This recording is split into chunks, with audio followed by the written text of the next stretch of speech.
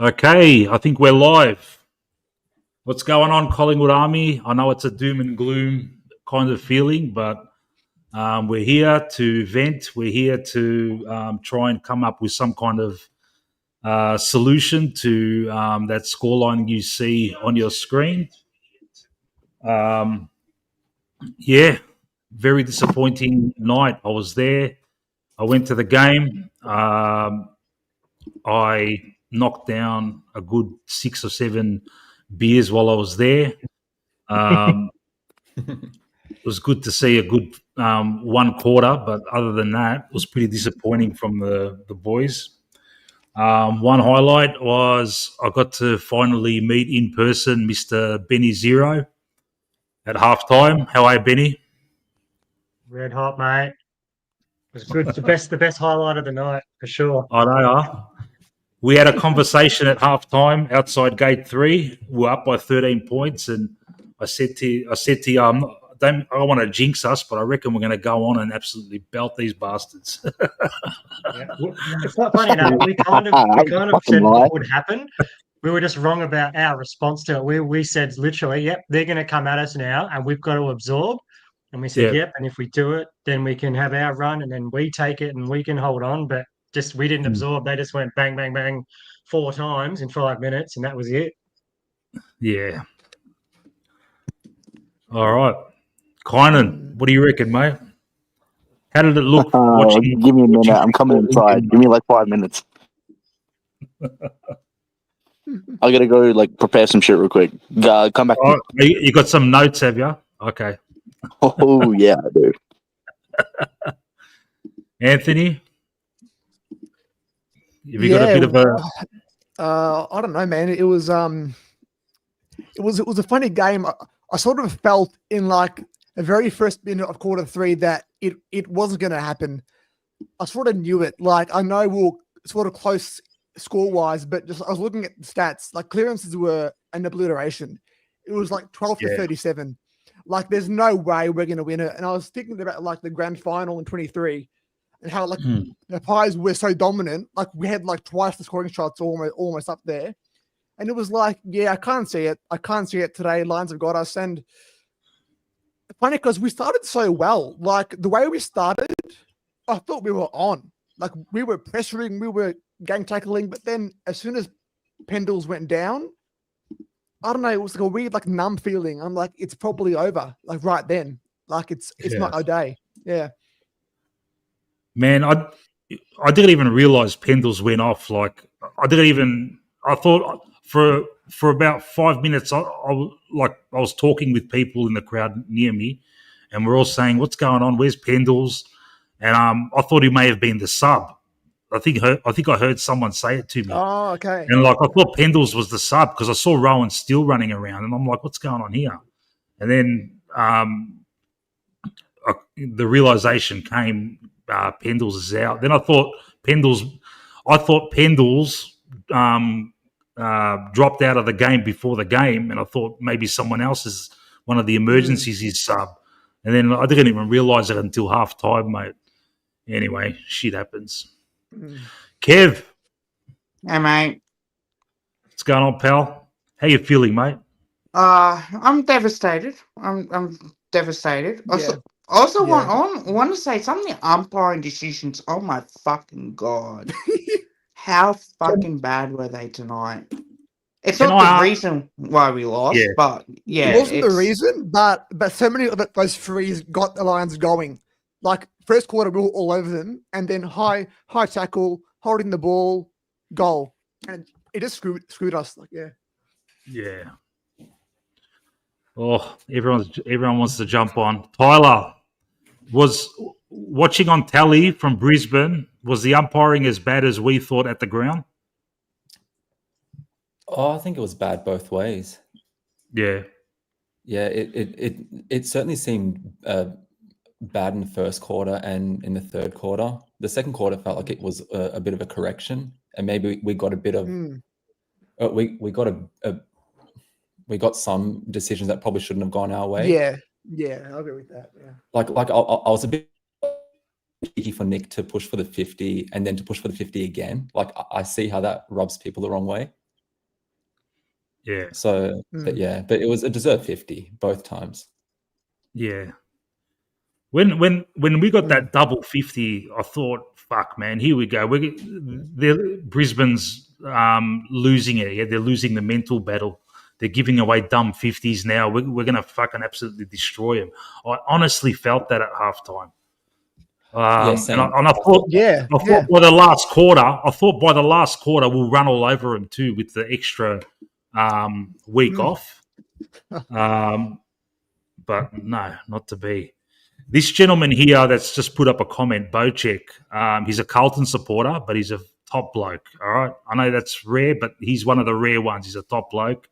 He's agreeing with us that the umpiring from start to finish was dog shit. Simple as that. Bocek has been kind enough to help me out with my thumbnails and my YouTube banner. And going forward, he'll probably help. He'll be helping. Mint. Looked mint the other night. That was really good. Yeah, he's a top bloke. Thanks, I've got a simple question for Bocek, though. Real simple. Real simple. Yep. Can you name the time where Brisbane did not get a free kick where Collingwood did? That answers my whole thing. That answers my whole simple. It was not bad on both sides. Brisbane got their hand held the entire match. Thank you. I will say this: when the non-marks that Elliot didn't get, how many times that fucking Brisbane got a few marks that didn't hold it long enough? How about the in the back where Schultz's hand slightly grazed him? Oh no! I slightly caressed your back. Free kick. As bad as they were, as bad as the umps were, mate, I don't think they had any bearing on the result at all. We lost to a fucking good team, mate. And I'll be barracking for them next week, but I reckon Geelong is going to get them, man. That's just my tip. But I'm emotional after this game, and I reckon Geelong is going to smash them, but I'll be going for them. But who knows what can happen, mate? They might get Lockie Neal back, puts a whole new dimension to their midfield. All right. We were talking about before, actually, Mick. He said they're brutal. They don't get to 3 grannies in a row for nothing, and that's what I said to you, mate. After next week, they might go back to back, and we look back at tonight and think we never had a fucking chance. They're just too good. Yeah. They're not. Geelong's winning. Easy. Geelong's going to win. Okay. I'm going to introduce Daz into the chat. How are you, Daz? Oh, yeah, I'm flat. I was flatter an hour ago, and I've pumped myself up with difficulty the last hour, even just to jump on the stream. It's been a difficult process tonight because I thought, what am I going to say? I'll just sit and listen to a few guys. Get ready, mate. I'm going to fucking explode. Yeah, well, I exploded in the third quarter, mate. I reckon I nearly just about lost my voice in the third quarter. I couldn't believe how ordinary we were after having the momentum at half time. I was feeling pretty confident going into half time. But then those as flat as I'd seen us, I mean, it was like a different team in the third quarter, and they just got the wheels on. Brisbane's midfield this is the difference. Yeah. They're classy. They're just a classy midfield, and they got wheels, and they can run, and they can kick goals, and that's where they just totally destroyed us, particularly in that third quarter, and this is where we need to get better. Hopefully we'll have a bit of time after we've chewed enough of this rotten finish and rotten result. Hopefully we can get our minds onto some players I think we need to move on to get better. And I was sitting next to a few oldies, Mick, even older than you, mate, and they're Collingwood people, and they were bringing me back to reality in regards to, I think, what we need to do in regards to try to get better and remain competitive and stay in the top 8, not fall too far out of the 8, which is going to be hard, I reckon, next year. But, I mean, we'll hopefully get into that later on, because on today's performance, I've put the pen through definitely two guys. I think one's pretty obvious, who's, you probably won't wear black and white again. And there's another guy I think we need to move on. And Is it Mychak? No, he's the one that will go anyway. He's the one that will probably go anyway. And on his last, I know that he came in under an injury cloud and all this sort of stuff with his foot and all that, but once you go over the line, mate, once you put the jumper on, that you've got to perform. So, but looking back on his last 8 weeks or so, he's been very disappointing. But there is another guy that I want to bring up later on, maybe, that I think we need to stop pussyfooting around with people who play one decent game in about 2 months and seems to fall into the category of being, characterised as a bit of a coach's pet. We'll get into that person. I'm not going to get personal, but I think we need to be really straight with these people, honest with them. If we really want to really be back for another contention for top 8, and that's hard enough as it is, let alone top 4, we've got to start looking at the list that we have and who we can, and the trade's going to have to be really, now that we're out of the potential of winning a premiership this year, we've got to take this opportunity, because before Tassie comes in, if it does come in, we've got to take this opportunity over the next few months to make our list a lot better than that it is. And I think we've probably overachieved a little bit. The fact, even though we won 16 games there and we're sitting 20 points clear at the top of the ladder, you look at how the good teams have got better at the right time, and the class, you look at their overall class and their ability to win games off their own boot, the way they change the momentum, the way they just, typify class. And I think we, apart from Nick and maybe one or two others, but definitely apart from Nick, we don't have that. And we've got to start, I think, picking up the slack, but we've also got to try and get some players in to help Nick.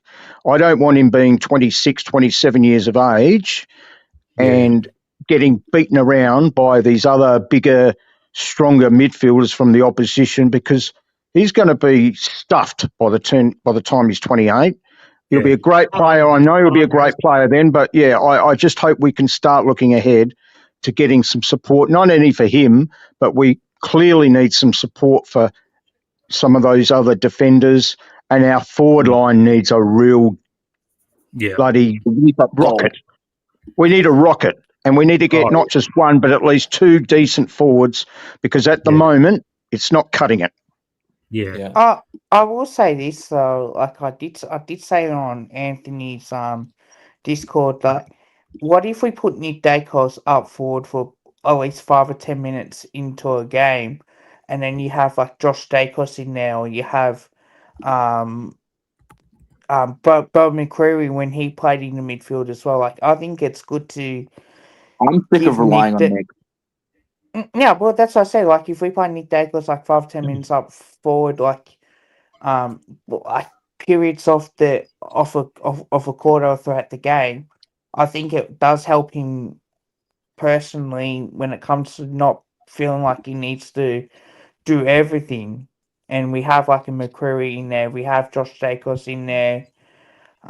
Maybe we can chuck IQ in there if we need to, or whatever the case is.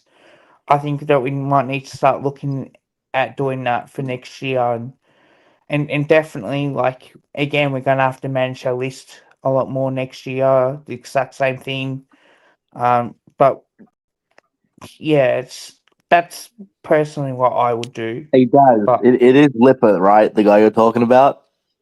It was Lipper. Definitely. It's Lipper. Well, I was going to save that. For later on, but yeah, I mean, look, I've never used the It's other people. I listen to the stream and hear what people say at the game. Even tonight, they were saying it. I didn't say it, but other people around me were saying it. Usual. I think now that you've brought it up, let's just talk about him. Let's do it. He plays one good game out of every 10. That's probably been generous, to be quite honest. Yeah. And I think he's probably played about 50 games more than he should have, to be quite honest. He won a premiership medal in 2023 when I think he could have actually been squeezed out, and Johnny Noble could have got that spot. And I think we need to trade him. Now, I think there would be some takers. Now, I was at the game today. I was going to mention this the other night, but I've been told very reliably that, and I wasn't going to mention this the other night because I thought it would be unfair to even mention it because we've got a game, hopefully, that we can win. Now that we're out of it, let's see if we can, because there's a guy that I think wants to get out of North, Jai Simpkin, and he grew up as a Collingwood supporter when he was at school. Geez, another one. He is a player that I think we would love to have in, fit and healthy. He would get his hands on the footy. He would support Nick in the midfield. He would be another help for, if we don't have Geordie during the middle of the year or whatever it may be. Contested ball is unbelievable. He's not considered to be a great player because he's playing for a poor team. But put him in Collingwood, and I reckon we'd see the best of him. I think he's wasted at North Melbourne. Is he gettable, Daz? What's his status? Is he gettable? The rumour is that he does want to get out, and the rumour is he's sick and tired of, playing in a losing team. He wants to play in a competitive team that's got a possible, that wants to play finals. I mean, he hasn't mentioned the word premiership, but he just wants to be in big games. We all know he wants one. Now, I'm only saying this because a good friend of mine knows his mum and dad and told me the story that he grew up as a Pies fan as a kid when he was going to school, talking about some of his great heroes from, 10 years ago or whatever, 10, 15 years ago. Now, I didn't know about any of this, but I think if he can be landed, and we can offer now, I'm not a tradie guy. I'm not the list manager for Collingwood. But look, let's get Patrick Lipinski out of the club because he just doesn't give us enough. We wouldn't miss him. We would not miss him. I'm sorry, but we wouldn't miss him. He's had a lousy year, not a good year last year. He was lucky to win a premiership in 2023. Did all right in the grand final, but up until that, I think he was. Hold on, Dave. Because here's the thing. Lipper was having a really good end of year. And then you know what happened? Yes. And then you know what happened? They rested him. Oh, you're talking about this year?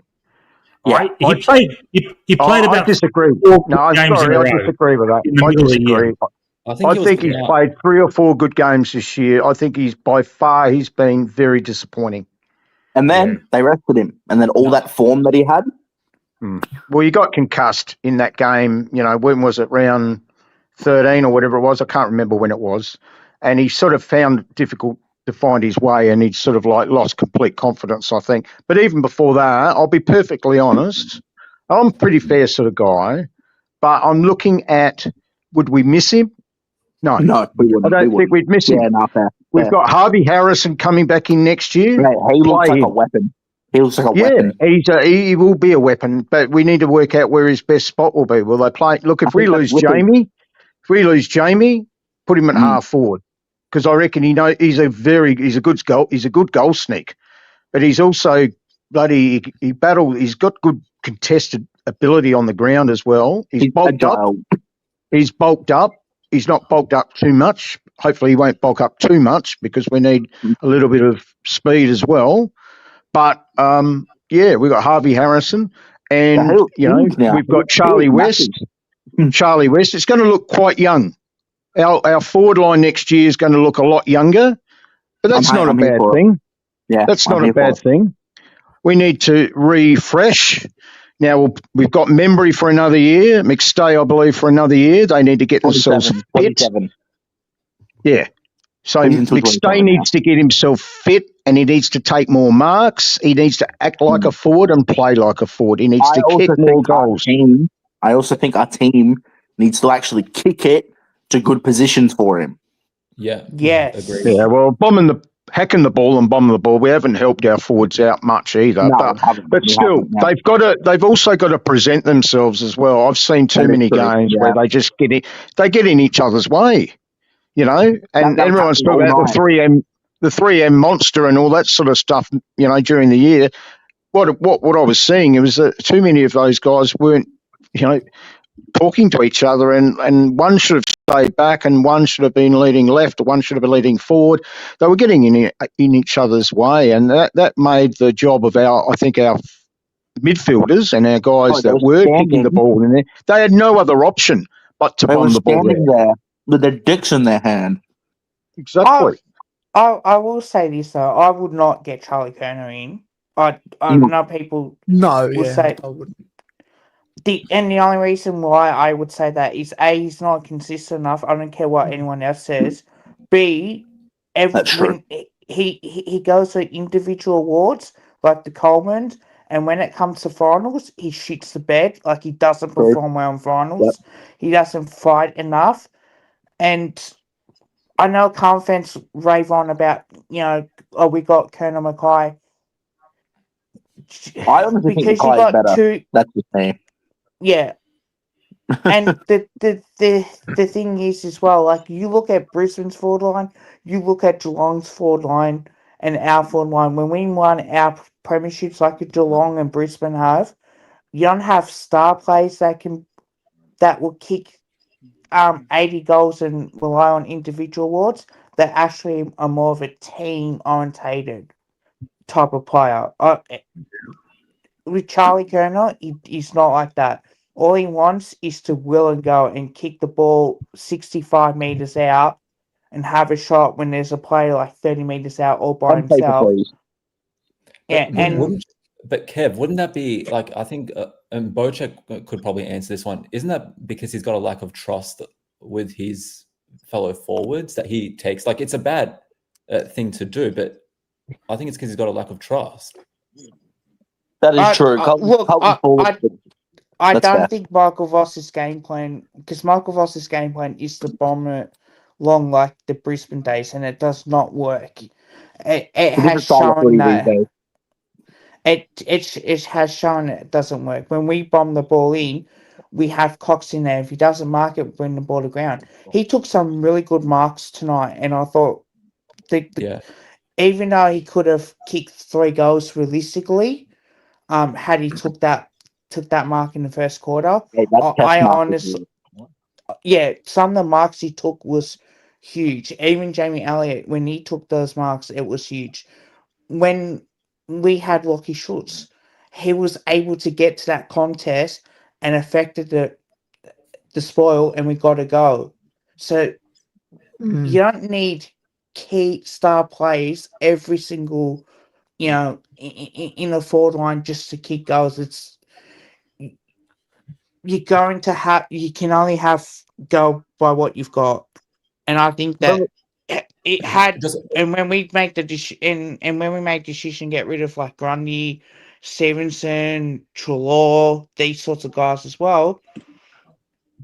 Yes, it was we were angry about it. I think at the end of the day, I think we made the best decision that we ever did. And look what happens. You don't need a star ruckman. You don't need someone who wins the ball to win to hit us in the opposition arena. You gotta have someone who can step up and beat that second ruckman as well. You don't need star players all the time. I think that you do need a mix of a key forward, a key defender, and just players that are willing to play their role for the team and do what they need to do. So nothing. So we don't have any of it. Nice. But who's hey guys? Sorry, Tyler. I'm just gonna introduce some. There's people waiting in the backstage. I'm just going to introduce them both. I'm going to introduce Andreas from Black and White United, and also and Boomer's come as well. Yeah. So, Boomer. Hey, Boomer. Oh, and Boomer, the big Here we guns are go. here, mate. The Andreas. big guns are Evening, here to fellas. tell us how it is. Sorry about the Guys, circumstances, guys. Bit of a shame. Andreas, Well, yeah. talk to us, mate. Mm. Look, I've only just sort of just come on in the last 5 minutes, so I do apologise. Look, realistically, we can't be too angry about tonight because we only played one quarter of football, and that was in the second, and that was in the second quarter. I think Brisbane just had us pretty much from 10 minutes into that first quarter up until the end. I didn't think that we controlled enough of the game. I think the biggest factor is they were taking their opportunities in front of goal, like whether it be a hack kick out of the pack and they scored a goal, or Cam Rayner kicking goals, from the fucking stands on the boundary line, that whenever they went forward, they looked so much more dangerous. Where when we were going forward, it sort of looked like it was so labour intensive, and it was, we just really struggled to get it down there, and then we couldn't get a clean mark in the. Like I genuinely, apart from Elliott's screamer, tell me when we took a decent mark in the forward line, went back and kicked a goal. Hey, but Andreas, Memory. they're fit to perform. Remember?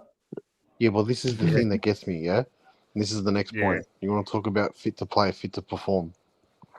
Checkers should not have played tonight, regardless. Agreed. Right? He needed. Yep.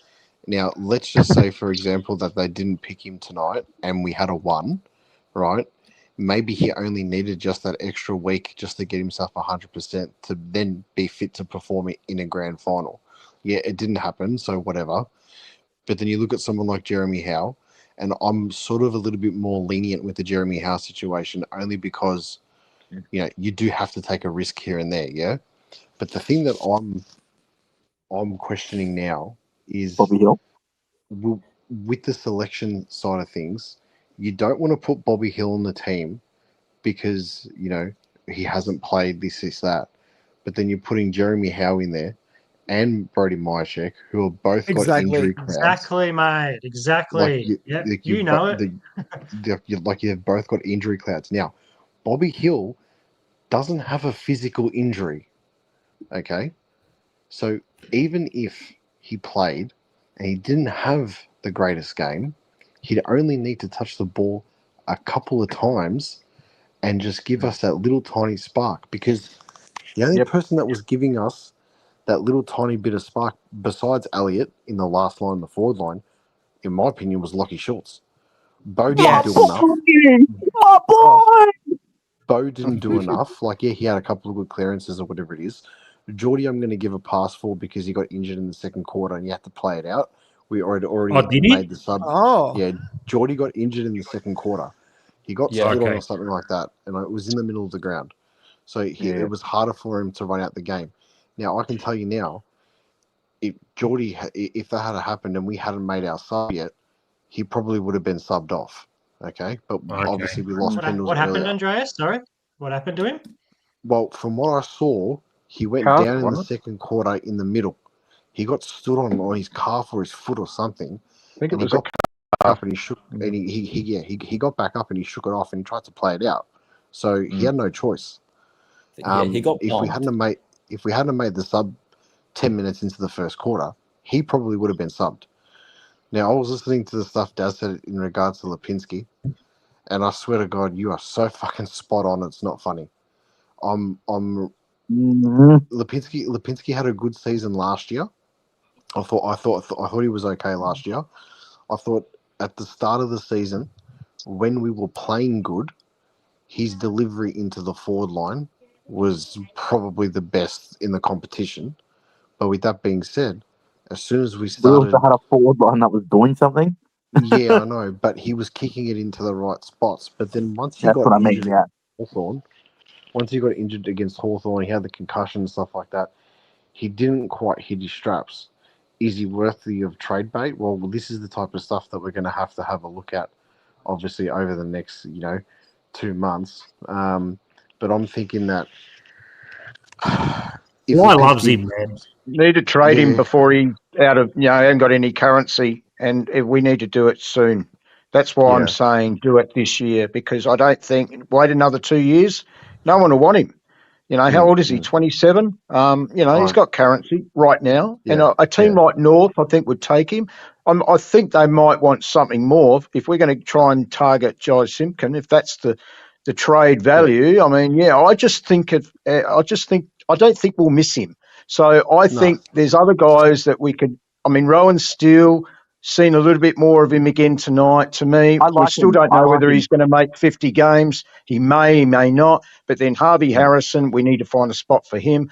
And we don't know what's happening with Jamie. So I'm looking at it. We need to get really honest. We have to be honest with some of these guys now. And I think, Patrick, thank you very much. You've been been a reasonably good player for a 3-year period. Had a good year in 2023, but your last sort of like 6 months haven't been good. We need to get better. We need to strengthen the list up. We need to look at our deficiencies, and we need to help Nick. We need to get some decent help with Nick. Now, I think we need some bigger bodies. We're not going to have Geordie for very much longer either, and we don't know whether he gets through the season again next year. This particular history of his where he doesn't play a lot of home and away matches, So I mean, we don't know. I think it's been since 2021. He's basically had a preseason within the season.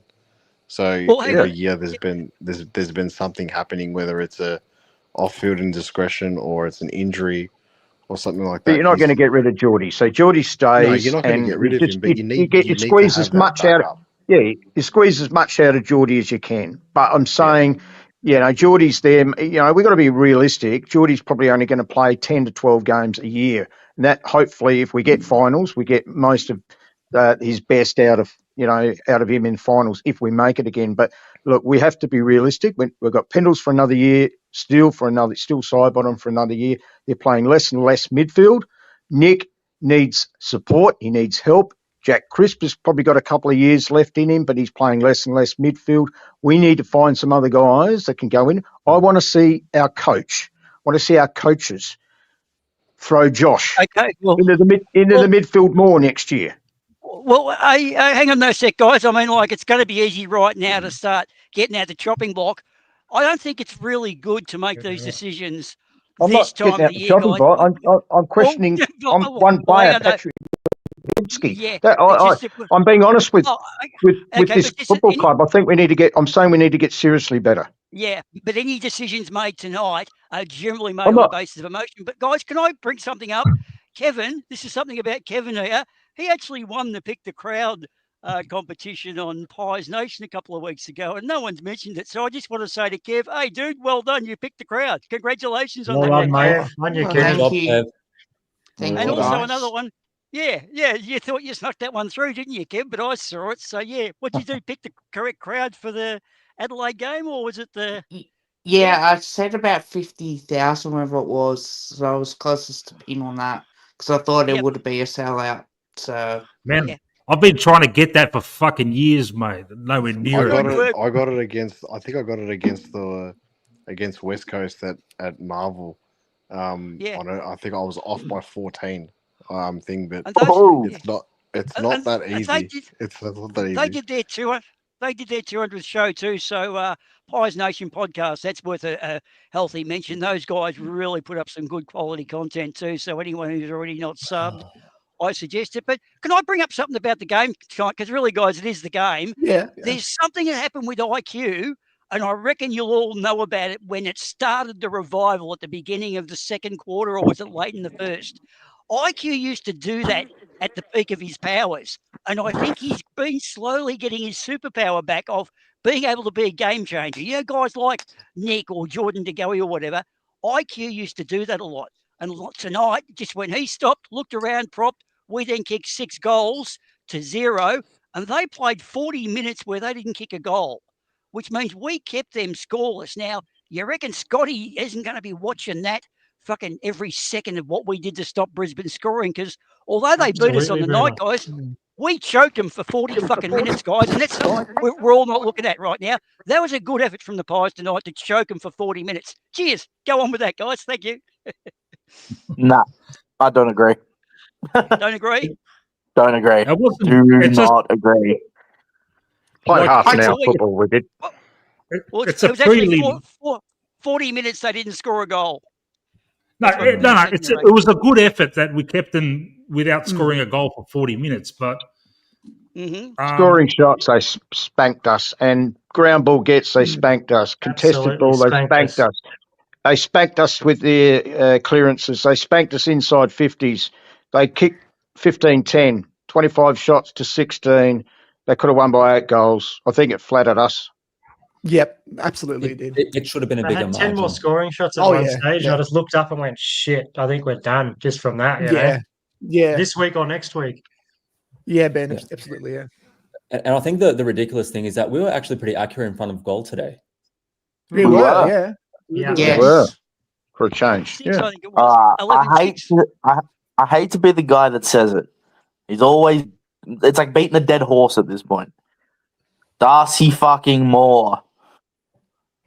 yeah, I didn't think he had that bad he of a wasn't game that tonight. bad.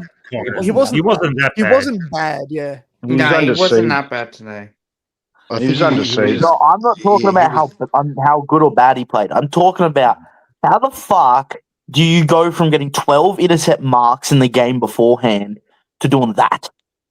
It Yeah, doesn't they make didn't sense. kick Well, for a the start, quality of Brisbane didn't opposition kick so to much him. better. Ball use. Adelaide kicked to him all the time. That's Yeah. the Ball reason. use. Adelaide kicked to him. Yep. They made the Ball fatal use. mistake of kicking to Darcy all the time. You're only going to get confidence every time you kick to him.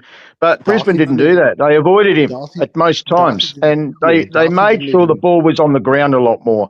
And Yeah. Darcy can't mark it if the ball's on the ground. Look, he wasn't that bad. He wasn't that bad, but he wasn't, wasn't perfect, but he wasn't that bad. Darcy I didn't also even think that's sorry, and hang on a second. Andres, I'll let Darcy you didn't go. even go to contests against Adelaide. He barely had to go into a contest against Adelaide because he was. If you look at how many times he marked the ball, he literally marked it one out, or he take a few steps back, and then we had our players blocking the Adelaide forward going into the contest. So he was basically doing uncontested marking the entire night. The difference was tonight. Yeah, it's still good. But I don't know who's doing their ad right now. Watch Sorry. out, dude. Incoming I copyright was trying to strike. get I was trying to get Fly's presser up, and it started playing before. No, the other Hey, thing is guys. tonight though, Darcy Moore, every time the ball he had to actually go to the contest and do something because they were actually avoiding the kicks towards him because he did take a couple of intercept marks in the first half and he was looking lively again. But the opposition was just so much better than what Adelaide were. Like tonight, they were just a class above. I've got to Hold on, jump what back did you say, in. When someone said they spanked us, well, we're 13 points up at half time. So what happened? Geelong were like one goal, not much to. Oh, well, we're going to add again. Someone refer. Geelong were one goal, whatever. They then slowly wedged their way back into the game to be leading by a point. We did a similar thing. We were leading by 13. And I thought, here we go. Can we keep going on now and basically do what Geelong did last night? Because Geelong seemed to edge into it. It's just that third quarter they jumped us. And the fourth quarter we should have taken back. But look, up until half time, they technically spanked us statistics-wise. But the one stat that matters, the scoreboard, we're in front by 13. So what I'm saying is up until half time, that was a good game. It's where we fell over at the end. And I think our old legs got the better of us. It's when I went to work too. Oh, the old legs. We had a whole week extra. And Pendle's we leaving got a at week 4 off. minutes in. Pendle's leaving at 4 minutes in seemed to suck the oxygen out of the fans. And I do think we need the crowd Absolutely. to charge us up. Absolutely did, yeah. But Boomer, I don't think Can people you knew post that. the Streamlabs link? Because a few guys who want to jump on, they're saying in the chat, mate. I know it's probably full anyway, but No, Yeah, I've only got I'm one gonna head off, left. I'm gonna head off, boys, Yeah. anyway, because my phone's only got 21%. But I'll post some more stuff up during the week and everything like that. But Mick, thanks so much for starting your No channel, worries, mate, and getting us all together, especially towards the back half of the season. We really appreciate all your efforts, bro. It's been awesome. No worries, Andreas, your thanks, post-game Andreas. video was classy, mate. I loved it. Which Well one was done. that one, sorry? just straight after the game, your 2-minuter on the train. It was classy, Yeah. mate. Good job. Yeah. The train Oh, home, Yeah, yeah. look, we've got to be humble. At the end of the day, like Okay. we got beaten by a better side tonight, regardless of what umpiring decisions didn't go our way or missed opportunities or anything like that. Brisbane were just better than us on the night, regardless anyway. So we stay Yeah, humble. agreed with that. We've got Yeah, I agree. we've got a pretty important 2 months coming up, which is getting this side all sorted and ready to go for preseason. We're going to have inclusions. We're going to have guys that are leaving. But at the end of the day, I mean, we've been in this position before. And if you look at, the prelim final in 2009, we got slapped by Geelong. And then, we came back the year after and won the flag, and we were competitive for the next 3 years after that as well. So we've done this before where we've lost the prelim final. We've lost at 1 point at Sydney in 2022. This type of shit happens, but we've just got a little few holes in the side and we just need to fill them up. And just before I go, the two perfect examples of that was obviously 09 going into 10 when we got Luke Ball and Darren Jolly in the side, two players that we desperately needed those roles to be filled. And then we filled our roles in 2023 when we got Tom Mitchell and those players and Bobby Hill, and even Dan McStay at the time. Frampton as well. Sorry. Oh, Frampton as well. Sorry, dude. I was just adding, Frampton also. We just got these players to fill the roles, and I think that's going to be the same going into next year. So And Andreas, there needs to be tough calls made on some of the players now, and then we just go again next season. So what you're saying, Andreas, is that we're going to spoil the Brisbane three-peat. To be honest with you, I think Geelong are going to fucking slap them. They will. They will. They are. Me too. We've already done it once. Yeah. Yeah. You know, I was saying it the whole week. If it was to be a close game, it would be Collingwood Geelong. And Lions are going to get flogged next week. Yeah, I think Dangerfield last night, guys. Dangerfield was the best player on his knees since Gavin fucking Brown. He blew me out last night. Yeah. He's been, dude, that guy. I'm kind of glad they're not going to fucking pull our testicles off and shove them down their throat because I reckon they're going to do it to Brizzy. But The sorry, AFL's Andreas. love child. The AFL's love child, guys. right. I'm off, boys. Enjoy the night. Go the Pies. Thanks, Cheers, Andreas, mate. for Thank you, the boys. YouTube, mate. Love Thank you, you. mate. Thanks, mate. Good comments. All right. Oh, yeah. Also, I will say as well, like, the amount of times that Brisbane kicking the ball to the ground, I just want to see us do that. The times where you saw Nick Dacus kick into sidebottom, that was a perfect pass. We needed to do that more often instead of bombing the ball and kicking it to Harris Andrews and Darcy Wilmot and these sorts of guys. So if we can do that. Kev, they know not to do it, but they keep doing it. That's the problem. They know not to. I think we need to train that more often. Well, you can only train it so much, and to the point where they're just not listening. Yeah. You only need a couple of players to have if things break down. You only need a couple for it to break down, and when two or three break down, it tends to go the other way, goes pear-shaped. So, yeah, it needs to be a combined effort, and if you get one or two that aren't doing the right things by the team or by the standards and the game plan or whatever it may be, you get your cracks, and we saw that in that third quarter. It looked different after half time, and I was struggling to comprehend how could that change so quickly.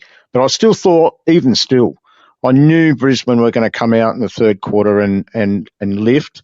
We needed to be with them, and unfortunately, we just I think our best football was 20 minutes beforehand. But we didn't get absolutely thrashed. But they were at arm's length for pretty much 5 minutes in that third quarter. That was it. It was always going to be tough. 7 goals to 2 in the third quarter. Two of those came, I think, in fucking junk time, maybe. But look, had we just been a bit better or stopped a couple of theirs. Yeah, but 7 goals to 2, we just had to come back and make it 7 goals to 2 our way, and that's what I was hoping we were going to do. We didn't turn it around. Can I give you one, though? With all the stuff over the season, Lee Matthews back in 1990 on Friday night after the captain's run, said to everyone, your orders are when you get home, unplug the phone out of the wall. And like everyone's why? Because you're going to get thousands of phone calls. Everyone's orders are to unplug the phone. No communication till the game tomorrow. And that was his instructions. This year, we've had distractions with Rowe from fucking Gold Coast, Ben King, Brasbury, signing, all these players with contracts. I reckon that distracts the other players, like Checkers. That's why he's playing Hill, shit, because of the contracts. Bobby Hill and all was that massive. Yeah. But I think that's the nature of the game now. That's the problem. That's the way that it is now.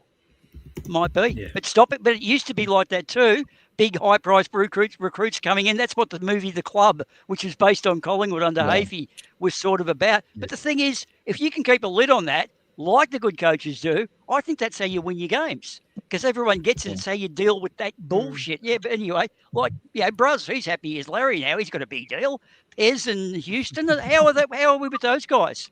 Do we think, are they going to give us money's worth? Or that's a I hard thought one. Perriman did all right, actually. Houston's got pressure on him next year like you wouldn't believe. Yeah. Getting Houston. Yeah. We'll give him a bit of little bit of slack now, but next year he's got to back it up with a really good year. So it's just Lucky Schultz again.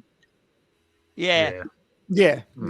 Hey guys, Houston was meant to be the key to getting Josh to play in the midfield more, because he was meant to. Someone said in the chat before, throw him the keys and let Josh do his thing in the middle. Fuck yes. Yeah. That was Absolutely. He's got the speed. He's got the skill. He can do it. I don't know why we avoid it.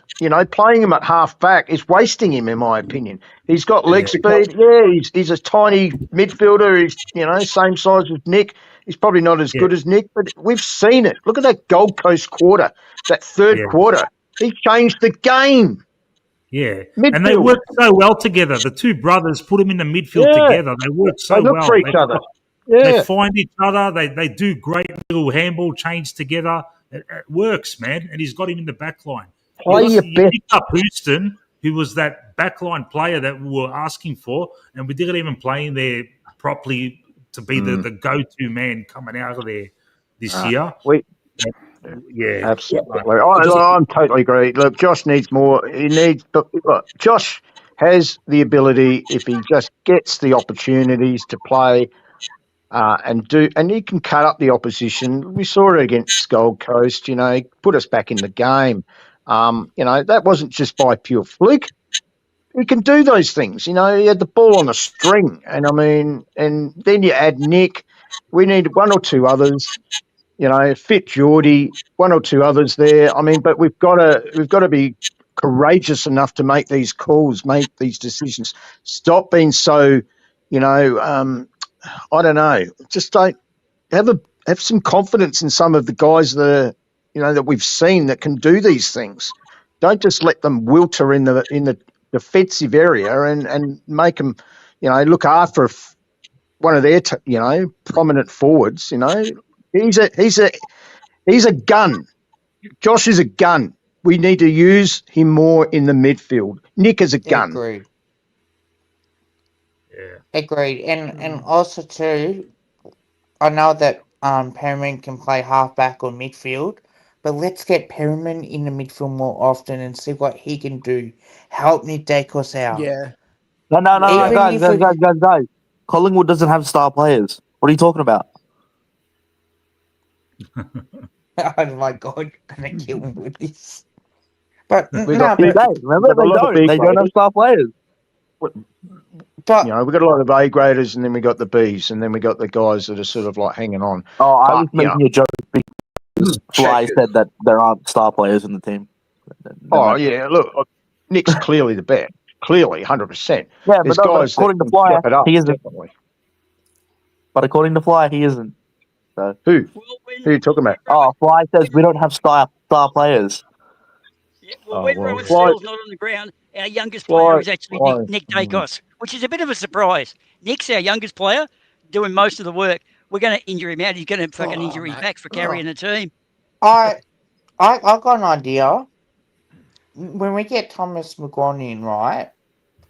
Why don't we put him in the midfield for next year, and Nick Dacos, Josh Dacos, maybe Crispy or Ned Long, and when we need to, we take some of the responsibility away from Nick Dacos and we get Thomas McGuan midfield time, and then we can play Dacos either half forward for a 5 to 10 minute burst in the quarter, and therefore you still have the experienced guys around Thomas McGuan to help him develop.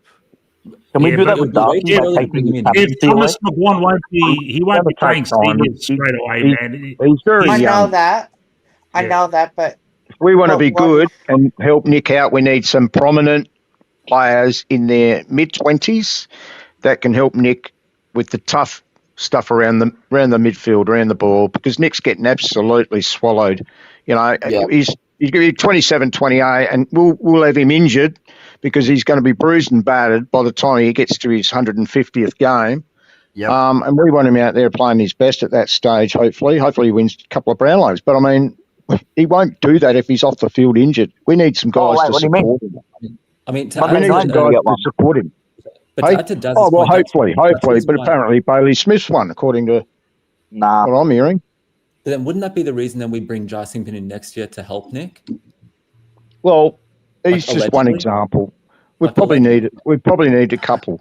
We probably need a couple because like I said earlier, Crispy's 31, 32. You know, he's not playing a lot of midfield now anyway.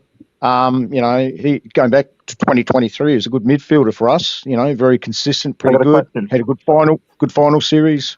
But Josh is the number one, obviously. But we do need. I get back to that word support. We need that support for Nick, and I think Josh can help him. But we need, I think, 2 or 3 others. Look at all the Brisbane midfielders that are out there tonight. You know, they got an array, and they still didn't even have I'm Lockie pretty Neal. sure. Who was it? Josh Yeah, Dunkley had 31 at halftime. Hugh McCluggage. Bailey had 29 Like, for the Lucky game. 37, Neil man. was playing 60+ win easy Brisbane. Yeah.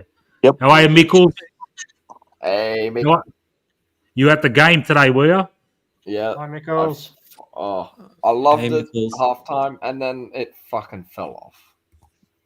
I have a question, real quick. So about the what's it called? The thing that you were just talking about for what the fuck is that? Hold on a second, Conan. Chris 87, Chris Talbot. Every time I put your microphone on, bro, there's like this buzzing sound. Like you'll see now, I'll put your microphone on. All right. Hello. See, it's come back now. Yeah. There it is. Get some. I don't know if you got something on in the background, bro. I'm happy to have you on, dude, but that thing is fucking irritating, man. So Have you got some headphones, mate? If you plug in some headphones, that should get rid of it. Sounds like it's feeding back. I'll keep you on, but I'll put your microphone on a bit later when you put some headphones on. We'll see how we go. Anyway, go, Conan. But yeah, Who was- back to the thing about making Nick Dacos better by taking some of his responsibility away. I think we can do that with Darcy Moore by taking his captaincy. Well, dude, we just can't do that. You know what I mean? Like, that would be It won't so happen. destructive for team morale. You Yep. basically grin and bear it. He has earned the gig, and when he's at his best, he is a good player. Maybe he's just trying too hard to carry too much, but I mean, it's easy for us to sit on our side and say Darcy Moore's useless, and I read it in the chat all the time. Sack fucking Tim Memory. You pull on a fucking jumper and go out and do his job, man. That's Ned Long. Yeah. That's got to be the hardest gig in football. Fucking being centre half back or the centre in AFL where there's big cunts running to get you and coat hanger. I don't know about you guys. My nickname in the footy field was coat hanger, not because I gave him, because I got him. Fucking hell, you get up off the ground thinking, I got a free kick, I'll just swallow my spleen again.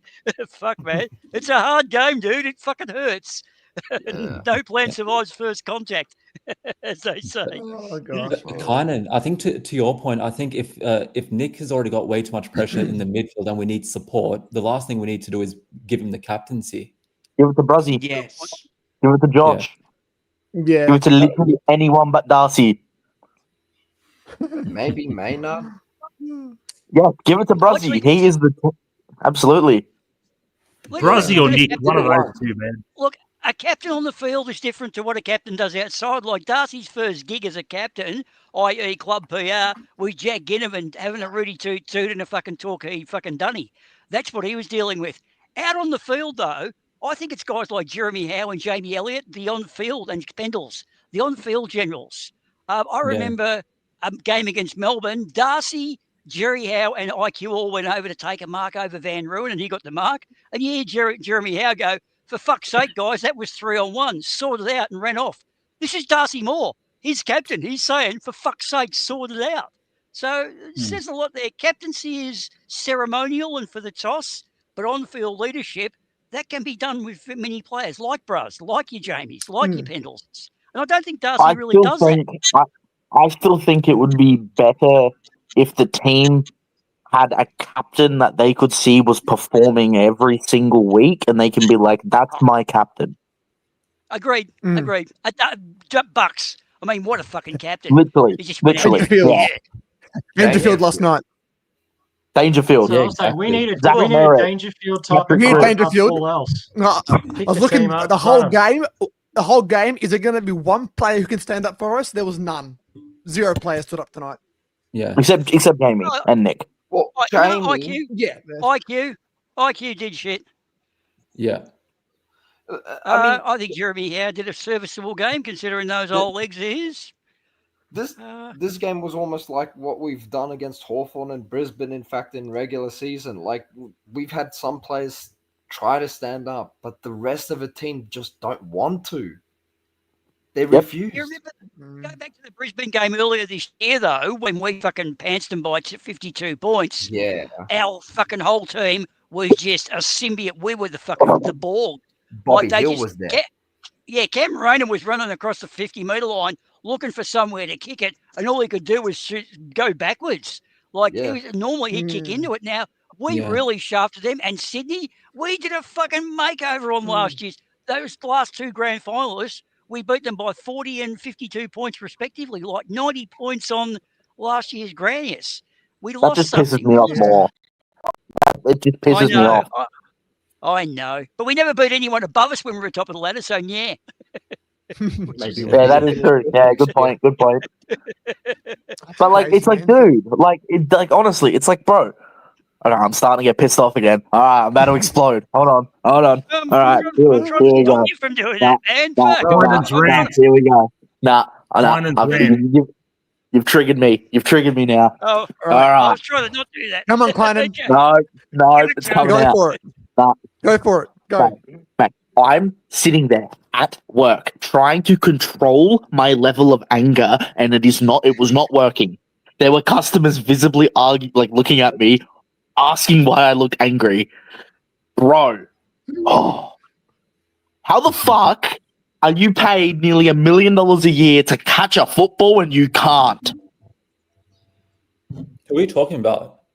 Maya Check, Membry, none of them. They couldn't mark the ball to save their life.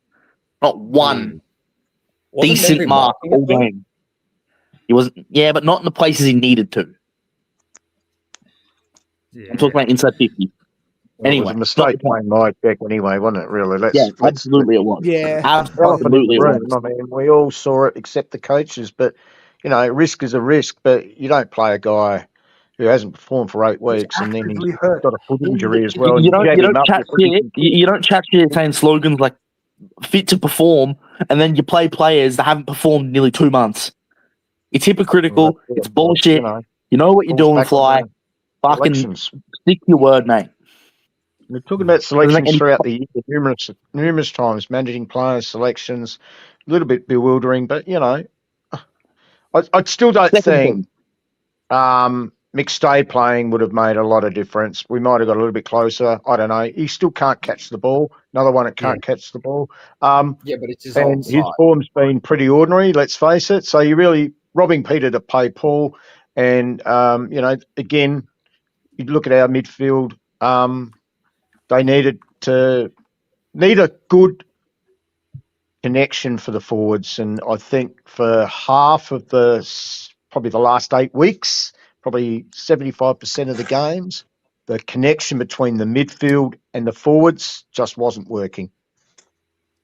The second thing, you're in a prelim final. The last time Bobby Hill played properly in a final against Brisbane, he kicked 5 goals. You force him to sit on the sideline at the game, watch his team do fuck all, and then make him sit there and watch it. That was sad. And then to rub salt into the wound, you sub off Pendles within the first 4 minutes. Granted, not entirely his fault. However, he has played the game for nearly 20 plus seasons. Is it 20 plus seasons? I think it is. Close to that, anyway. He should know his body better than that. Well, something happened the first 4 minutes, I reckon. You're going to get Fly's presser up. I think yes. he touched on it. He touched was on his it in that somebody asked him, and they said that it was unavoidable. Just something happened in the first 4 or 5 minutes. I They don't had believe to, that. and he wasn't able or capable of finishing the quarter, let alone the game. So, I mean, you can't have a Pendles with one leg. I mean, Pendles wouldn't come off unless he was rooted. He was rooted. Something went amiss in the first 4 minutes. But Daz, he I wouldn't have think felt that during warm up. Yeah, Daz, that's the problem. I think the rumors are that he felt it during warm up, and during the week he didn't look good. Well, we got to believe what we got to believe. The coach says it didn't happen in the warm up. He was I think asked the that coach- question. But is the coach going to tell the truth? Yeah, Well- I agree with Well, Daz, No. the Thing coach Pendles also wanted to said that- do, If the last thing Buck Pendles came wanted to do was run off. He wanted to stay on. He couldn't do it. Yeah. They said it was like a released calf or something like that. And I think Didac used to get similar ones. They tweak Yeah, a a little strained bit, calf. and you think, I don't know if it's going to fucking tweak, so I'll just run on it and see. But he knows he would have stayed out there if he could. I mean, it's fucking of course Pendles. he could. It must have been bad. Yeah. It must have, you know. And Yeah. and look, we'll never know. We'll never know. And that's the problem. But I mean, we've praised him for the way that he looks after himself and his body and all of that. He's haven't got an inch of fat on him at all. Just a lean machine, 37 years of age, Cut him a He little said bit of when slack. He said when he was driving in today, but last week, he was taking his son Jax to basketball or something, and he said, Jack said, Dad, I've got butterflies. What do I do? And he said, take 3 deep breaths, Jax. And he went, okay, and did. And then on the way in today, he said to Jax, I've got butterflies. What will I do? And Jack said, 3 deep breaths, Dad. It was just really how cool. We've got another little Pendlebury coming along there, guys. There's one to look for in the 2040 season. Jax Pendlebury fucking killing it. So if Pendles was to be not played today and like taken out during warm up, who was going to be the emergency that comes in? Was it Will Ooh. Parker? Woof. It was. It was Will Good Parker. question. Good question. I It have was looked at Will the list. Parker. It was Will Parker. That's the Yeah. problem. Then yeah. Says a lot about our depth, doesn't it? We don't really have the depth we've kind of thought we had. Because I was feeling we had an embarrassment of riches about 6-7 weeks ago. I remember Yeah. saying it to Anthony in Pies Footy. It's almost an embarrassment of riches. And yet now here we are struggling for fucking depth on the exit match of the season. That's really paradoxical, isn't it? Yeah, How we're the fuck kind of did that looking a happen? bit like Carlton. No, wash your mouth out with soap and water. We never look like Well, Carlton, dude. They've got our 5 list wooden isn't- spoons. Our list isn't great. Let's be honest. Our list isn't great, and that's what Andreas was saying earlier. Very big decisions need to be made. We've got to look at this as an opportunity. We're not in the grand final. We're very disappointed about that. Love to be there next Saturday, but we're not. We weren't good enough. The fact is, we now need to, as a club, focus on the depth, like you mentioned, and we need to get stronger, and we need to make some tough calls. I agree with him. Big calls need to be made. They may seem, in some cases, some people are going to go out and they're going to, be defending some of the guys that won a premiership a few years ago.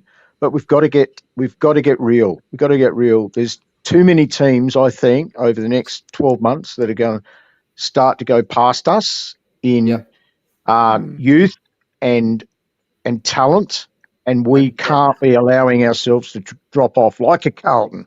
We cannot do that. We have to now look and take this opportunity to strengthen up and get better. I mean, Well, I think we we're saw that. the oldest- Sorry, you go. Sorry, Matt. I think we saw that from July, August, when we had a different top 8 to a different bottom 8, where we were literally like playing like from behind. Like, because the top 8 were just that good. So it could happen next year. Like, if anything, I'm sort of expecting it's going to happen next year. Like that's the scary thing. Like Ben put up a good question Ben put up a good question on the umpires footy a couple of hours back. Is this 2009 2012? And that's a good question to ask. I'll send that as well. Yeah. Probably closer to 2012, I reckon, because you just don't know where we're gonna be. Are we going to win 16 games again next year with this list? I say no. Well, we could win realistic. 6. I'll tell you what. Let's be realistic. We could win 18 games if Matt. If Fly gets the hell out of our way, right? Hey, Matty. Because he talks about selection integrity, and that's why Bobby Hill's not playing, and he plays Myercheck, who's lame. Right? Lost it again at selection. Right? We win 14 games, and he comes out and spruiks about how we've made finals. We then go on to lose 5 out of 6. Right? So maybe if Fly pulls his head in and gets out of the way, right, and has real selection integrity when he doesn't play favourites, maybe we win 18 games. Maybe next year we win 18 games. Because I tell you, I reckon we've got a pretty good list, and I think there's nothing wrong with our list, but it's the coaching staff. They need to pull their head in, and they need to get their head out of their asses. Welcome, Matt from Bangkok. I reckon you're kind of on it. And he hasn't even started on Houston yet. The managing of players. I think that managing roster didn't work out well. You know, the way they started resting different players, and Lipper struggled to get some form, then got rested. He's got a lot of faith in Jared Waite. You've heard his press conferences all year. Yeah. The amount of times he praises Jared Waite, high performance, and he's got a lot of trust in him. Do you hear? But I don't listen to all the other coaches after their win and lose and all of that, but do you honestly hear other coaches praise their high performance as much as what we do and have this year? What is it with Fly? He's got to defend Jared Waite every single post-match press conference. I don't hear Chris Scott saying it. Don't hear Chris Fagan doing it. Why do we do it? What is there to defend? Either you support somebody in selection and back them in. Why do you have to keep coming back to high performance and making the judgment on what Jared Waite is telling us or telling him and the other coaches as to whether they've ticked all the boxes? Okay, good point. So if Jared Waite is good, he would have said to Fly, "Oh, we can't play checkers. He's lame." Exactly. So is he listening to him or not? Because I get your point, Daz. I get your point. McStay has been terrible. So any player on the list is better than checkers. Put Parker in. Bloody hell, put West in. Any player I said it earlier. He's got there's coaches' pets, and Brody is another one. Brody will never do anything wrong. When's the last? Brody's never been dropped. He's been managed, but he's never been dropped. You know, Fly has these pets, and I'll single out a few others if I have to. This is going back to my original point, Daz, when I just came on before, is that our list isn't that bad. Yeah, it's older, but I put together an under-30s list for Anthony's Pies footy stream the other night. Our under-30 team, with all of our 30-pluses not in it, is bloody good.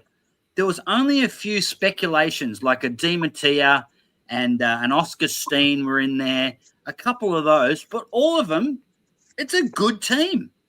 So we've got to be careful not to go, oh, we're falling off the cliff.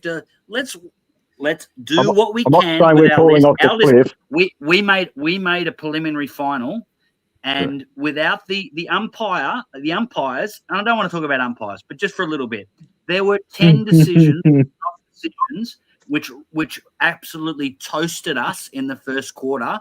We should have been 5 goals up, right? Yeah, Brisbane did play better than us, but if you get 5 goals up in the first quarter, you're gapping the game in a prelim.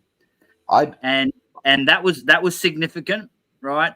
So we had things working against us, and then we've got selection working against us, right? Myercheck shouldn't have played. Howie shouldn't have played. Bobby Hill shouldn't have played. Now, is there stuff they're telling us about Bobby Hill? Is something else going on? But if the club's going to come out and tell us that he's not getting selected because of integrity, then don't go and select someone who's injured because they're being hypocritical. I would love to hear Fly's press conference. I would. Wow, this would be amazing. We'll chuck it on. We'll chuck it on later. I'll just do the audio so I don't get fucking flagged. Just one. Can I just make one point? I agree with you. I'm not saying we're going to fall off the cliff. What I'm saying is other teams are getting better. We need to also do the same. We need to get better as well. Our list is not the worst list in the comp. There's no doubt about that. But we need to get better. We need to strengthen up. We need to not end up like Carlton ended up. Like, frickin' hell, they are a basket case. Look at the Bombers. They are a basket case. We don't end up like them. We have a reasonable list. It's not the best, and we just need to strengthen up. We need to get better. We have got deficiencies. We need to fill those deficiencies in the best way possible. And look, I just think there's 5 or 6 other clubs that are at this point ahead of us, as we head into 2026, because you can see it. They've got a younger list. They've got talent, and it would be hard not to imagine them finishing above us in 2026. Now, can we go again if we top up and we do the right things over the trade period draft? That's still, we can draft in some players, but they're young players. They're 3-4 years away from really the time we're going to get out of them and seeing whether they're actually capable enough. But, we need to, this is a very important trade period for us as a club, and we need to make the most of it. And we need to offload some of those people that we will not miss. And I mentioned a couple earlier, and that's the way we can get better. But what we could have done, and we do that. We could have done better. One of the good. What I think we should have done was rearrange the way we played younger players. Because remember, Joe Richards pissed off to fucking Port Adelaide and whatever. We should have rested the old guys, the ones who needed to be managed, to give them half a game as a sub on, and give the new guys like the Dimatias and the Ed Ellens and all them, give them a run like we did with Ned Long, and he had to stay because he forced his way. I agree with that. That's one weakness. We didn't manage our newbies. We had the priority for the oldies, not the newbies. And I think we should have managed the newbies better. And look, that guy who got 2-minute run, if that was me, I would have gone into the next Monday at the coach and sat down and fucking cried and said, dude, I want to play for this club, but you just fucked me emotionally. Am I going to sit here and run? I'd rather go and run all day in the reserves than sit here on the exercise bike for 3/4 of a fucking game at the MCG for you to give me 2 minutes. Dude, this ain't for me. How do I fix this? You know what I mean? Managing the newbies, I reckon we would have avoided what you're saying now about needing to clear off the old guys. Run them in as a sub. Thoughts on that, guys? Yeah, sorry. I still maintain Joe give him a Richards game. left the club because he was mismanaged last year. Who's that? I agree. Look, Fly has favourites, and one of the casualties of that is that rather than like giving a Lipinski a rest, it means that an Ed Allen's not perfect, but he should be getting more of a game, and Parker should be getting more of a game. Steele should have been played earlier. Di Mattia should have been played, because it comes to finals this end of the year and we have injuries. We look at the twos and we go, well, there's no AFL players in the twos. None of them have played. So, and people are critical of Allen, but Allen's not a wingman. He's an inside midfielder. Is he the answer? We don't know. He hasn't been played as an inside midfielder. He's not a wingman. Because Fly refuses You guys to will remember fucking put 2010, players right? in their When box. Mick stopped playing the fucking favourites, like all your O'Breeze, Medhurst, Lockyer, Fraser, all these guys stopped getting played, and we played guys like Beams and like that. And look what happened. We got what we needed. The favourites have got to fuck off at some point. Yeah, agreed. That's a really good call, man. You really there. Mick Moldhouse did fucking shake them all up, didn't he? You weren't just an instant roll up. You had to earn your spot, earn your stripes. It was throughout the season. It wasn't just like click and it's done. But Sidey came in pretty early in the season, and he was playing it out. And by the last game, Presty withdrew himself. Good on him. But yeah, we didn't even have him. We had guys like what was the Brown brother who wasn't gay? Nathan The other Brown. one. Nathan Brown. Nathan, Yeah, yeah. and he played a ripper. Yeah. I tell you Yeah. what, Oh. I tell you, there's three blokes I can't stand. I'll give you their names: Hardwick, right? Sam Mitchell and Chris Scott. I cannot stand these blokes. But what they But have they're got as coaches they're is successful. CUNT. They are CUNTs, right? Fuck yeah. And they Yeah. have that in the change room. I'm sorry, but Fly doesn't have it. Fly's a fucking pussy. He's cuddles, rainbows, and safe spaces, and it shits me. Yeah, a lot of morals. Did you That's his see? middle name. Like Did moral. anyone What? see that that YouTube thing of Collingwood in training with Fly on the mic? Yeah. And like, Say something- how say lovey-dovey something was he, man? Oh, I love you, man. Shut the fuck up. Play the fucking training. It's cringe as Yeah, what fuck. You wouldn't expect Hinkley to say that, would you? Hinkley'd walk up and fucking give you a wedgie and then slap you around the face and say, "Go kick the fucking thing." Do you know what? I was one of Nathan Buckley's biggest critics as a coach, but gee, I miss him sometimes because he is just a straight down the line bloke. You know, He's a tough guy. he wouldn't shy away from giving someone a spray, you know, and just saying it how it is. And all the best to him. I hope he goes and coaches. I don't want him to win a grand final against us, but I think one day he'll be a coach again. I reckon he'll be all right. Yeah. He'll be Tasmania. Tasmania. I mean, I think That'll be good because he won't win a flag for at least 10 years. So yeah, I mean, Fly's coaching is really good, like in 2023 when all goes well. But when shit gets tough, like we need someone that's actually tough, and his style doesn't work. That's the problem. It just seems when I watched that. Yeah, sorry. Go, Tyler. That's all right. Go. I would love for Fly to be like Dimmer in some press conferences and just actually say what he means. Like, you know, like we fucking sucked. Like, like you'll have the presser on in a moment, and he says that Czech has played a really good match, and that's bullshit. He did not. Did he? No, He did. I'm not I joking. think he did actually. Yeah, I'd actually get back on it. Pretty sure that the journo was asking him about him, and I reckon it was my check they were referring to, and he did say that. But whether he's been sarcastic, I don't know, to the journo. But He's a gaslighter. Fly was sarcastic, man. I don't know. Gaslighting. But Fly answers a question with a question. He gets asked a question, and he answers back to the journo. What do you reckon? You know, half the time he doesn't even answer the question. He answers the question with a question. That's not a post-match press conference. It's corporate style fucking business jargon. It's Sam Mitchell public last relations. Last night, Sam Mitchell, they said to him, "What about poor Tom Stewart, this, that, the other, and concussion?" And he goes, "Yeah, well, that's the way it is. But to be quite honest with you, I honestly don't give a shit, mate. I've got other things on my mind." Good on you, Mitchell. Tell them what you think, because that's fucking. I like that, even though he just lost. I want to bring back a little bit of Mick Moldhouse. Yeah. Oh, we need to get a bit of Mick Moldhouse into Fly. I tell you, you say buts and all of that, but Mick had it.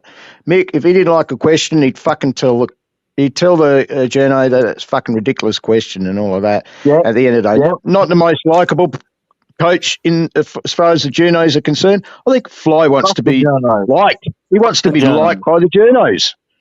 But the journo. You're not there to be liked by the journos. Fly, you're there to be honest. But honest with the members. But what if? I tell you what. When we missed out on Silvani, I don't think Silvani was ever coming to Collingwood. But remember, when Fly was talking about, I've had a date with him, and I felt like saying, "No, Fly, you're in the friend zone, bro." That ended well too. Good call, Matty. Yeah, friend zone. Yeah. No one wants to fuck you, Fly. All right, as Collingwood fans, we demand success. Yeah. Now, I'm just going to put it to you guys. Okay. This guy's given us a flag, and he's taken us to 2 prelims in his first 4 years. So far, you cannot complain about his output. Yet we are still very scathing. Either it's because of his. We're critical, yeah. Yeah. I It's mean, okay to be critical because that's we how know you the grow. just like the coaches to Mick, be. we know the little things. We know the nuances. We're not Channel 7. We're not the Age. We're not just going, oh, how good. And people interviewing Fly, all the media going, oh, Fly's so nice. We see from our point of view, we're like, okay, we should have made finals in 2024. We should have played in a grand final in 2025. So Collingwood fans, we know what's going on at the club more than the media does. So to us, that's a failure. Yeah. Yes. Yeah, I'll jump in majority now, of actually. Collingwood supporters, 90% of the Collingwood supporters are not like that. They're like, oh, Fly's so cool. He's just so nice. Oh, and he's just so good in the press conferences. And he's so cute. You know, we're like, no. We should be in the grand final. We should be playing off for the flag. We should have made finals last year. And that's all there is to it. Just want him to be honest and truthful and honest and yeah, you can be circumspect and all that sort of stuff. You don't have to rant and rave and carry on like that. We're not asking you to be Dimmer or Chris Scott or be a real, CUNT. We're asking you just to be honest and open. Also, Fly, yes, he's done some great things in such a short period of time, but he's made some mistakes too. And I just want him to own up to it. I want him to be own up to those. This year, I think he's made mistakes. I want him to be open and honest, take responsibility. No. That's an understatement. That's an understatement of the century. Well, his mistakes, coaching, the word. Yeah. He got out coach tonight, for example. His inability to make changes on the field and his inability to understand that it is not okay to rest players that are in form just because they ask for it is ridiculous.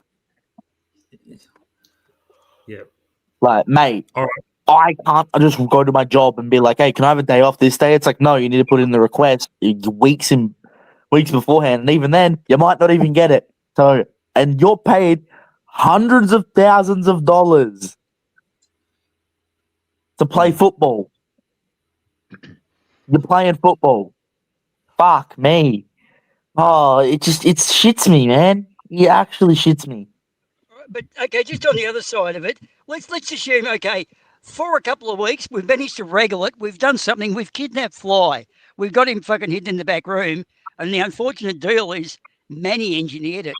Manny is now the Collingwood coach. Okay, now do you like what's coming? Can you actually imagine? Manny wouldn't have played checkers. Well, yeah, okay. And he probably plays Bobby. I don't know. And he's I know he definitely would have played checkers. No way. He's going to drop a bit. He's going to drop 7 or 8 players. He'll have some Greek donkeys and his dad and his uncle and probably. Hey, Boomer, here's the thing. Manny is a real person and he has real passion for the Collingwood Football Club. I know. I love him. Fly is a politician. Fly is a politician. You have to be, though, don't you? That's what's annoying. Manny might not get it right if he was a coach, but he would have the best intentions. Yeah, you know, but you see what I'm getting at, though, is like, it was a joke. I wasn't bagging Manny. I seriously, if Manny was the selection panel, I would have more faith in Manny.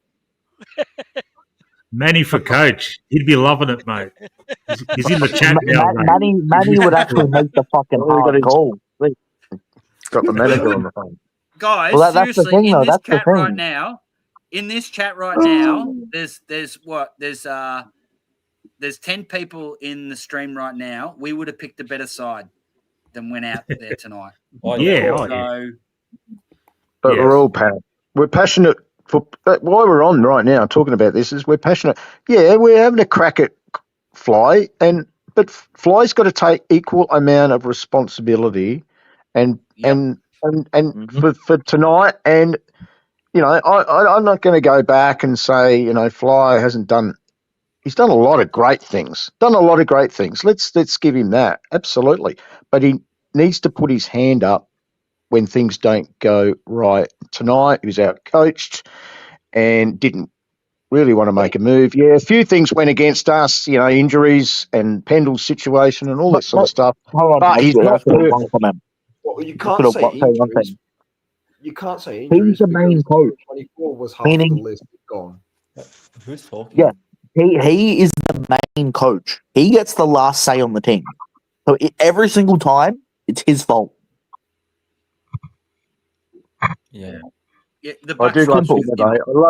I love Dimmer. What he's done with that Gold Coast team, yeah, they're full of talent and young guys and cream of the crop and Nepo babies and all this sort of stuff. But what you got to, I've loved listening to Dimmer this year. I don't support Gold Coast or anything like that. When they've got a bloody whack a few times during the year, he comes out and he says it. Got kicked in the balls, kicked in the nuts, and they've responded nearly every time straight after. I love it, and you got to give it to those young guys, because you're on a lot of money and you're up living here in a lovely place, Gold Coast, where the sun and the beaches and everything like that, and no one really knows who you are, and the spotlight's not really on you. But mate, you got a coach who's won premierships. He's won a premiership as a player.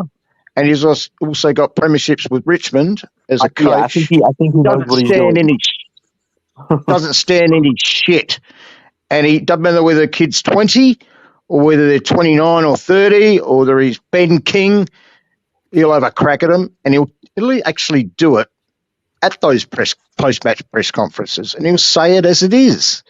If we got kicked in the nuts, come out and say it. Don't mince your words, mate. I love him, even though he's the opposition, but I love his way of coaching but he's not perfect either, but at least that you're going to get, a coach like that. He's going to go back to the players if they have underperformed and really get stuck into him. And don't tell me that he doesn't do it. He'd go behind closed doors and he'd rip shreds off them numerous times.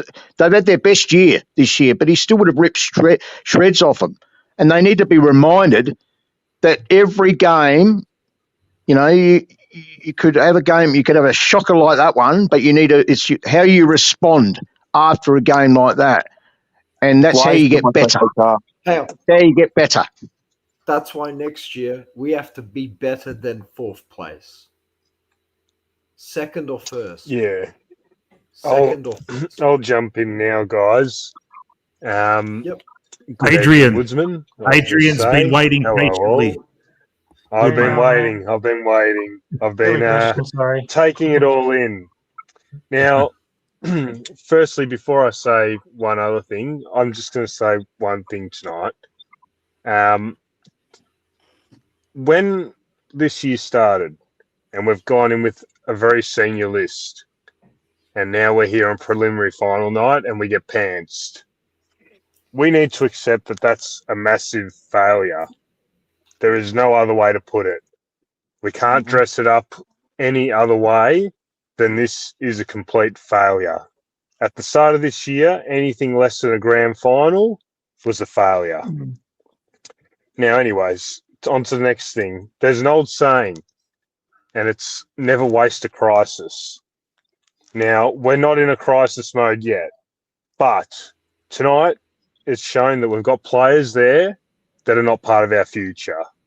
And by future, I mean next year future. And I'm glad Daz brought it up. Lipinski's number one.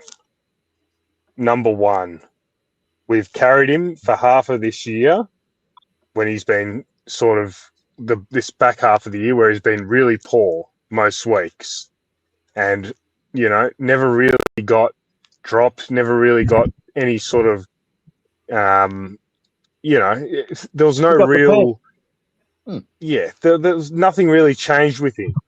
And look what happens on a preliminary final night where you need everyone performing. Look what happens. It's a complete fucking disaster. So for me, this is sort of a John Noble sort of situation where you just got to say, you know what, this guy's not part of our future, move him on. and don't worry about what supporters say and the media says. Just make the tough decision and move him on. That'll be the number one player. Number two is Jeremy Howe. I love him. I've always loved him. He's been great for a very long time.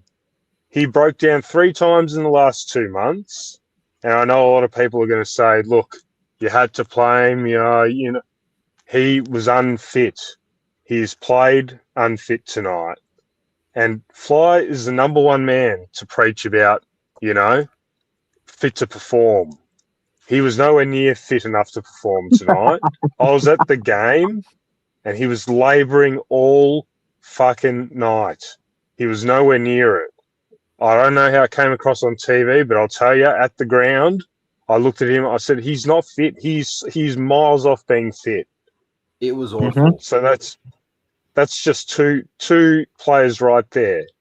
Now, Brody Myercheck, I wouldn't even offer him the contract anymore. I would pull the contract off the table. Okay? Because I will say, Brody, we love you, but you're not willing to put pen to paper on your deal. Now the deal's gone, mate. It's gone. Enjoy your last 2 or 3 years at North Melbourne or wherever you're going. But we need to look past certain players. And again, I know they're premiership heroes. I know the media will smash us for doing it. I get it. But number one thing we need to look for now is the Collingwood Football Club. That is number one always. And when you've got certain guys that are trying to bend us over and, I want some more money, this and that, I would take Cheika's contract off the table, and whatever money you're going to fucking give him, I'd give it to Elliot on top of what? Yes. Okay? Yeah. Because you say, you know what? I appreciate that my check was injured, but he's had a fucking stinker of the last half of the year as well. Let's Even be in honest. the front half of the year, he was kind of dog shit too. Well, look, No, he was he's good. not. He was good. He's My not some personal champion opinion. full forward. He's not some champion full forward. I get it, but at the end of the day, there's a certain time in a player's career where you just have to say you're not prepared to tug the line, tug the company line. You got to go. You just make the tough call right now, tonight. See you later, Checkers. Thank you. Flyer offering 5 years. Look at Jack Gunston. Yeah, He's well. 34. Look at the way he's going. Jack Gunston, 2 years older than Brody. My God, fucking hell! I mean, Brody's he's got an audacity to ask for more money. I know it's his manager, but come on, let's be realistic. If we go weak at the knees and give him 2 years, we are a disgrace. Because the last 8 And that'll weeks tell have you proven everything. you do not do that. He's not going to get any better next year. He's 33. No, he's struggling already. And he can only play 3 Exactly. games on the trot, and then he needs to rest. The funny thing is, Kane Corns mentioned, we do have some selfish players. Now, at first I thought that was bullshit coming out of his arse. But nope. Checkers looks like it was one of them. He's selfish as fuck. He's selfish as fuck. Elliot. Yeah, he shouldn't have Had played. his contract. And also, he's not a nice guy either. I met him in person. He's a bit of a cunt. Who are you talking about? The funny thing is, I felt like he's been always Telling us nothing. No, we I don't never know. met him in person. He was the biggest cunt there. Like out of everyone in the group, he was just a rude person. What are you talking about? He's Checkers? a clickbait Checkers. professional. Are you talking about Kane Corn? Adrian. No, we're talking about Checkers. No, Checkers. Checkers. Can Oh, I I just don't talk want to to talk about Adrian? Checkers. I'll have a go. Adrian, I agree with Yes, mate. everything you said tonight, and we did fail. But what did they win by? 30 points in the end? 29 points. Okay. We get that free kick, which was front on contact, chopping the arms too high. Definite free. Where the scores are even. They go up the other end. It was, and then they just go bang, bang, bang. Momentum's everything. It's just Plus within a the goal. first quarter where 12 we points. just got raped. So we were in it up to our eyeballs. We're not that far off. but everything else I agreed with. But Yeah, you don't, look, you don't got your head I can after that, appreciate. Yeah, I can appreciate that, but you know the way I think. You know what I think? The way my brain works is, Tim Membry's taken a mark 20 metres out directly in front of goal. Yeah, Oh, had a shot. just go back and kick. Go back and kick the Yeah. fucking goal. Yeah. That's why we You know, got him. I 'cause understand. He kicks those, yeah. He had 2 You know, goals. final, he I- decided not to go for it, mate, you know? Hey, Yeah. I don't know I about understand. you, but you know, like Jamie's Yeah. 20 meters in the clear, 10 meters out. I'd be tempted to kick it to him as well. And I didn't Look, see I anything get it. wrong I can't begrudge Membry for kicking it to him. Yeah. No, Was I'm it not. the- was It's it the not shit Membry's kick? In fault. hindsight, yes, he should have gone back and had a shot. But Yeah. The problem is the kick just Really hung think up in about the air because he was close. He was close to the man on the mark, so he's had to Kick. sort of chip it up. It wasn't. Yeah. There was no penetration on the kick or anything. Yeah. So it hung Hey, up it there was- for it fucking was 4 hours. It was just a shit You kick. know. It was shit. It was bad. It was really fucking bad. That's why he It's a should have had a kick, You shot. know. Again. It's Why one of shouldn't those have done it? simple short passes. Yeah. Like if Here's the I thing, was the Adrian. coach. Just quickly, your thing about we need to be more ruthless with players like Lipinski and Checkers and just move them on. I hope the club just overrules Fly because, I mean, let's face it, Lipinski is like they're dating, like Fly and Lipinski are dating. I don't know how serious they are, but, you know, I'm not saying they're getting married, but they're definitely dating. So he needs to be overruled. That Charlie, what's the guy's name from the Swans? He needs to come, just Charlie Buller. Gardner and O'Brien. They need to say, hey, Fly, you're involved. You're emotionally involved with Lipinski. I know he's a hunk. He's really handsome. I need to tell you this. So Fly, you're in the friend zone. Lipinski's not into you. We need to move him on. You can still date him, but he's not playing for the Collingwood Football Club. Oh, just like Jack Silvani. Yes. This I is think what Leper is a happens, I think guys. that one fell out Fly's too. in the friend zone with a lot of players. Leper This is the list is manager, what- so Leper's the one that moves him on. It's not actually Fly there with that because that's up to the list manager, isn't it? Good. Let's see. Leper, Let's see. I think, as a football person, I think he would know after watching that game tonight and probably some of the other games from some of those guys. I mean, if Leper's thinking for the future, you just got to get better, you got to strengthen up, got to get better. Can't let these other teams go too far past you. You've got to make those bold calls. Yeah, there's going to be some members and supporters that are going to be crying and saying, "Oh, don't want to see you go, Brody. Don't want to see Paddy go. Oh, Lipper, no."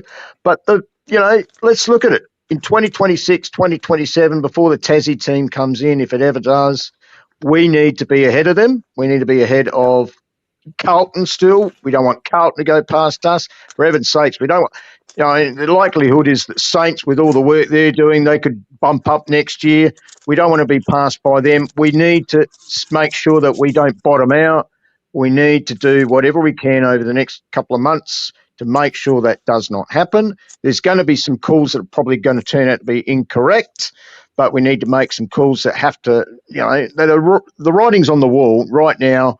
Had we gone through to the grand final and even won it, I don't think that we would have been not nearly as harsh enough. We still would have sat on a great premiership result and probably wouldn't have been so vigorous if we'd won another flag. So this is an opportunity to see the writing on the wall, and we need to make some of those tough calls. I'm not saying get rid of 6 or 7 guys, but I think we now have a good sample of 3 or 4, at least 2, but probably 3 or 4 that we could move on.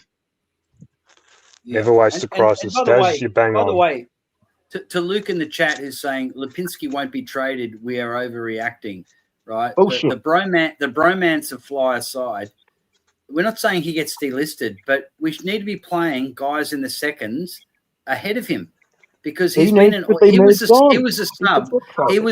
Yeah, well, okay, we moved him, I whatever. mean, he's got He was a currency at sub the in the moment. grand Let's final look in why he's got- 2023. He hasn't improved since then. So we get young play, get a Di Mattia in there, get a Parker in there, get an Allen in there. It's good that we're playing Harvey Steele, Harrison's though, in at there. least.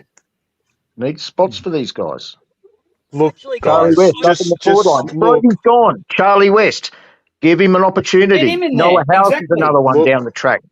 And let's Look- see if we can get a Ben King. But, you know, I mean, we've got some guys there. It's not, you know, they're young, but they need some time to actually gain look a bit at of experience. Two guys this year that should have got opportunities but didn't. Number one, and I know he was injured at the back half of the year, but TJ should have been given a couple of games when we had injuries down back and we had wins banked. Why does he not get a game? He was fit. He was playing okay. He was no superstar in the twos. He might not even make it. But how do you not give him a go all year? And Di Mattia in the twos had a block for about a month where he was not best on, but he was top 2 or 3 players every week for about a month in the twos for one period of time there. And he didn't get a game. He was emergency a couple times. And he doesn't get a game. Now, what happens if you gave those guys 3 or 4 games, right? You give them a little bit of exposure and they know what it takes at the level, and then they go into a pre-season and they work really hard. And then, you know, they've got a bit of exposure and people know what to look for. And, we've got him sort of in the background ready to go. Instead, now we're going into an off-season with a team that's relatively old, and we've got these 4 or 5 young players that we didn't give any opportunities to during the year, None. and we've been bundled out in a prelim. So, you know, this is the reality. This is why I say this is right now, this is Fly's biggest test. What he does this off-season and into next year, this is the biggest test. Because I'll tell you now, if they trot out again round 1 next year with the exact same team as pretty much what we saw tonight, you're going to get a worse result next year than what we've had this year. And people need to understand that and accept it, that there's some names in there that we need to move past. We did it with Grundy and Treloar and Tom Phillips in that period of time, and we had members that had got no fucking idea, and they were sooking, and, oh, no, you can't get rid of him. All the shit that Daz was saying before was spot on, and 2 years later we go and win a fucking flag. This is the same opportunity we have here. Pick your 3 or 4 players that aren't up to it, or they're not going to be there, and just make the ruthless decision. And who gives a shit what the picks are for?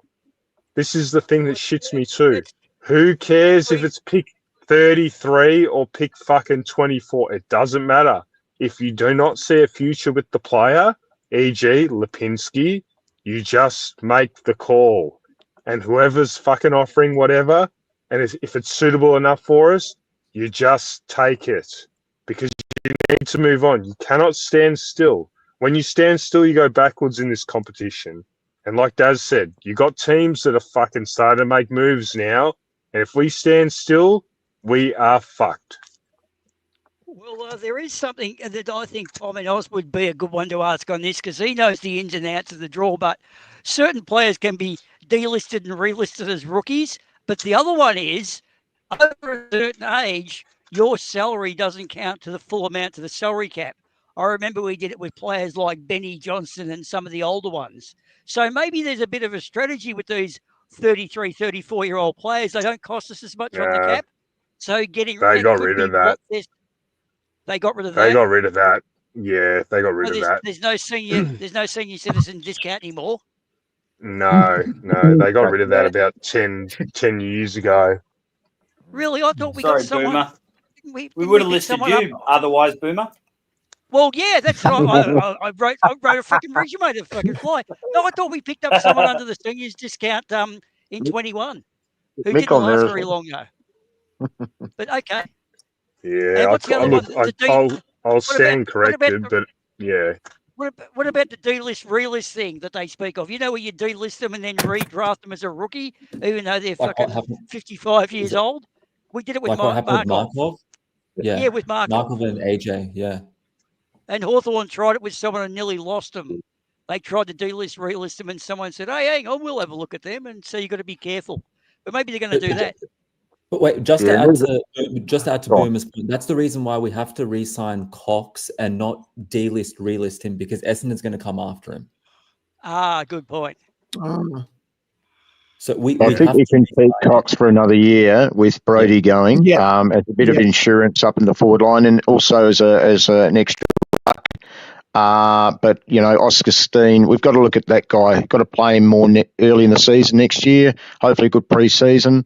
Because Darcy Cameron's another one. He's just he's a reasonably good ruckman, but he's great around the ground with his intercept marks and all of that, and he goes up forward kicks. The odd 2 or 3 goals here and there. But he's great that he's signed on for another 2 years.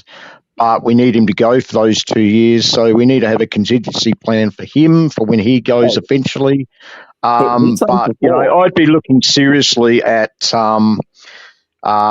you need another decent defender because, like Adrian was saying earlier, how do we know about Jeremy Howe next year? If he's had 3 or 4 soft tissue injuries just in the last 3 months or 2 months, he's going to be older again next year. I know he's re-signed, but can we honestly think that he's going to be able to carry himself through the season next year?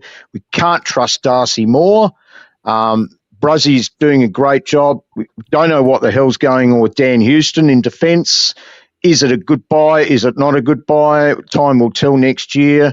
We'll wait and see whether we got a good end of the stick there or the rough end of the pineapple there, or whether Port Adelaide, justifiably might say, no, and all that sort of stuff to us. And at the end of the day, there are holes, there are deficiencies there. I think we can see them. We can honestly now see them. We've seen them through the year. I know we won a lot of games, but there were some certain things, elements and parts of our game and positions that are really starting to show like there's cracks, and we need to start closing those cracks before they open up anymore. And another one, somebody said Markov. He's another one. Well done, Oleg. Great. You won a premiership in 2023. You're great around. You're great for the vibrancy of this football club, and your personality and charisma is unbelievable. You're a funny guy, but we need to move you on, mate. Need to make those tough calls. Yeah. Yep. Well said, mate. I'll answer you about Houston, because all the Houston lovers were, we got Houston for finals when he didn't really, he played 2 games in the whole home and away season. Now we've got him for finals. He was a bottom 4 rated player tonight. That goal was nice, but that's a fail. We need more, mate. We need more, mate. That's a fail. We lucked out there. So, and by all means, I hope he comes back like Schultz did this year. But comparing Schultz to Houston, that's a false equivalence, because at least with Lockie Schultz last year, he had a poor year. By the way, he was the first to admit he had a poor year, but at least he had a crack. He went out, he made some poor decisions, and he fluffed his lines on occasion. But high half forward is one of the hardest positions to play. Dan Houston's a half-back flank. I've played lower level footy. I tell you what, it's a lot easier to get a kick, a lot easier to pick up 20 kicks on the half-back line than it is on the half-forward line. So it's a false equivalence.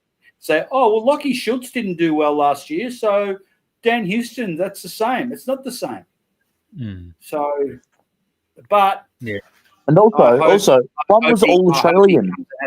Year next year, and I'll be the first to give him praise if he comes no, back. And also, Lockie Schultz wasn't all Australian like Dan Houston was.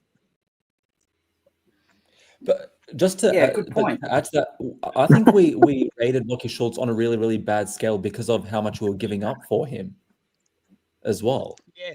I think what we paid was worth it. I agree. Yeah.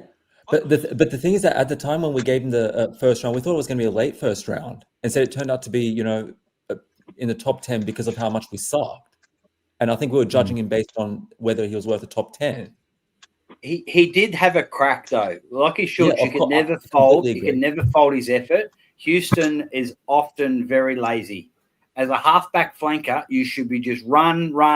You might not always get it. This whole thing, they're not feeding it to him. They need to give it to him more. Demand it. Like, how many times do you see Darcy Cameron back into the half-back line, take a mark, and he kicks it himself? Whereas Houston getting an easy kick. Yeah. That's an easy touch. Yeah. Also, when you look at the Lockie thing too, because Ginnivan left and Lockie came in, so on a like for like, Ginnivan in the game last night and generally for Hawthorn is spending more time upfield than outside the 50-metre line. So on a like for like, I reckon we're getting better value out of Lockie than what Hawthorn are getting out of Jack right now. So I think we actually pants them on that one. I reckon Lockie was a good move in hindsight. I think everyone else agrees, don't they? They do. But one other thing, and Void just brought it up in the chat. This whole structure thing, okay? He's just not fitting into our system and our structure. Here's the system when you're playing on the half back line or in the back line in general. When we get the ball, that is your excuse. You can now run off your man into space or run around Darcy Cameron and get the fucking ball. That's the system out of any footy team in the world. Just go. We'll give it. If you get into space and you're in the right position, we'll give it to you. So this whole going into the system and maybe there's a bit of that, but no, you run off your player when we've got the ball. We will not give you a hard time if your player ends up kicking a goal. That just happens. There's turnovers. Your man might get it on the way back. So, I don't know why we're making excuses for the guy, to be honest. This is what I'm saying. Back to back all Australians at a club that was doing okay. He's come to another club that's doing okay, even though we've been bundled out. We did okay overall this year, and he's been poor for 90% of it. Now, I understand, pushing up on a wing, it might work. You know what? Tonight, he looks slow on the wing. So I don't think his position's on the wing either. He's a halfback flanker.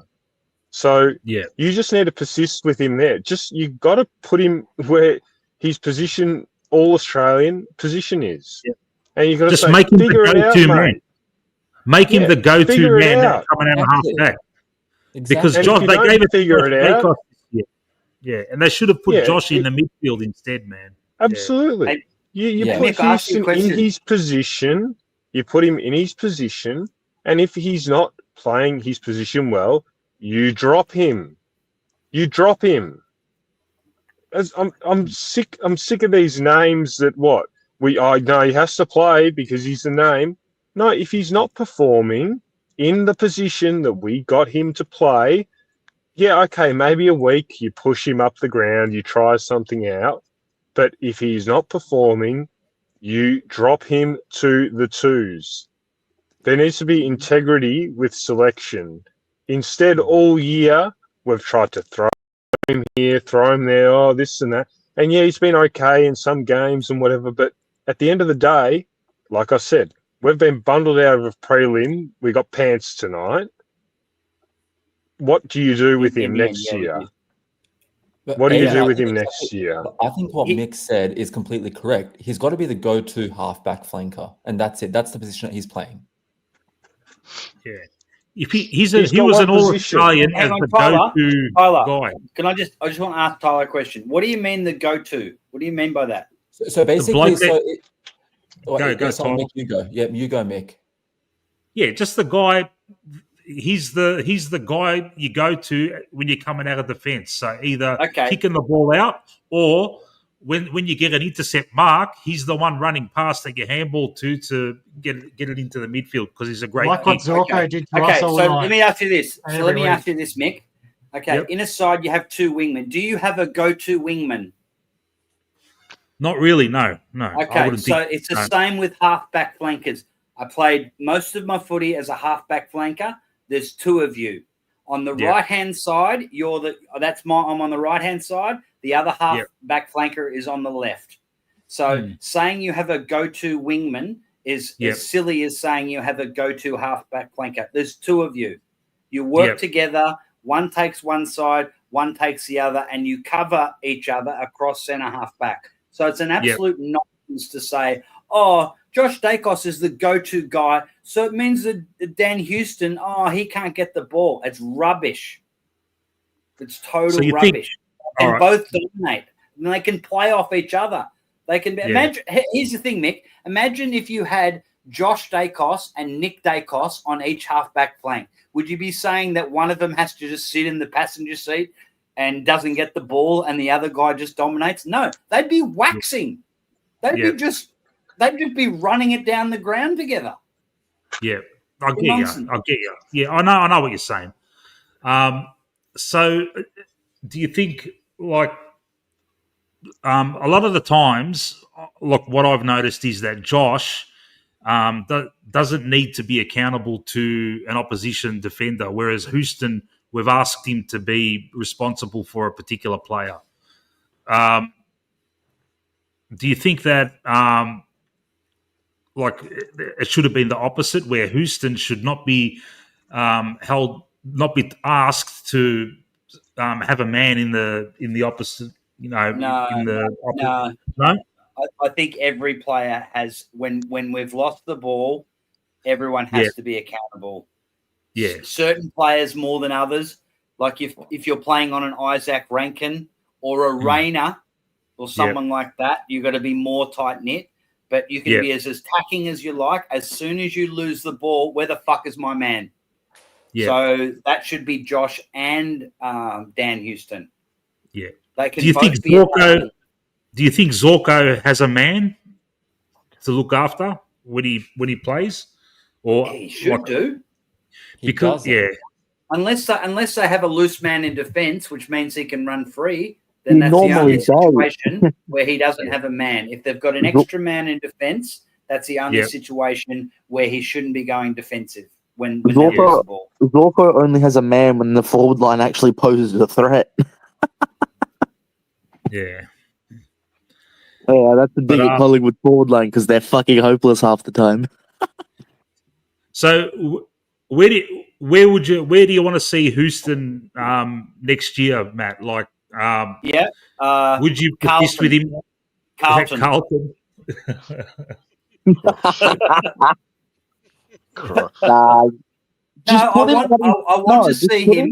want to see him playing on the half back line with no excuses. And if he doesn't earn his keep, he's in the twos like everyone else should be. And if he earns his keep and he plays well, I'll be his biggest fucking fan. Yeah. That's simple. I hope he does well. Why do we think some players are above being dropped? Not people in this chat in particular, but just in general. Why is this thing of, oh, you can't drop him? Oh, no, he can't be dropped. Oh, no, you can't drop. At the end of the day, this is elite sport. He has had a whole year to get his positioning and his, the player that we know he is, he's had all year. Now, I appreciate we can give him a pass for this year. We can just say, look, you weren't terrible, but you weren't great. You're nowhere near the Dan Houston that we got from Port Adelaide. But you know what? Next year, let's go again. I got a point on that. Hold on. But before we move past that, I got something to say real quick. Do we think it's that he's worse that he's at Collingwood, or that he just doesn't have Port Adelaide as the team? So his team doesn't look as shit, so he doesn't look as good. Yeah, at Port, they play like a totally different system to us. We guard grass. Yeah, they don't. Look, I'm not an expert, but when he was playing there, he was always like, for want of a better term, the go-to bloke. Whereas us, we kind of like guard the grass, and he's not the man that gets the ball at first opportunity coming out of half back. So at Port, it suited him perfectly, and he was all Australian, 2 3s in a row, whatever. But with us, we play a different system, which makes me think, why did we get him? You know, it kind of spot on. Exactly, Mitch. To answer Adrian's question, Adrian's saying, why can't we drop certain players? Was that what you, Adrian? Were you asking that? Yeah. Why do we feel like some players are above being dropped? Okay, he played all year. It's political. It's political. Houston should have been dropped 10 or 12 rounds in. Okay. 10 to 20 years ago, he's absolutely dropped. But Fly and the selection panel may have wanted to drop him, but PR, who would have more say in the club because of woke feelings, would have said, no, you can't do that, because then Kane Corns and the media, and who cares? Who cares if the media piles on? They would say, oh, embarrassing for Collingwood. They're having to drop down Houston, the big high price. So what? That would be good for the club, because the whole team goes, okay, wow, geez, you really have to. This guy's an A-grade player. He's on $1 million a year. He got dropped. That's why he didn't get dropped, for political reasons. David King was saying 4 or 5 weeks ago, maybe even earlier. King goes off too much for my liking. He just did it. I fucking love David King, bro. He says it how it is. Yeah, I know. I realise that. He's pretty open and honest, I think. But he did say he put Dan Houston under the blowtorch. This was about rounds 15, 16. And he said, just got to drop him. Make a statement. Tell him that that he's just not performing. If you're not performing, drop him. I'm sure Kingy, for a couple of weeks there, this is at the beginning, and we were starting to really struggle. We were starting to lose some of those games. So as I said, it was probably after round 14 or 15, thereabouts. I remember. Leading into the last month, I'm sure Kingy said it not just once, he said it multiple times. He did. Yeah. He did 6 weeks after we were saying that he was going. So that's what the media does. When it comes to Collingwood, we're 2 months ahead of the media. Yep. But you're right. It wouldn't be a good look if, can't drop Dan Houston, because, then it would be. Do you care about the optics of that, Daz? I don't care of that. But then this is new school now. We're in new school. This is not old. This is not the old-fashioned days where you just, if you're not performing, you're out. And you make a statement. And it should be. And Fly's always talking about no one's bigger than the team. No one player is bigger than the team. But that's been a little bit fucking Dacos. Very hypocritical and all that sort of stuff. But you know what? If everything is telling you that the guy is out of form and struggling, you need to make the call. They had numerous opportunities to do that to Dan in the second half of the year, leading up to finals. Now, whether it would have worked, I don't know, but we were all saying it. We're all seeing it. Only the fancy woke people and people that again don't like to upset the poor individual players. Stakes or whatever you like to call it. Oh, he's such a nice footballer and he plays this way and all that sort of stuff. Oh, you can't drop that guy and all this sort of stuff. Well, again, I get back to some of the tough calls. I think Dimmer would have done it. I think even Chris Scott would have done it. The coaches that really believe in that sort of stuff, they would do it. Yeah, and Moldhouse, Mick would have done it numerous times, and he's made tough calls like that all day. And can I just make one last comment? Do you remember Simon Prestigiacomo saying before the grand final, I think it was the Monday before the grand final in 2010? 2010. Yep. Yep. He was injured, and he made the call himself. I'd love to play in the grand final, but I just won't be able to. I'm struggling. I don't think I'm going to risk it. I'm going to support the guys off the ground. He played every game up until then. Presti at full back and all that sort of stuff. Much underrated footballer in my opinion, but he did his job most weeks. He put his hand up and said, I'm not playing because I'm injured. Now, we never saw that from Brodie Myercheck for this game. That really disappointed me. Now, that was 2010, 15 years on. Are we that? Have we lost the integrity as a team or as an individual for your own football? In our own club, 15 years ago for a grand final, we had one of our, absolute, I believe, underrated, I think what's the word? I think the guy, I think he was amazingly good, but never got the write-ups. He never got the pats on the back, but he did his job. He was a very important player for us, I believe, that year. He put his hand up and said, I'm not playing because my body won't allow me to get through this grand final. Really disappoints me, 15 years on, that our coaches, and yet we allowed a player to go onto the field tonight injured in our previous final. But can I? He didn't even train. He didn't even finish the last training session. Yeah. Hey, 15 years later, and we haven't learned a thing. Daz, we did it the year. We did it the year later. We played 2 injured players in 2011, so it only lasted a year. All they needed to do was go back to Simon Prestigiacomo in 2010. This is what happens at Collingwood. You think of the team before you think of yourself. But the coaches were blindsided by it. No, Daz, this is where I completely disagree just on one point, because 2 years ago, if we remember during the grand final, Taylor Adams wanted to push out selection because he wanted to put himself ahead of the team. And the coach said, no, you're out. Yeah, but what's changed since then? So why are we all over the place? Why did it happen then and it hasn't happened this year? That's what I'd ask as well. I can't understand it. That's what I would Work ask. it out. Yeah, Taylor Adams, yeah.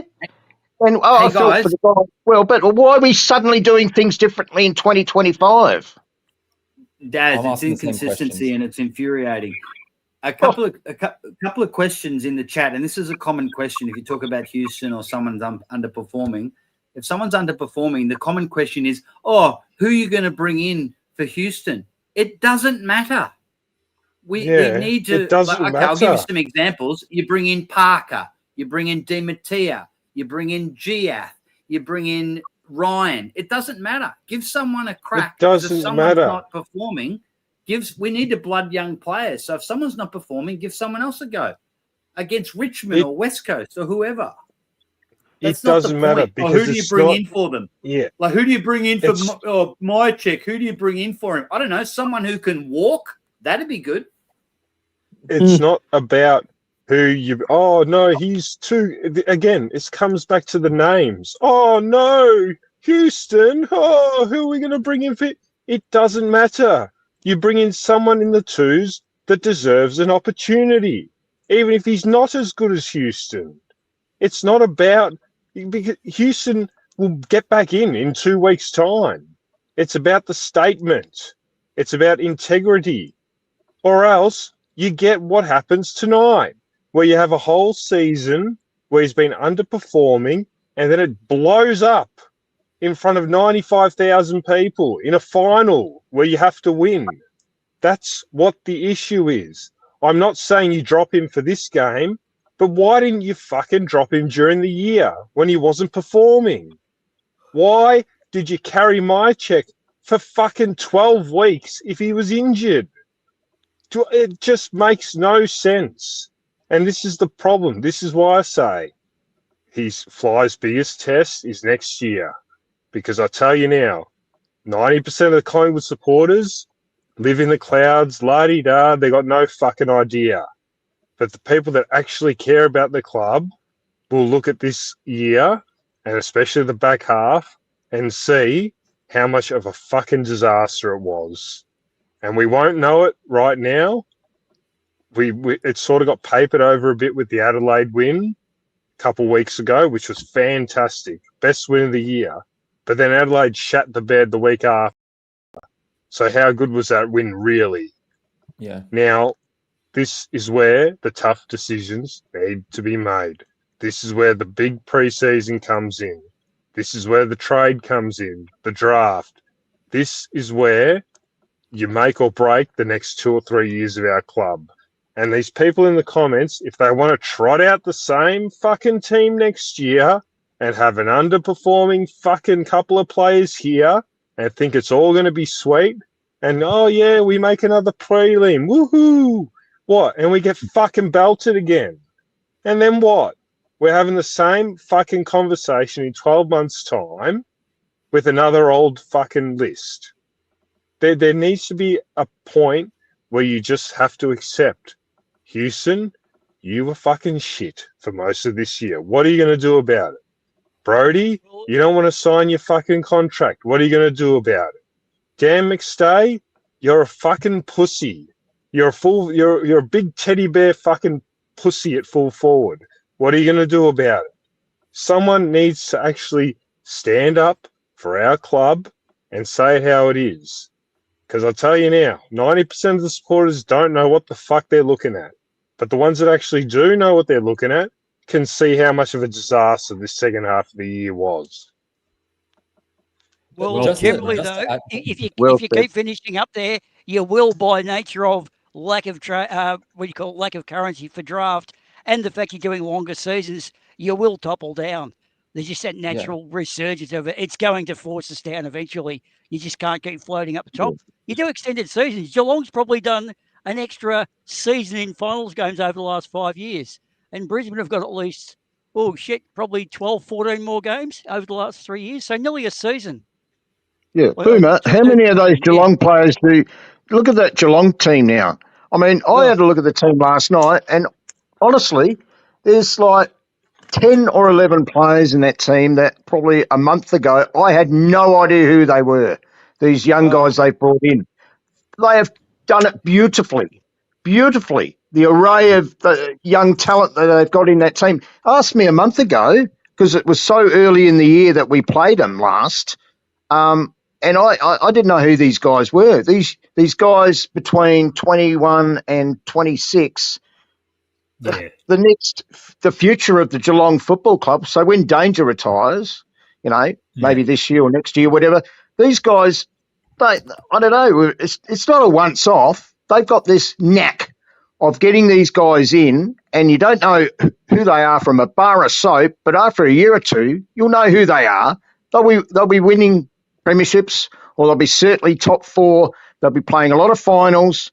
Now, I looked at the team last night, and honestly, there's 10 or 11 guys there. I thought, shit, who's this guy?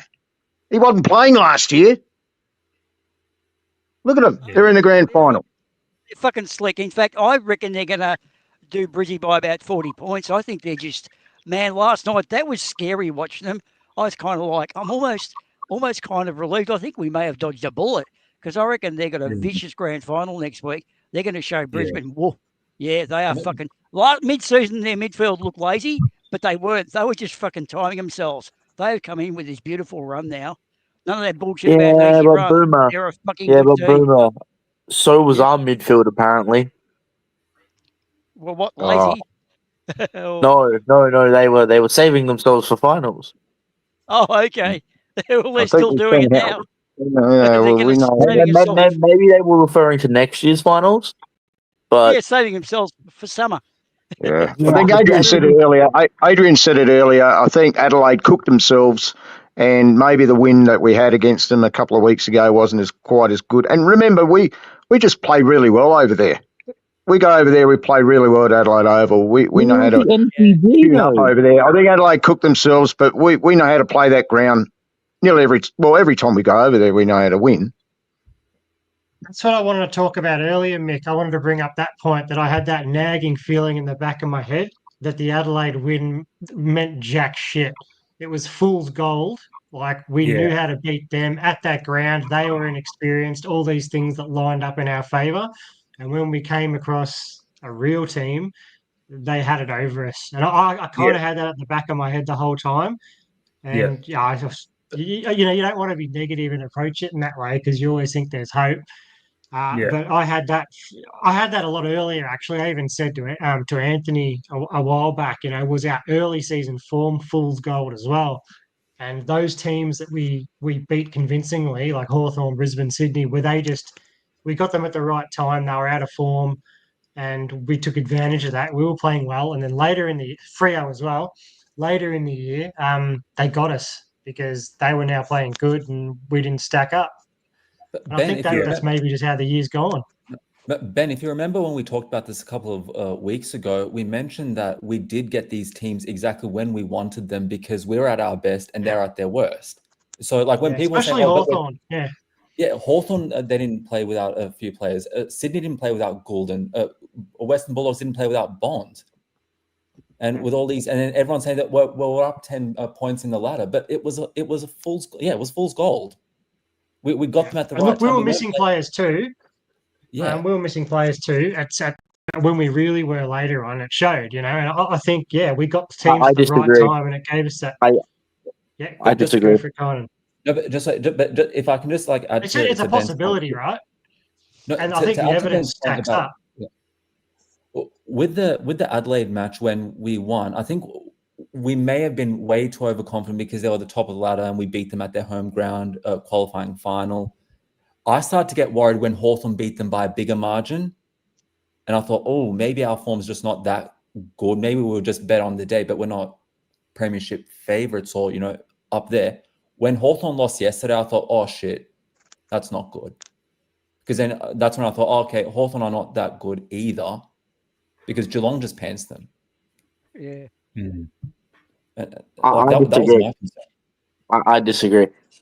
If you look at the way that we played rounds 1 through 11, bro, we were unbeatable.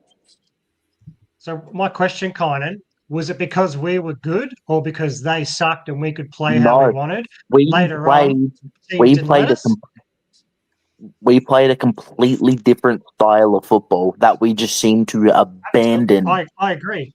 I agree. Why did we abandon it? Though? Because the avenues weren't open? I don't know.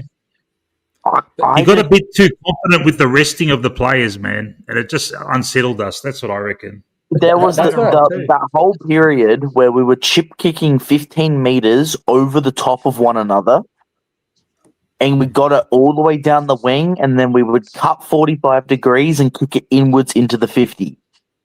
And we were unstoppable. I reckon we got figured out. Brisbane figured out how to fill those spots and not let us do it. So we're looking around. We beat them by 50 points though, doing that exact thing. And they figured us out. Yeah, they figured us out. But then, clinical tonight. But then, when we tried to do it in the next game we versed, we didn't even try to do it in the next game we versed them. Didn't even attempt they cut off our avenues. Like second quarter, we had a good crack. I reckon they cut us off. They were absolutely. I'm not going to die on that hill, but it's just a good question. But you're also missing. We came in with that game as well with like problems as well. So like Jordan De Go was a sub, which was weird. And then there's other problems as well that was mentioned. I don't remember. It goes a while back, like 3 weeks ago. But the point is, we came in with problems as well. And this was just a reflection of the same game. That's all it was. Carbon copy of how they beat us whenever it was a couple months ago. Those little chip kicks, okay? Yeah. And that's what really annoys me because when you get beaten the same way, that goes back to coaching, okay? Yeah. And I do like Fly, but like I said, now the reality's starting to sort of seep in with this last year. Look, coming off a premiership, you sort of had excuses. It sort of seems to be a trend that the team that wins the flag drops off. Okay, but this year, bang, we come out firing. But, again, we slowly start getting figured out. And teams, and the two notable ones that really fucking did this same little game plan to us was Brisbane twice now and Geelong when we played them. Yeah. Now, it seems to be there's a way to beat us and it's relatively easy and we have no answer for it. And we can still get away with beating the average team. But when it comes to these pointy end games, these finals games, there's a blueprint there to beat us.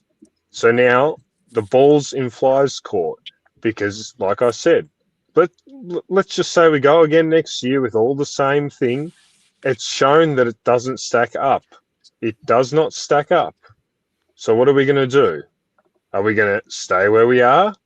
Or are we going to make some tough decisions? And yes, maybe take a step back for a year to go forward again. But this is the thing. Is everyone happy with this year? I'm not happy with this year. I'm Not at all. A prelim pantsing for me is a failure with a very senior list. That's a failure.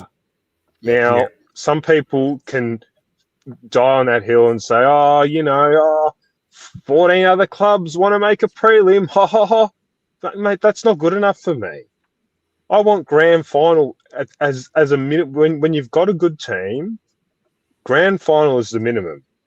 And I'll tell you now, round 10 this year, grand final was the minimum.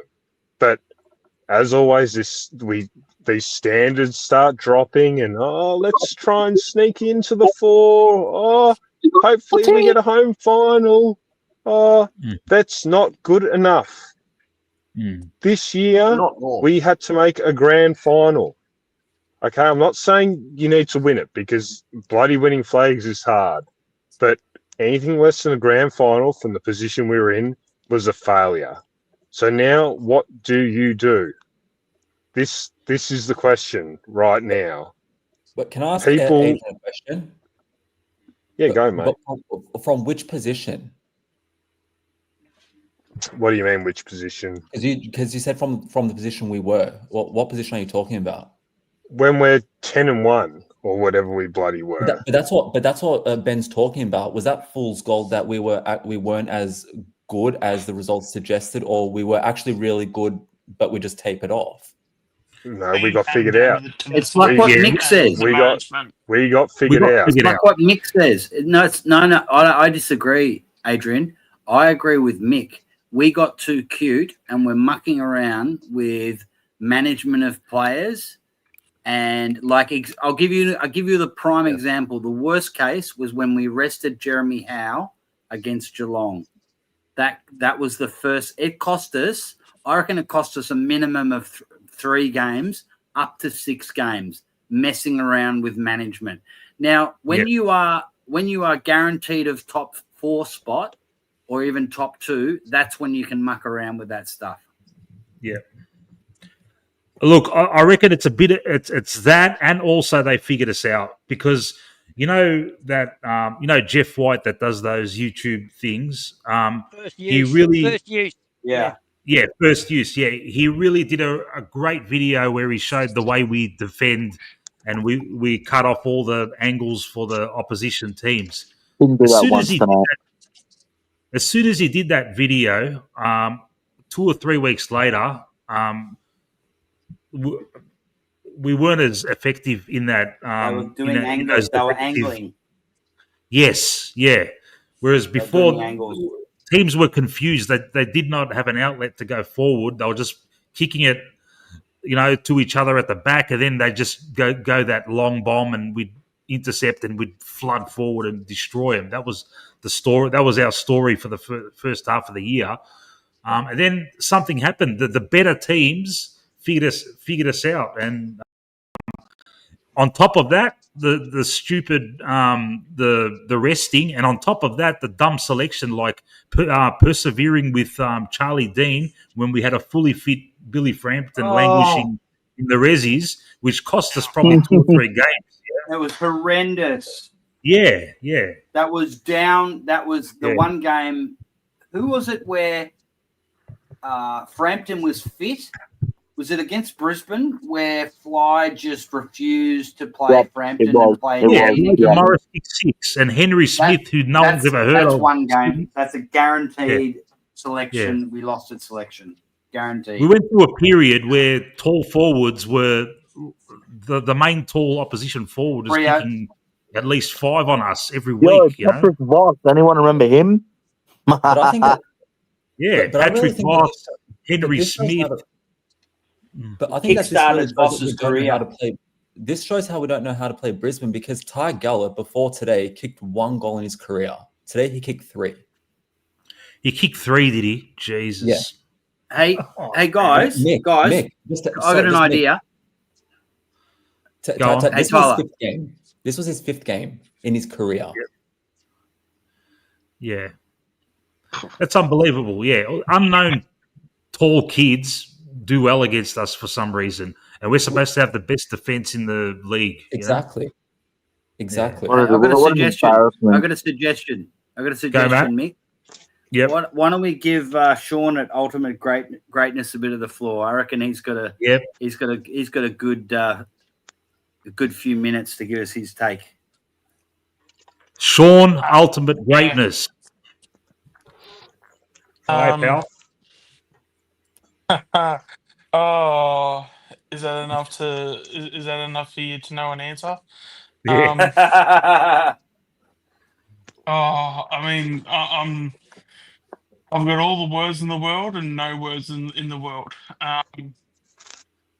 I'm Let it out, mate. Let it out. Yeah. I mean, I'm actually kind of worried for our future now, to be honest. Like, who outside of the Nick Dacos, who are our future leaders coming through? The fact that we had Pendles go down in the first 2 minutes of the game, and we just straight away you could just tell we had no structure around the ball. Just like anywhere you looked. Outside, if you look at all of our young players outside of Nick Dacos, I cannot see a future captain in literally any of them tonight. Like a future organizer around the ground. Yeah, and like not, someone that's there to build the structure, to like make us sound and solid. Because like we're gonna have the season coming up soon where Pendles is not going to be there. That's not going to be there. I honestly, it's really, really concerning. And mind you, I'm sure there's going to be reviews from certain content creators where they're going to say that the season was a success in some way, shape, or form. Don't know where. I have no idea what the hell they're going to be smoking to get to that point, but whatever it is, there's going to be a shit ton of it. I mean, obviously we've got a trade period, free agency, draft coming up, and there's like all this stuff. But yeah, man, like we've got a lot of fucking work to do. Like a lot of work to do. Sean, do you think we should really? We might like drop down the ladder, but do you reckon we should just really, get the younger players, even if they're not knocking down the door, players like Parker, players like Allen, Di Mattia, who hasn't even played a game, West. There's 5 or 6 players. Do you reckon we just get them in, and we might not be, winning as many games as we did last year, but should we just maybe drop back a little bit, but to get some young players, get games into them? Because Fly doesn't seem to want to blood young players. No, and from information that I know, apparently it's Skipworth is the one that is driving the selection integrity. That's basically what I've been hearing for a good probably 12 months, 24 months. Or lack of? Are you being sarcastic? No. So Skipworth is the one that's trying to promote the kids, like that is trying to get these kids the game. Yeah, it's Fly that's the one that doesn't want to take the risks and. Well, he's a pussy. He's a little bitch. That's infuriating. I've heard that too. Actually. Fly is the one that plays the safe bet, and is So I mean, that's the thing. I'm even getting to the point where, especially if we roll out a team. I know we got round 0, but I'm just going to say round 1 because fuck round 0. If we roll a team out round 1, if we roll a team out round 1, and there is no changes from this prelim side outside of maybe a Bobby mix, but if it's a team that we're familiar with going to round 1, 2026, we're fucked. we God are help us. completely fucked. Jesus, we're going to be Carlton. We're going to be Carlton within 2 years. We better watch it. Yep, absolutely. Yeah.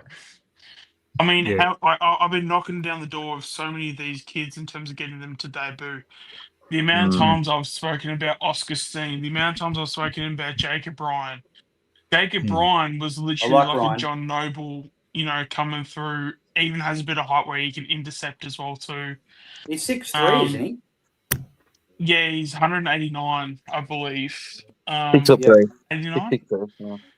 But Di Sean, Mattia. How does Di Mattia not had a game yet? But Christ's sakes. Apparently he's look- two-way running. Apparently that's what's not getting him a game. He's two-way running. Right. Needs to can I be devil's advocate? Look, Di Mattia, do you really think he would? Don't you think he's too green to have Yeah, played? I mean, in terms We of don't know, Harry, though, I Mick. think it's We don't know. Give him a go. I think it's personally, I think it's too early for Harry. But at the same time, like we had all these losses in the back half of the home and away season, right? So why don't we bank on that in the first half of the season and let's actually take some risks early on in the season? Because if we're going to make finals, we might as well have these wins at the back end. So let's actually try some of these kids because but also not just like let's not throw in a Harry if he's not ready, but throw in an Oscar Steen, throw in a Jacob Ryan, like throw in these guys that are actually going to be decent. And give them like 5-6 games because like I'm just sort of if we start the season, if we go into round 10 and we're say 4-6, but we give all those kids 10 games, that's going to be a plus because by the time you have a Pendlebury retire, Howe retire, and all these guys, like where the fuck are we going to be when they go? Like we need to seriously look at our list, and we need to seriously look at where is it going, because at the moment it's going nowhere far. Like Can I spot on? Do you guys remember? Do you guys remember last year when we had a really bad start, but then we rebounded? I think we lost the first 3, but then we won 5 or 6, and we were playing with all VFL pretty well. At that point, we had like 6 or 7 of our top line players were out, and the young kids actually we were doing really well. And I think it was the Gold Coast game. Fly made 5 changes and brought in all veterans. Yeah, and that was the start of the rot. That was the selection integrity. The change room must have just gone, oh, so that's how it is.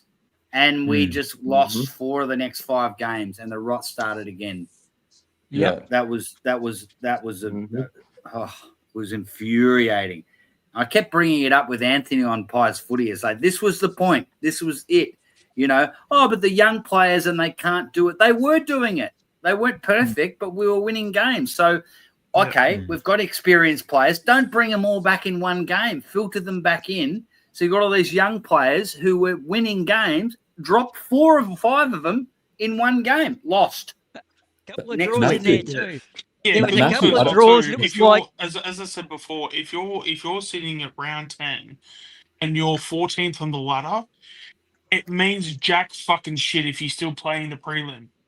And again, when you're taking these risks, like you're not playing a Illaru Smith, you're not playing a Joel Cochran, like these guys that are way too raw. You're playing Oscar Steen, who is fucking ready. You're playing a Jacob Ryan, who is fucking ready. Like you're still playing. Like, yes, it's more of a risk, and it's not the easy answer to the question or whatever. But Fly the said we're saying risk is. takers, Ultimate Greatness. But we're risk takers at Collingwood, Fly said. I don't want to hear that, to be honest. Oh, Teddy Lipinski. No one will miss him.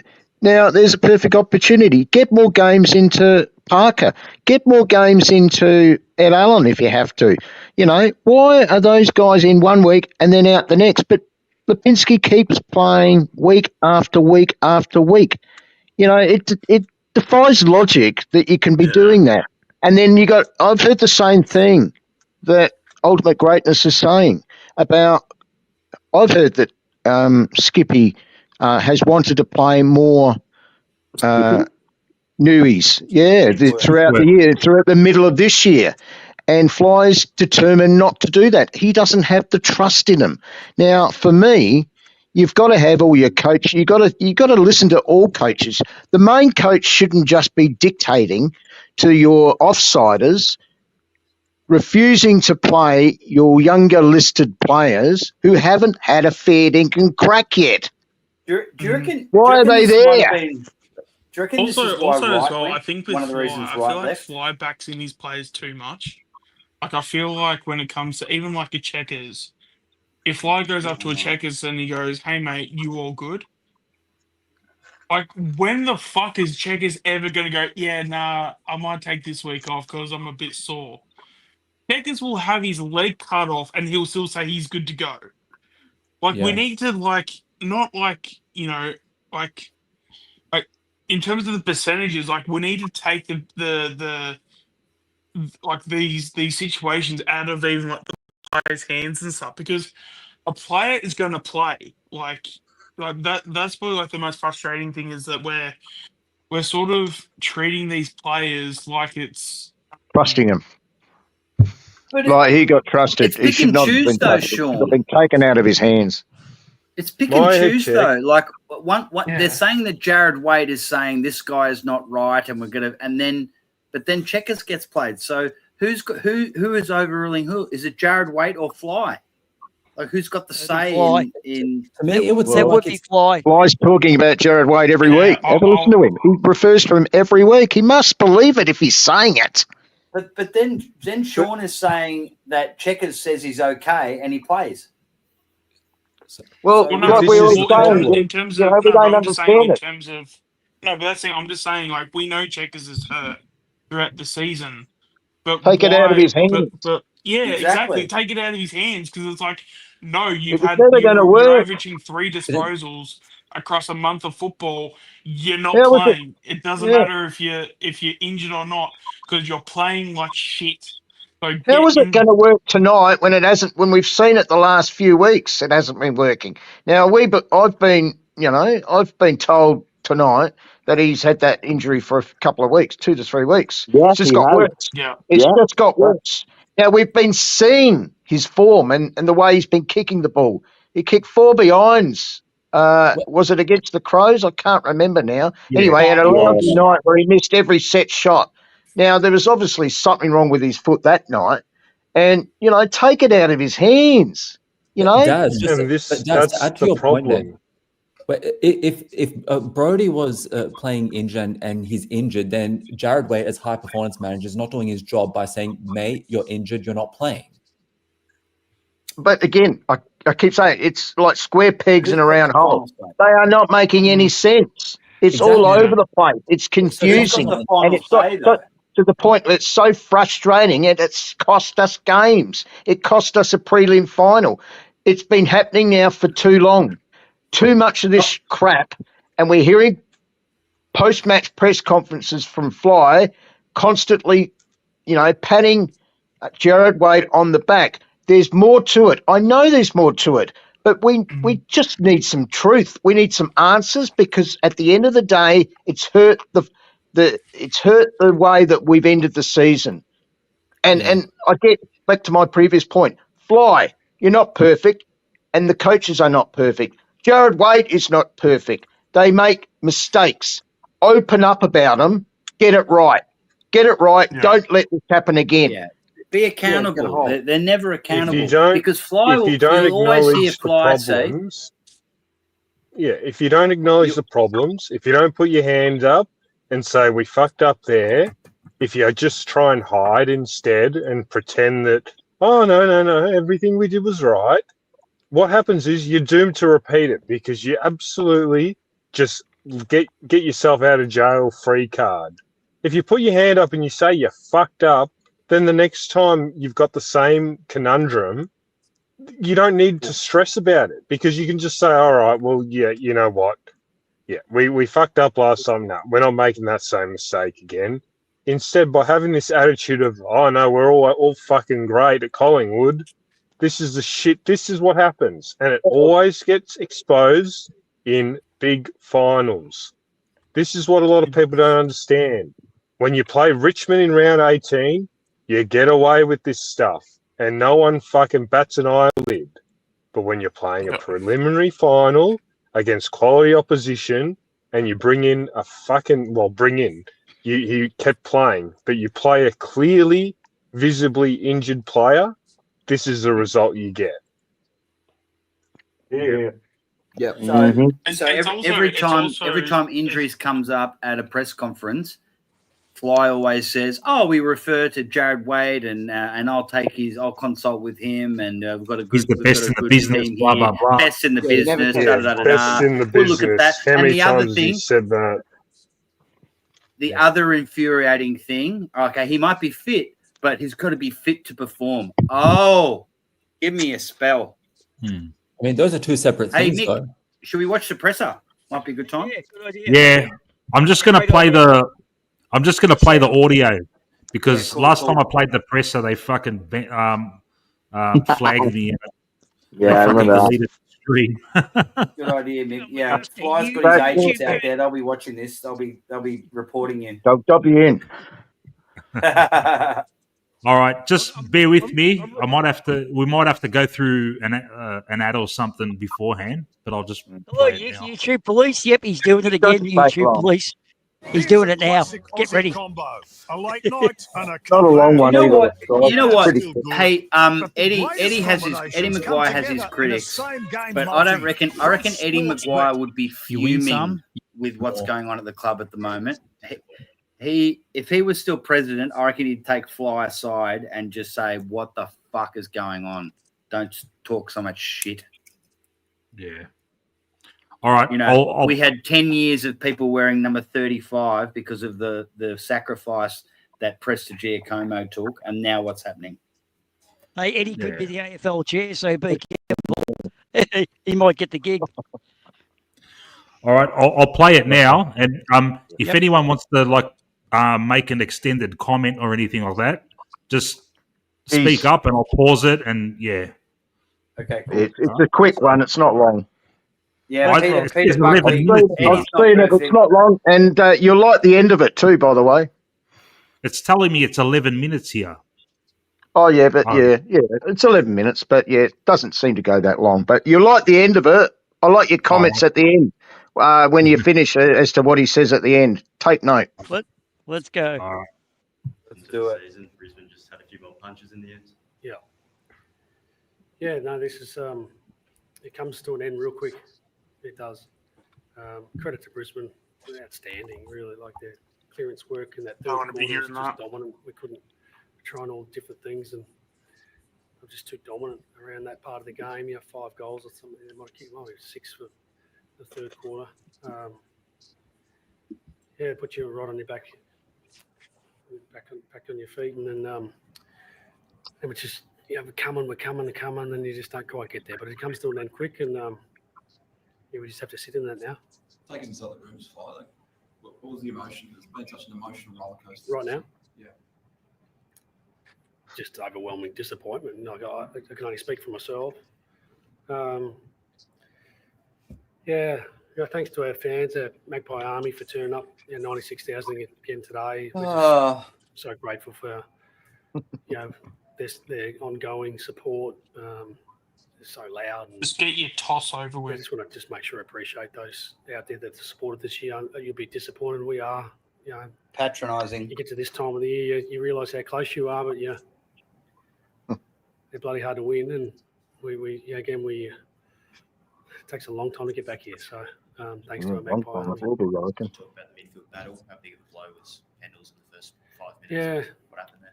Oh, look, it doesn't help. You got one of your most experienced players that just organises things, and he did a calf early, which is really strange, but this is what happens this time of year. It is what it is. You're sort of going along well. Thought we were really well prepared for this game, and physically and emotionally and tactically, and then you got to pivot. We had plans to tag McCluggage, but then we just need Steele to play different roles, and then there's a flow-on effect. So it is what it is. Sorry, guys. Did we have anyone else that could do a job on McCluggage? Like multiple. multiple. Yeah, that doesn't make sense.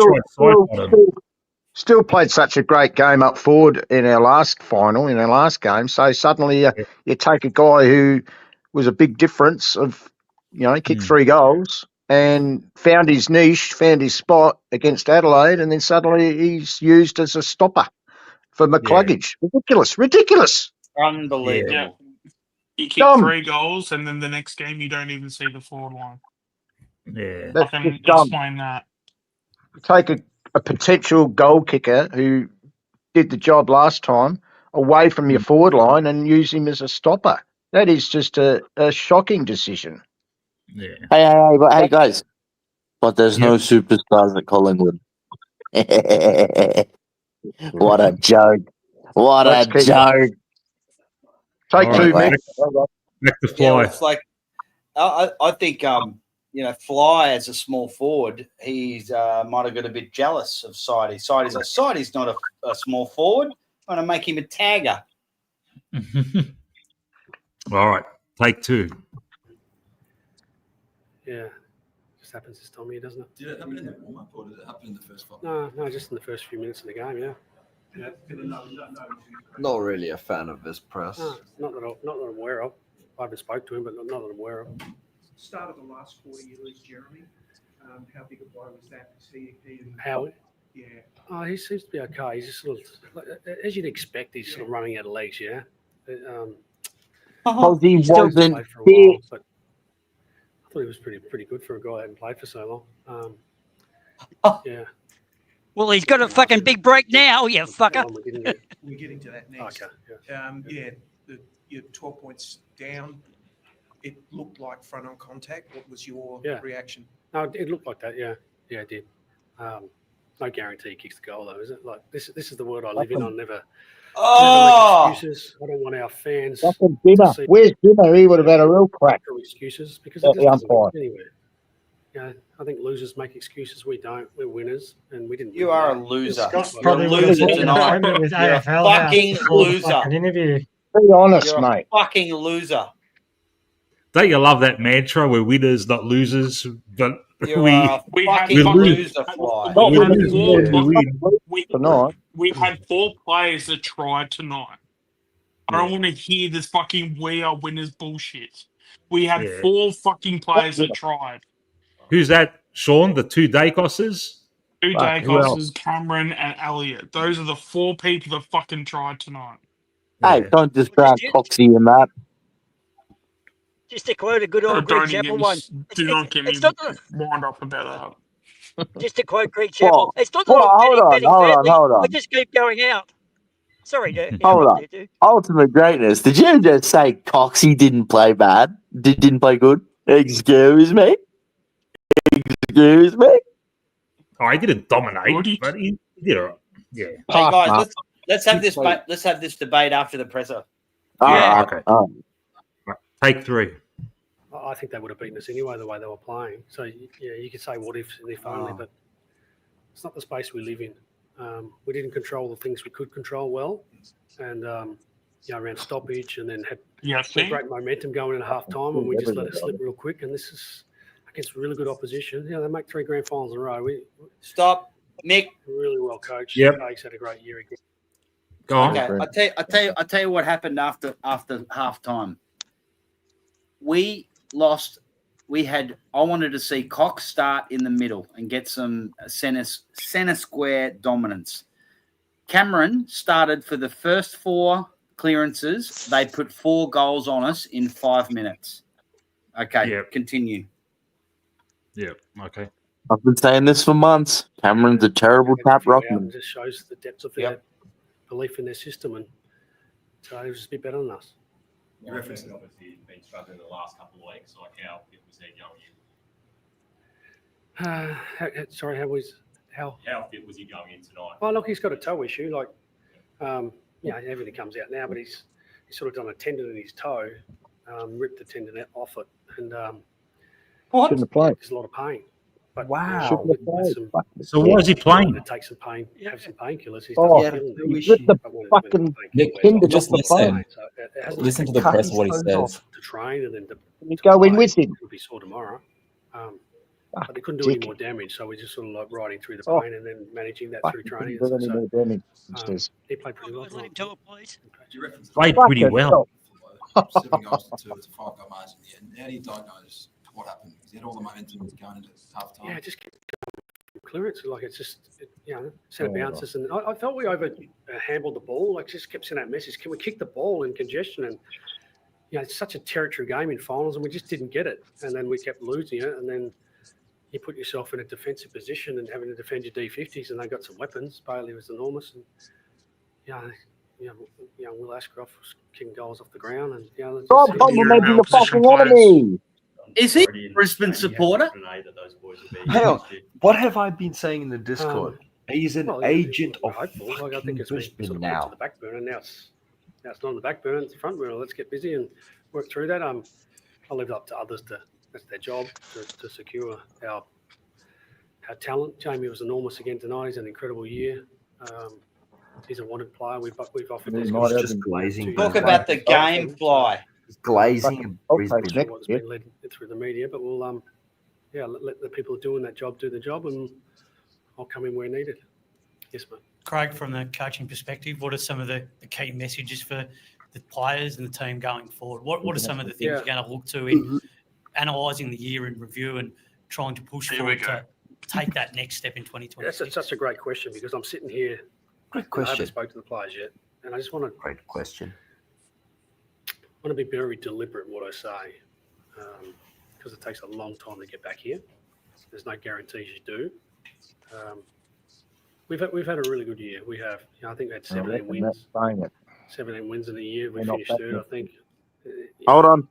We only glorify the one that holds up the cup, and it's not us this year. And good luck to Geelong. They were outstanding last night. I thought they're going to be extremely hard to beat. And again, Who cares about Geelong? They're going to have to come back again. Can you stop just fucking giving everyone hand jobs? If you don't hold up the cup, you're not seen to be winners. And there's a lot of things we've won this year, and we want to take all those things and then add to things we need to get better at. Fucking hell, I can't remember too many winners. I'm trying to wrestle with the question and with how I approach the players because not sure much I say they'll listen to at the moment, but I want to make sure I get it right. I hope they don't fucking listen. It means fucking nothing now, Fly. Queen's birthday game, you nailed the moments.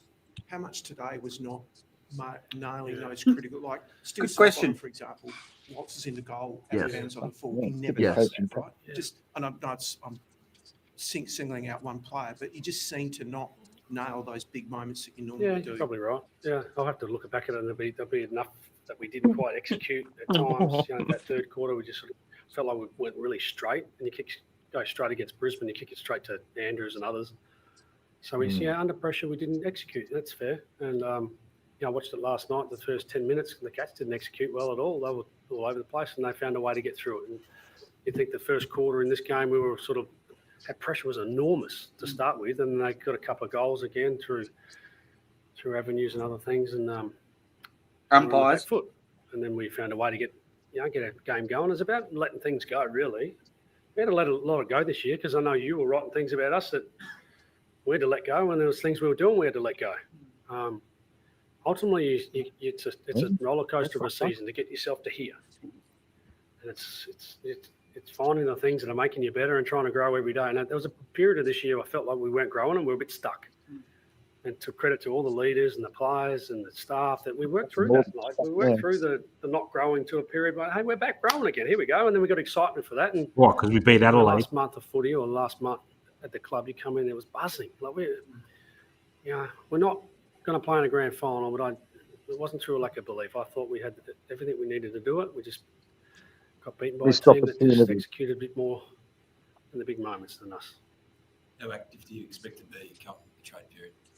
Beg your pardon? How active do you expect to be come the trade period? Well, I'm not going to stand still trying to get better. Last year I said it was players over picks. It won't be at that extreme this year, but there'll be a balance. We want to bring talent into our organisation that makes us better. We won't stand still on that, and I'm sure our fans want to hear that. Our players want to hear that we're not going to stand still and keep improving ourselves. And extreme. As long as there's an opportunity to bring high talent in, we'll explore every part of that. Lipinski gets his job again. Fucking hell. Bring good players in, just ones that make us better. What happens traditionally is when you're out, you tend to get a bit more busy with what's going on. When you're in the weeds trying to get 6-7 days ready to play, those conversations are there, but they're not there. And well, now they become a bit louder. So, as I said, this season comes to an end quick for many, and we're no different tonight. Fly, just one on Chris Fagan, because you referenced him earlier, but you lived it as a player. Like, how hard is it to get to 3 grand finals in succession? It's enormous. From Brisbane. And think what they've gone through this year. You know, they lose Lockie Neal in the final, come back, bounce back, and hit out, and so on. God, just give them another hand job. Fuck me. Yeah. 3 goals tonight. You know, You used to play for him, though, remember? and we want to find those versions. So of us. what? Charlie West had a good It season. still doesn't Like, make the we hand find job those any versions of better. us. I'm just saying, there's a little bit of he's got a little soft spot for him. He's got more than a hard on soft spot. History there, and Hi, guys. I'll be cheering for him next week. I mean, he did play for Brisbane. Fuck off! I'll be cheering for them. Oh, jeez. Yep, What a Fly cunt. Dorrican for him next week. The umpires, I haven't given too much thought to it, but He's fucking smiling now. I fucking hate He's it. had an enormous year, Nick. Zip it up when you're done. Zip it up, man. This fucking guy. 3 or 4 years in a row, he's polled the most votes of anyone, and maybe not win one, but we have fingers crossed for that. Hey, can I Don't just talk take about the that. opportunity to thank the staff that are in, the media that are in the room. Fucking Bruno's, they got That represent us as a Sucking club, up to 'em. the messages that go out. We're really grateful for that. So we'll see you next year. Pretty much. He This sucked guy up is to a, the Bruno's at the end. he is That's a it. company man through and through. Fucking Dimmer wouldn't have done that if he'd lost. This is what I'm saying. Like, could you imagine Chris Scott or a oh my God. Yeah. There's just Fucking that was pretty. That was butter. Honestly, though, who gives a shit what he said at the press conference? Like, it's not going to change the win, and it's probably not giving us a lot on what he's planning to do. I'm going for Brisbane next week. Who gives a fuck if he says that? Like, it doesn't affect us anymore. It doesn't affect what he's doing next year. Like, who cares? It's just words coming out of his mouth trying to be friendly fly. I care because this is the guy who's in charge of the club. And You want him to show like more emotion towards the loss No, kind no, of thing? I just don't know if Not just he's that any guy. club. No, not emotion. Just talk about how he's fucking gutted and take some Disappointed, responsibility for like a fuck up that he needed to say, I played my check. That was a big mistake. That cost us. Yeah. Did it cost us the game? I'm not sure, but we've got to be better. That would be nice. I can agree with that, as long as if he's saying this shit to the press, whatever, if he's doing what you want and what we want behind closed doors, that means more to me. I guess this is just like it's a bit fluffy, but I don't know. I just don't give a shit. I just like, as long as he's kicking ass behind closed doors, that's what matters to me. And Do you he's a think bit he of a is? hard ass. I hope he is. I hope Yeah, he is. I He's a agree. bit of he was that I sort of don't think guy, he is. Well, I've Jonathan seen him on Brown the said he's boundary. a hard I've seen him ass. on the boundary. I've seen him on the boundary. That's enough. Yeah. He's their friend. Also as well, Benny, just to continue on that point, if you want to watch a press conference, watch Sam Mitchell's press conference that he had. Oh, it was a yesterday. pisser. I loved it. I was Can't just going wait to till say Danger that. retires. But that's the I thing, don't though. give a shit about the concussion. You can It was actually great. no, but that's the thing though. With Sam Mitchell's press conference, you can actually see that he was hurting. You can actually see his mind ticking over of, fuck, we're not good enough. How the fuck do we get better? He was Like, fucking livid, man. That's the mindset that I want in a coach. I want a coach to be, not like obviously crying or whatever, because we're not like certain content creators, but like I want to have a coach that even if it is a putting up like your heart on your sleeve and I want to know what is the next chapter, what is the next steps. Well, maybe it's obviously not he the doesn't right have time to. for him to talk about that. I don't know. No. It is exactly the right time. It's exactly the right time to talk about give it us because faith, he sure. works for us. He works for the members. He works for the fans, and he needs to look at us and also to the players and say, "Hey, we need to get better. We weren't good enough."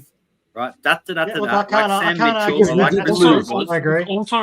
Also as well too, like So internally, the expectations would have been to at least make a grand final, right?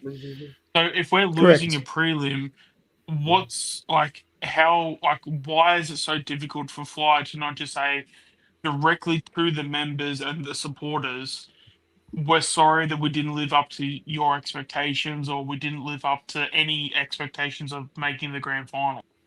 Like, again, it's just accountability and it's just Like, I don't know. then Like, also that, what does that is make you happening for feel the better? future? Because I don't know if it'd make me feel better. Like, I'd just still be like, well, fuck, we still lost. Same as Sam Mitchell. Mate, hold on. No. I think Yeah, it's no, also the yeah. intent. Like in terms of what they say verbally, you can sort of see what their intent is going forward.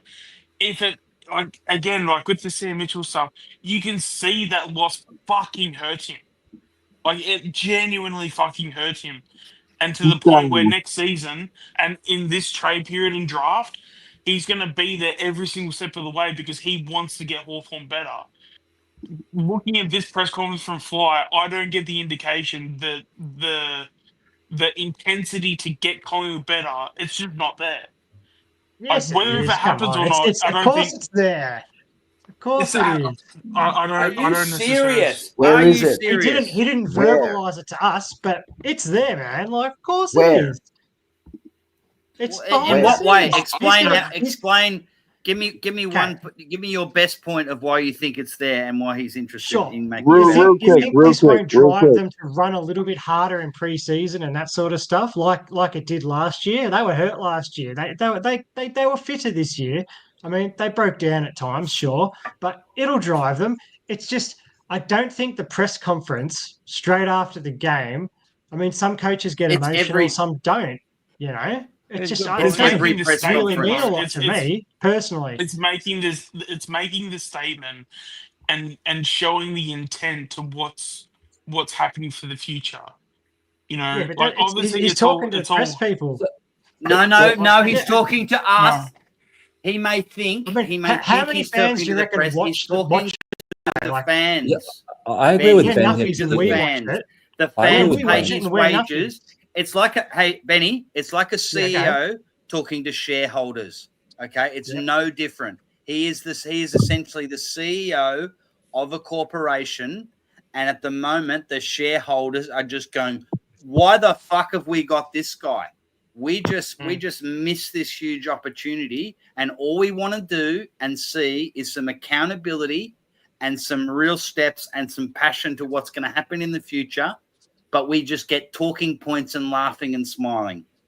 Accountability, sure. If he said, I fucked up this, I fucked up that, I'd be like, yeah, you did. The result doesn't change. Hopefully, I get what you mean. That means hopefully next year he'll go, we won't make that mistake again. Is that what you're sort of saying? But it's also like can he Sean is acknowledge saying. it? He doesn't give a fuck. He seems like he doesn't care. He No, does. that's not right. Fuck oath, he That's does. not right. That's not right, guys. He does give a fuck. Seriously, fucking look, cares, mate. just look I at mean- something, guys. Hey, the last two coaches who coached the Flags have been not warm in the chair 3 years later. Yet Malthouse lost two in the early 2000s and was given chances. So, guys, we sack coaches real fast after grand finals. Just bear that in mind. I don't think Fly's worth sacking just yet. He is still We're the not man talking for the about. job. We're not talking about sacking him. We're talking They want about to that press see the conference you emotion. just did. in terms of Fly, I'm not saying to sack him. I'm just saying, like, I want to see something that's going to give me hope.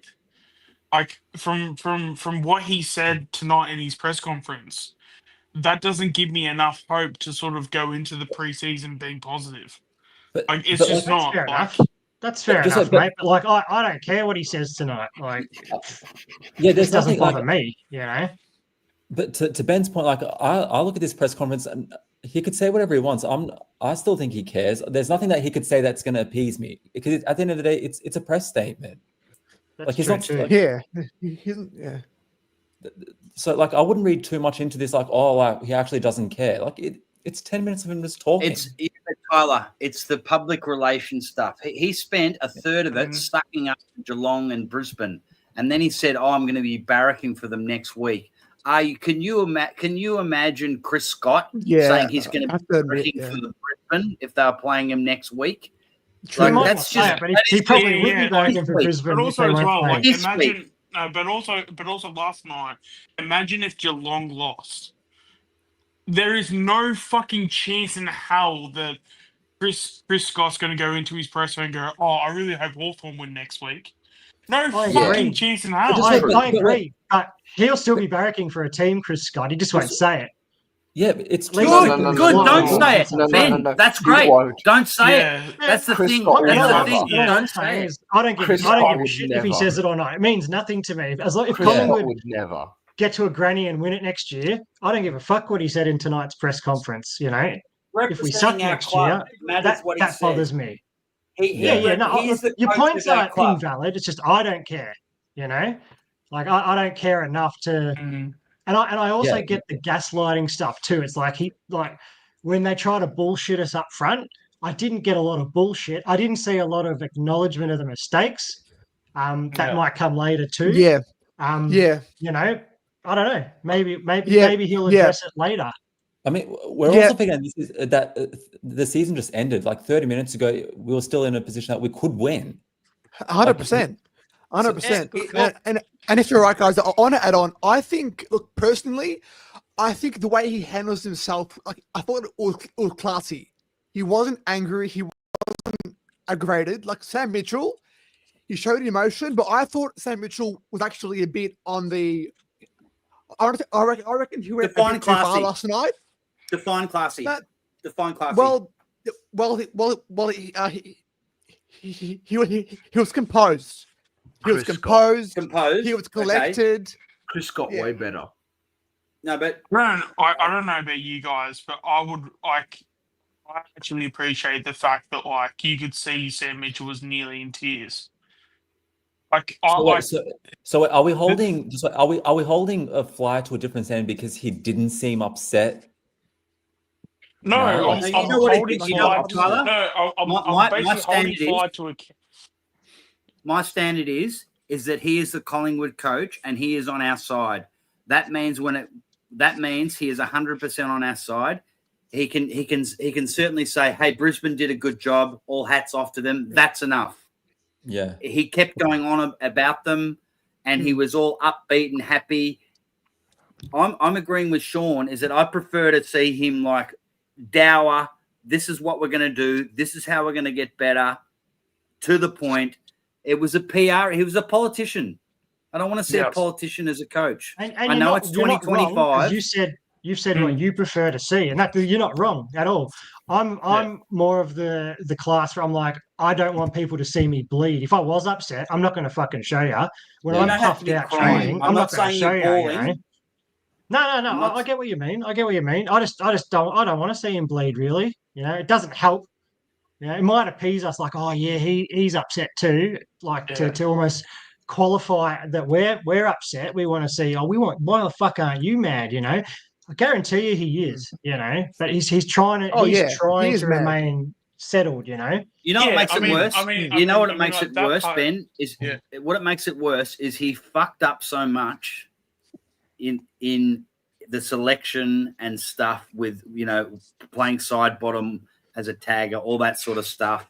It just makes it worse. You know, if he'd been 100% did what he needed to do, it wouldn't matter so much.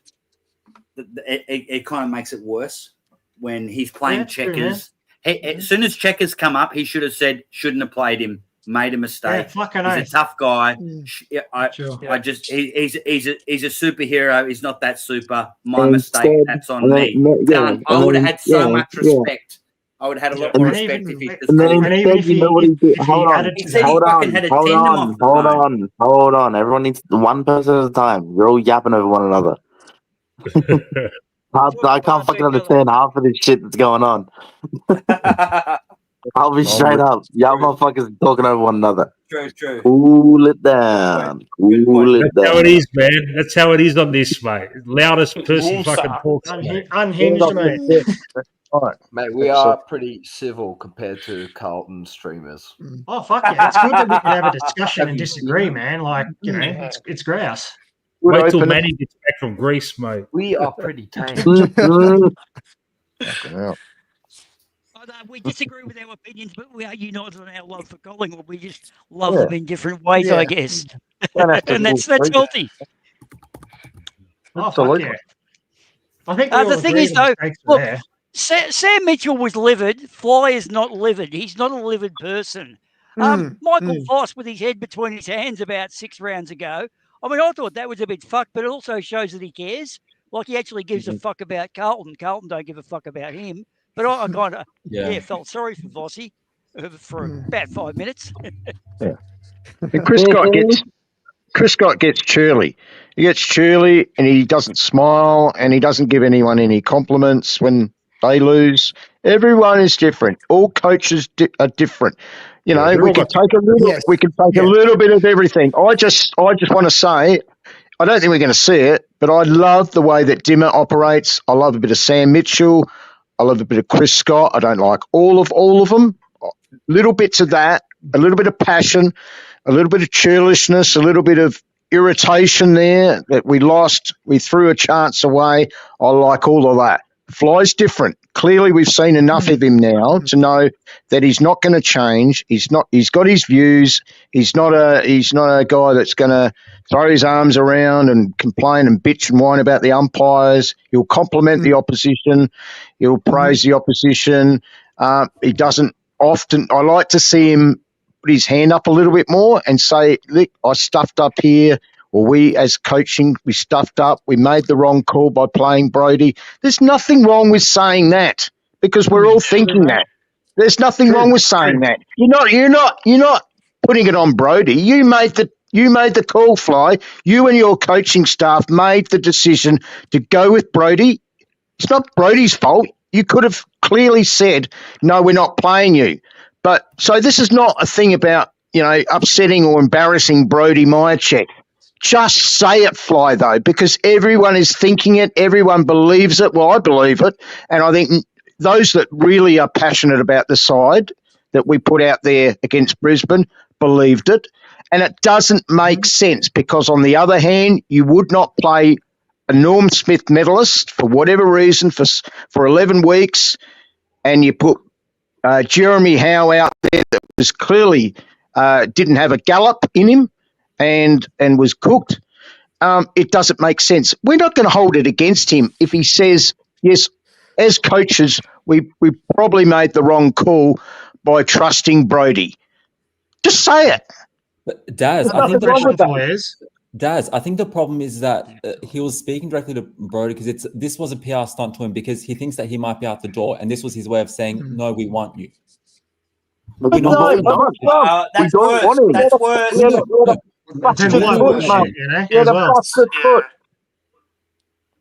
We know the busted foot for 3 weeks. Don't play him. Prelim final. Do you reckon this comment by Peter Buckley? Do you reckon? And I've heard Jonathan Brown say Peter Buckley's actually saying that Brown said this. That's exactly right. Yeah. Do you think that? Do you think there's truth in that behind closed doors he's a ruthless fucking bastard? Oh, yeah, absolutely. I don't know about a ruthless bastard. I don't think so. Yeah. I don't know how bad, but I heard after the Hawthorn game, after the Hawks game, there were rumours that he gave them an absolute bath in there. I don't know how true they are, but that's what I heard. Yeah. I'll expand on it, right? If every coach has pros and cons, right? If our coach's shortcomings are that he's really doesn't appease us in press conferences, I'll take it. Versus he's constantly shit at coaching. You get what I'm saying? Like, I'm not going to throw the baby out with the bathwater because he's shit at press conferences and pisses us off. Are more than just a bad press Be a little bit accountable, though. Just be accountable. Yeah, and also selection integrity. It's not just the players' fault, right? You're out there coaching, mate. You're the main. You're the main man. Just be accountable when things don't go right. As long as he's accountable to the players and gets a result turnaround, as long as he's accountable there, I don't give a fuck what he says to the press guys. As long as you can turn around. But what about telling stuff? What about talking about a certain philosophy in a press conference and then doing the exact opposite? What about that's that? fucking then? annoying. That's he does that all the time. Yeah. Yeah. I'm telling You us just Bobby did might that. play this week or when You he's just did close that. and all this sort of shit. Selection is We've had that for 4 or 5 weeks. I've had a gut full of it. That's not a philosophy. That's just him trying to, not shut the door as such. It pisses us off still because just tell us if he's not going to play or not. And he wasn't going to play Because this it's week, a next week philosophy. either if he got through. I guarantee he wasn't going to play. It wasn't going to happen. We got no idea exactly what was going to happen. We can Well, sort of. Well, I'll tell you what extrapolate happened. can. This is what What's gonna happened, happen Ben. next He said that Bobby. One of the reasons Bobby wasn't going to get played because there's selection integrity, and then he played I heard, Myercheck, and he admitted. Yeah, that's so shit. That's shit. That's Absolute exactly shit. that Yeah. is massive. Yeah, and that's the wrong. That was just bizarre. And again, but him admitting that in a press conference and then repeating the mistake anyway later would piss me off probably more. Whereas I don't give a fuck if he doesn't talk about it and then just fixes it. Then I don't have a problem because it's just words versus action. We haven't seen that, We though. can't fix it until next year anyway. Yeah. And So, also, like, as well, though, if if he's he- saying it in a press conference, it's probably a thought he's going to take into the week.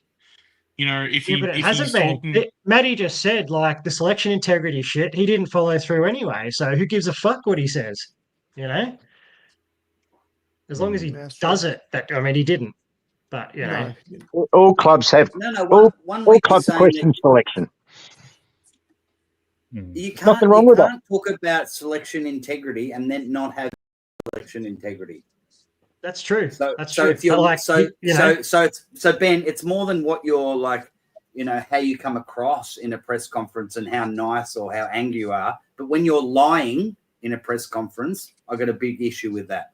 Yeah, well, that's cool. So do I. But I don't give a shit if he says I'm going for Geelong or fucking whoever next week because it's a bit of nothing. It's got nothing to do with us. And let's be real. Everyone wants one of the teams to win next week. No, he's saying he's going for. I don't care who wins. I don't care who wins. Yeah, no, that's cool. It's a bit. It's rubbing our nose in it. Like, he's supposed to be the Collingwood coach. Well, I don't take it that way. That's fair enough. But I don't he take absolutely it that way. murdered us in 3 grand finals. Then we get beaten by that team, and he says he's going for them next week. Nah, that's fair rubbing our enough in face. terms of that. But come on, you have a soft spot for the team you played with, You don't say it, mate. You should have enough. Yeah. Someone said he has just class. doesn't bother That me. is a It doesn't that's bother a me. complete lack of. That's all. Well, it's not classy. That's not classy. That is just. No, but I never said it was classy. I just said it doesn't bother Someone me. I else just said. don't care. I didn't. I said someone else said it was classy. It's a complete lack of class. Yeah, I Let's couldn't say- give a shit if he said I'm going to a drag show next week. I don't give a fuck what he's doing. Barrack You for him, would look don't good. barrack You for would him. look good as a. You would look good as a chick, Benny. Me? Pretty handsome. Yeah. Fucking hell. What? I'm going What? red. What? The fuck am I listening to? What the fuck? Back to the fucking football. Enough of this drag Cheesy. shit. Did we go to this left turn? We needed a circuit breaker, Conan. Ah, fair. Let's fair say- enough.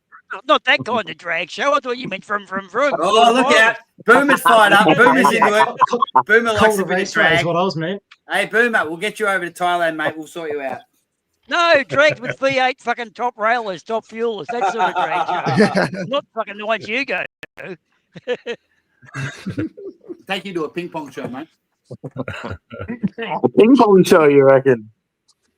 Let's say Fly fucking drops Myercheck because he was injured. Drops Pendles because he was doesn't play him because they're injured, and same as Howe, and we get absolutely fucking poleaxed because do you think all of us would say we should have taken the risk and just played fucking Myercheck, Pendles, and Howe? No, not my check. I didn't know that. Myercheck Pendles was injured. had to I not didn't know play. he had the He foot. was out. Not the foot. Pendles, I think, was, you'd go with How Pendles. was the risk that we So had to take? Myercheck injury was known. Jeremy Howe was known. The only one that wasn't known about was Pendles. Yeah. Was it you, Benny, that was saying that Pendles was struggling all week? Was that you? No. Your mic's off, bro. He said that he looked like he was struggling at training. Yeah. No, someone told me that he looked like he was struggling at training, or not struggling, but training to the side or doing whatever. So maybe he had a niggle or tightness or awareness, whatever bullshit they throw out in terms of the terminology now. I I mean, that's fucking scary too. Like the point I said to you at half time was, look what Essendon did in 2001. Hurdy and a bunch of the others went into that grand final injured, and they fucked it up because they couldn't perform. What happened in the video where Fly's mic'd up at the training? You actually see Pendles take a pretty big hit in training, so I don't know if that was the factor. And he asked him if he's all right. Yeah. Oh. Well, it sounded like soft tissue, but I don't know. Yeah, like a calf injury. Like, normally a bump doesn't trigger that. Yeah. I don't know. Yeah, So, I don't know. look, though. you know that. Also as well, with that second quarter, how we kicked 6 goals. How can we have quarters where we can kick 6 goals in a game, but then we barely score for the rest of the game? Very That's good also question. It's so wild, isn't it? Like, And it's been a story all season. Very good question. These Yeah. stories are years at We this have point. these bursts, and then we can't follow them up. Do it for 25 minutes. You can't do it after that. Straight after. The next 25. Now, remember, Yeah. at You know, the it was start like of the quarter. season, Yep. go Anthony. Go Anthony. I was saying quarter two, like I thought the Lions are done. Like Dane Zorko got 4 goals on him. He was gonna like throw a tantrum on the bench. Like after Wilmont like he kicks the ball away. I thought we had them on toast. And the way we just folded in like the first minute of quarter 3, that was like, come on, three goals in 1 minute, man. What was that? Like all that work undone in 1 minute. That was a disgrace. Like Yeah. 3 goals. Also as well, with Cox and Zorko, when Zorko tried to take the goggles off of him in the first quarter, wasn't that supposed to be a free kick? Yeah. It should have been. We should have had a So free what the fuck kick. happened there? We should have had a free kick from the greatness, centre mate. square after that, because you can't What take about- someone's clothing off, mate. It's his clothing, man. It's it's like Also- if you take someone's boot off or something, like what the fuck? The push in the back where he rested his arm on the back of the player, the front on contact that wasn't called, the holding the hundreds of holding the balls that they got, the throwing, just like, bro, like fuck me. Some throws are trying to because they're so fucking quick. Yeah. Like we say, we can't blame the umpires for the result, but having said that, all right, a couple that go your way can turn the momentum, and then you can pile on 2 or 3 goals and fucking bury them. It's like Or 10 that aren't called. Yeah. Jamie's one. It's Also, consistency. as well, do you also notice when it comes to the umpires, whenever it's in our defensive end, we always seem to get a lot of free kicks. Goals that come from free kicks. But then when the ball's up our end, we seem to It's in our end, those same there's free zero. kicks. We just don't get them. Absolutely. Like I feel like Well, that's that's just been a theme for so long. Yeah. Jamie won. Had that been awarded, instead of giving off to someone else and then, what's his name, Cheapside Charlie kicked the goal at the other end, that's technically a 12-point turnaround. And it went from 6 points down to 18 points down. So that changed the game. Absolutely, it did. Yeah. That was a whole That was the worst one of the night. That was Yeah, wasn't shocking. it? Can you just imagine a 1-goal game with all that crowd? I actually reckon, I don't know if we would have won, but it would have gone to like the last minute of the game. It would have been tight. I can just see it, man. I can just see it. 1-goal margin last quarter, far out. I mean, even like halftime. Like I remember going to halftime, just being like, "Thank God," because that first quarter was a horror show, right? So after that second quarter and going into halftime, I'm thinking, okay, cool. We can completely wipe out that first quarter, and we can sort of start we can basically start even, start fresh, and then we just never really switched on for the rest of the game. I got a theory. What I was thinking is the reason that Brisbane has been in pretty well every grand final for the past 3 years is they're trying to compete with the NRL. So they're trying to get Brisbane into the grand final more. So more people. Yeah, watch. that front on one. I said it in the Discord chat. That front on one, which is The one they've been David calling King, all year. David King said, All year. oh, that should have been a free kick. The umpires froze there. No, the umpire was thinking of their paycheck, and 3 other umpires. You could have called that from the back pocket down the other end, right? We kicked that goal. I think we would have been within a goal. They go up the other end, and they scored, and they went on a run of 3 or 4 goals. That was the turning point. As simple as that. When it comes I'll to tell the you something. umpires, I got a quick Hang saying on, for you. Benny. I'll You finish go, my point in a Benny. sec. Yeah. I'll finish my point. I'm watching the games at home these days because if I go to the pub, there'll be 30 supporters in there, and 2 will be Collingwood, and the rest of them, 2 people are back for Brisbane, and the rest of them just barrack against Collingwood. How many Collingwood supporters in those 4 umpires were there That's what the tonight? pub was like tonight. It's what the pub was like tonight. It was fucking horrible. I argued with customers. I was like, shut the fuck up. I was that angry. I was beefing with customers. It was fucking hilarious. But they had a mission. They had a mission in the first quarter. There was 10. I counted them. There was 10 decisions, either free kicks that weren't there for them, or missed holding the man or holding the ball decisions that were clear as day. A guy has a chance to get rid of it. He doesn't. The next guy comes and tackles it. Obvious holding the man. Clear cheating.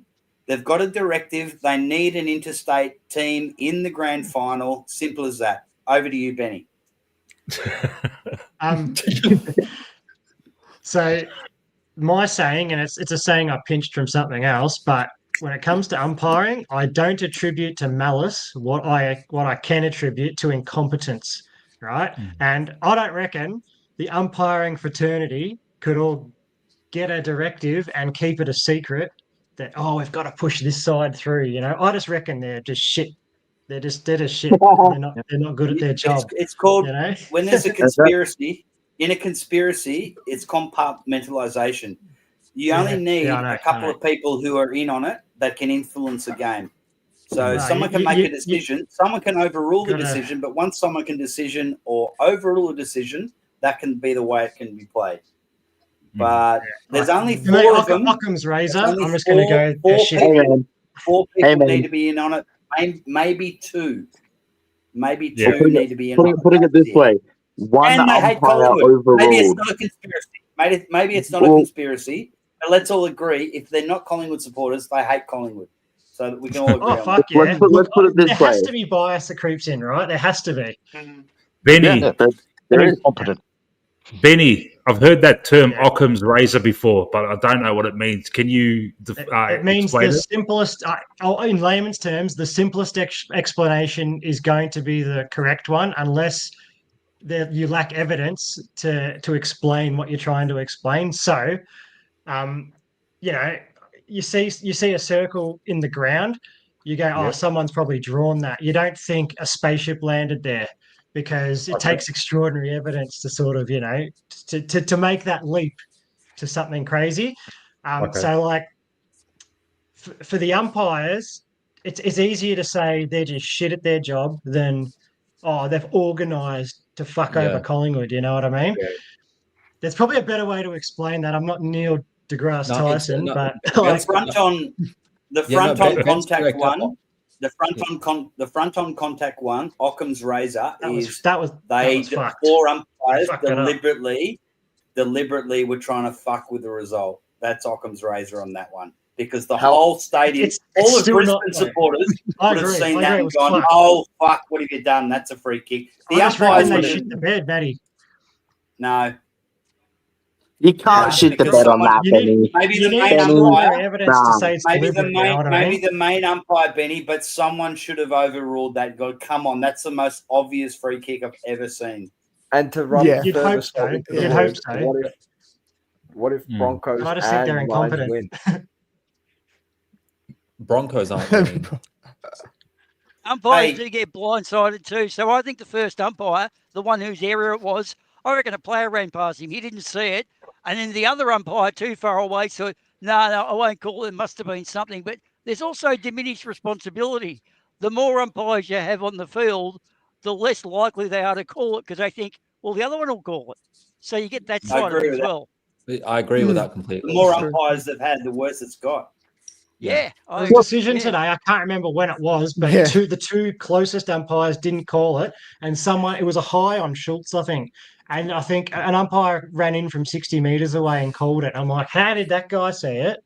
And the two right there didn't do shit. Yeah. You know? I think it's just simply just say that umpiring has been shit throughout this See, whole year. this is why soccer. This is why soccer has one ref. All I'm saying. Oh, we'd be fucked, kind of. There'd be no Here's free the other kicks thing. played, would there? Here's the other thing. Going Big back to difference, Occam's much razor. bigger field. Much You'd bigger say field. Occam's razor, if it was across the board. But if it's one team getting crucified 3 times as much, then Occam's razor would swing towards, well, maybe there's something in that. The problem is you got to prove it then. And what's right in front of you has multiple explanations. Like, oh, they could be shit or it could be deliberate. To make the leap from one to the other, you kind of need there's more. a pattern. But when a pattern develops, Benny, like we're talking about, like the 20. Do you guys remember the 22 qualifying final Against Holy Geelong. crap. Yeah. Whoa! Oh, wow! yeah. There's a YouTube. A guy made a YouTube video that goes. It's 7 minutes of Collingwood not getting free kicks and poor free kicks, like obvious ones getting I'll paid. counter 7 that minutes. with, have you seen the Collingwood Essendon game where we get no free kicks paid against us? And they went off that day. It was an Essendon game. I can't tell you what year it was. Was that a final the same, though? but in reverse. Benny, was that a final though? I don't believe it was, because Essendon don't play in finals. Oh, But there you go. backhand to them. But you know, I just put it down to incompetence. They're just it's. I mean, it's fucking hard to umpire. The worst part is, the AFL rules are pretty fucking clear in the grand scheme of things of how you rule it. You'd think so. And this is why they need to be accountable after the game. And I'm sick of hearing fucking Razor Ray come out and make excuses for these guys. Have you seen him on Fox Footy? The crap that comes out of his mouth. What a load of shits. Put a cork in it. You know, he's too frightened to come out and say he's there with Gary Lyon and Gerard and all this sort of crap, and he just will not admit it. He just sides with the umpires every single time. This is why, and we've got 4 umpires out there now, 2 things, and it won't happen. They need to be professional. They need to be like footballers, because at the moment, they're not full-time. That's exactly right, but they won't be. And number 2, they need to be accountable after the game, you know, especially in finals, because we just saw incidents tonight where we're just arguing the point, and we all know that there was some blatant misses there. Probably both ways. I'll be honest, both ways that were scratching our heads. But in a cutthroat prelim final, you know, you cannot be that incompetent. You cannot be that incompetent where you got 4 umpires out there, not one of those can't honestly see front end contact. You know, I don't care whether it's in the middle. You know, it could be in the middle of the ground, in the goal square, or to a defender in the back line. Pay it. Pay it. We've seen it all year, and then suddenly we got 4 umpires there, and none of them blew the bloody whistle. Now, I think we do deserve to know and hear from the umpire's boss and one of the umpires after every game. Certainly in finals, you know what? You just don't accept this. They'll try and sweep this under the carpet. The incompetence of this umpiring fraternity and the panel and the AFL go along with it. They just keep going along with incompetency and mediocre umpires. Now, we're having a crack for the last few hours about Collingwood should have done this, Fly should have done that, the players didn't do this right and all this sort of stuff. Let's get it onto the umpires too. They're a crucial part of a football game. They were Brisbane's by far. They were Brisbane's most influential player in the first quarter. They set the tone. And it was so inconsistent. It was terrible. But that's the problem with that's the problem with the current umpiring right now, where a lot of it's judged based on intention. So that's why you get someone like Razor Ray who goes there and can interpret the rules. Oh, that's what the umpire meant. It's so open ended. Like that the one with Starcevich and Jamie Elliott. That umpire could just say, "Oh, you know, I believe that Starcevich had eyes on the ball. That he you know." So you can always interpret that way to begin with. Like, do you guys remember the Brisbane Hawks match last round where Carl Amon gives away a free kick by handballing it away from the side? And like they talked about, I remember. Yep. But yeah, and they're saying that it's insufficient intent. That was just a skill error. When you see like how that the fact that Hawks were down by a goal, there's no chance that he's handballing it outside. It wasn't blatant. No, it wasn't. It was a skill error. It was straight up skill error. But the umpire judges that it's insufficient intent.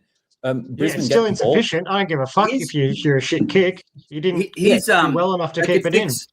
If Greg Swan is serious, if Greg Swan is serious, this is what he can bring in next year, right?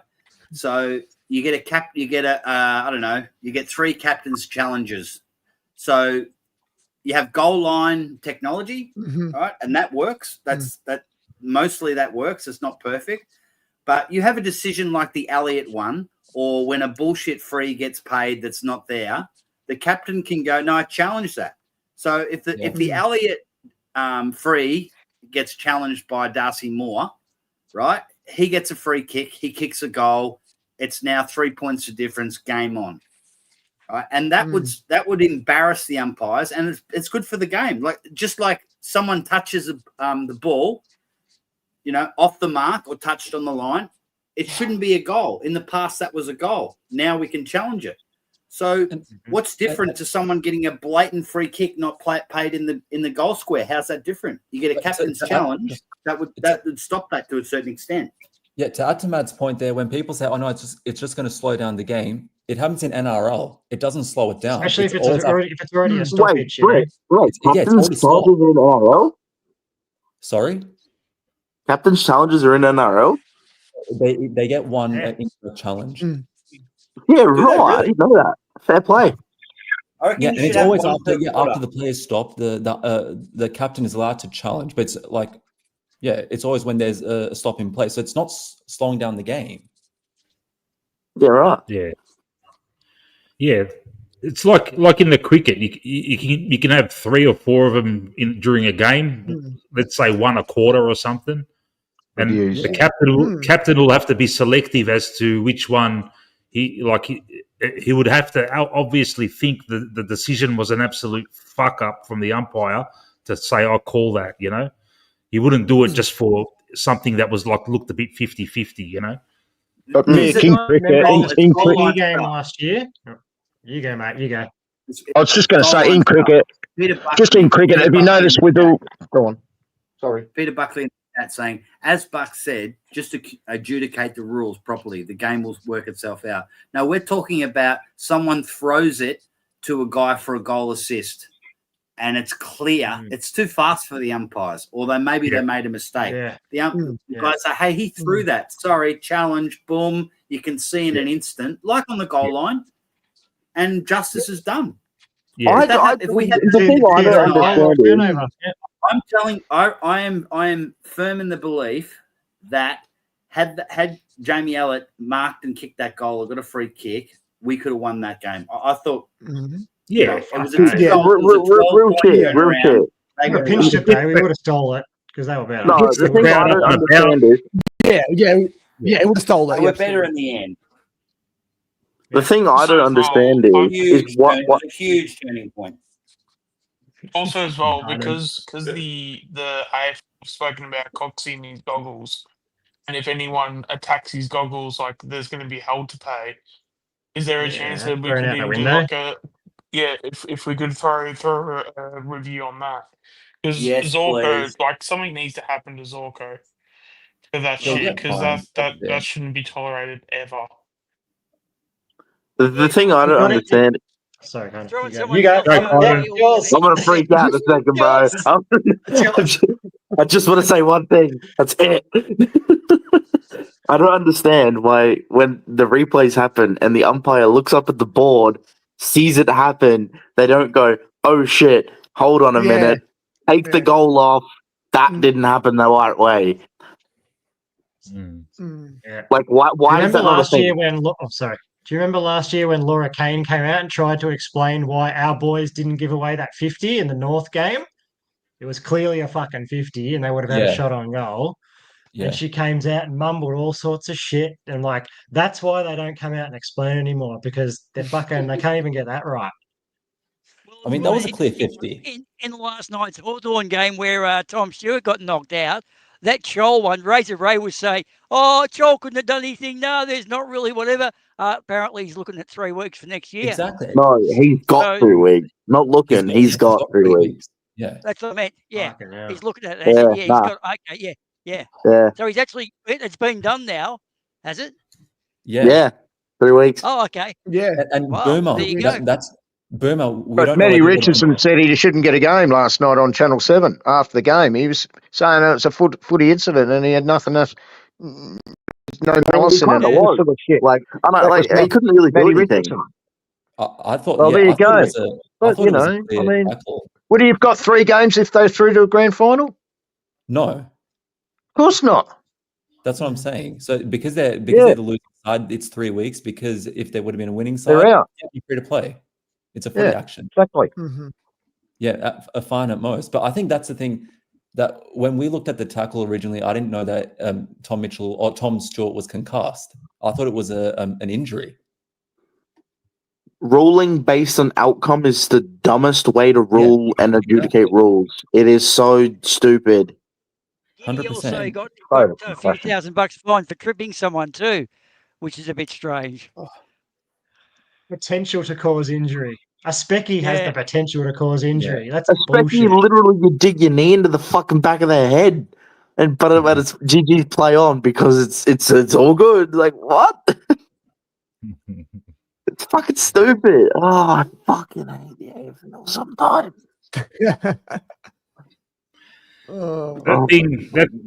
That thing with Tom Stewart that he's going to miss the grand final now because of concussion protocols. Yeah. Yeah. Yep. So, but I tell you what, they deserve that, Geelong, because they're notorious for having players getting concussed and not taking them downstairs and just keeping them on the bench. Happened to Tom Stewart. I reckon it was against us earlier in the year, mate. He was concussed, mate. And like one of our players got concussed as well, but he went downstairs and had to miss a couple of weeks. But with them, they play around with that. They don't take it seriously. Same with Carlton. We're the woke team that takes it Lucky seriously. Yeah. Yeah, because God forbid you take care of your players. Yeah. Ooh. Oh well, come on, mate. Fuck, he'll be spewing to miss a grand final. Anyway, he's won one. Yeah. Yeah. A bit of a lull in the conversation. Wow. Oh, we're all out of. Yeah, we're a bit. I'm just thinking about the next thing. I'm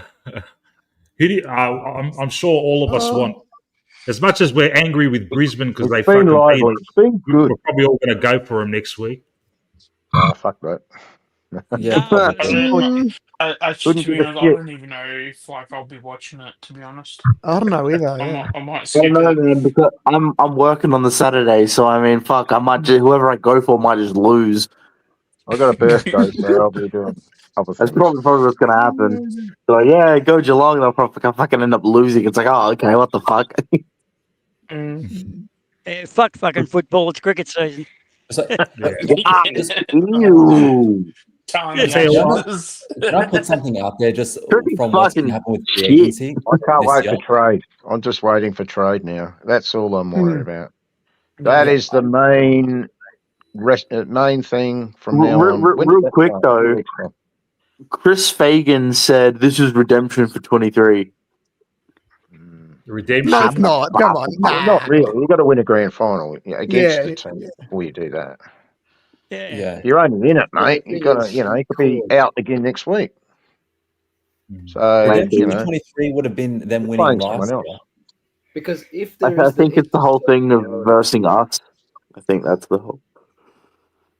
Well, that's Oh, redemption. It's no fucking redemption. The cup's still in our cupboard, mate. Yeah. Exactly. Come take it, bitch. Yeah, play us again in a granny. Then say it if you win. But do you know what I think that the scary thing now with the trade period that we're going to see in the next month, like officially, that Brisbane and Geelong are clearly the two best teams in the competition. You've got No, Oscar I still Allen, who's think won we're better. Brisbane. We just played really shit. I still think we're better, honestly. But we just played like dog. Kynan, hear me out here. So Oscar Allen nominated to go to Brisbane. Jordan Ridley might go to Brisbane. Sam Draper's going to Brisbane. Then you've got Geelong, who know how to do everything. Oscar Allen, they might get Curnow. They might get Curnow. Curnow as well, man. Oh my They might get Warple. Fucking Oscar They're just Allen. going to get stronger. Butters. That's the problem, yeah. The problem is not how we're going to go. It's the teams that are going to get better. Like Hawthorn. Like Hawthorn's going to be stacked next year, man. Like Hawthorn might get Merritt as well. Yeah, That's man. why Craig McRae's going to have to lift. Yeah. I'll tell you what, though, these topics are brought up every time, but they never really materialize. Like everyone says, oh, this team's going to be fucking guns next year. But they never do. It's I don't know. Like a lot of the times, it doesn't work out that way, and like because it can take 12 months just to learn the team system. Yeah. Well, who out of the top 8? Oh, sorry. Boomer. Go. Okay, Rains I and was just gonna Richardson went from us to Essendon in 87. Essendon won 85, 86. We lost 2 of our best players, and then they went into a fucking tailspin. So that sometimes it works against you. Yeah, exactly. I was just going to say, who out of the top 8 is likely to fall out? Well, let's wait and see. But, you know, there's a couple that probably could squeeze back in there. But it's all supposition at this stage. And again, the trade's going to have we'll have a lot more to say probably, and our thought process will change probably maybe after trade. Everyone gets so excited. All the clubs and supporters get excited over trade and they feel happy, and, you know, some might not. But if obviously I'd rather be Collingwood than the Bombers or even Carlton, obviously still. But, yeah, the risk is, let's not end up like that. And that's why I put it out there earlier, that we just need to not sit down and we need to stand up. And we need to keep moving. I was interested in Fly's words there that we're not going to go as hard in this trade period as last year. We're not going to be as extreme. Did you hear him say that? We're not going to be as extreme.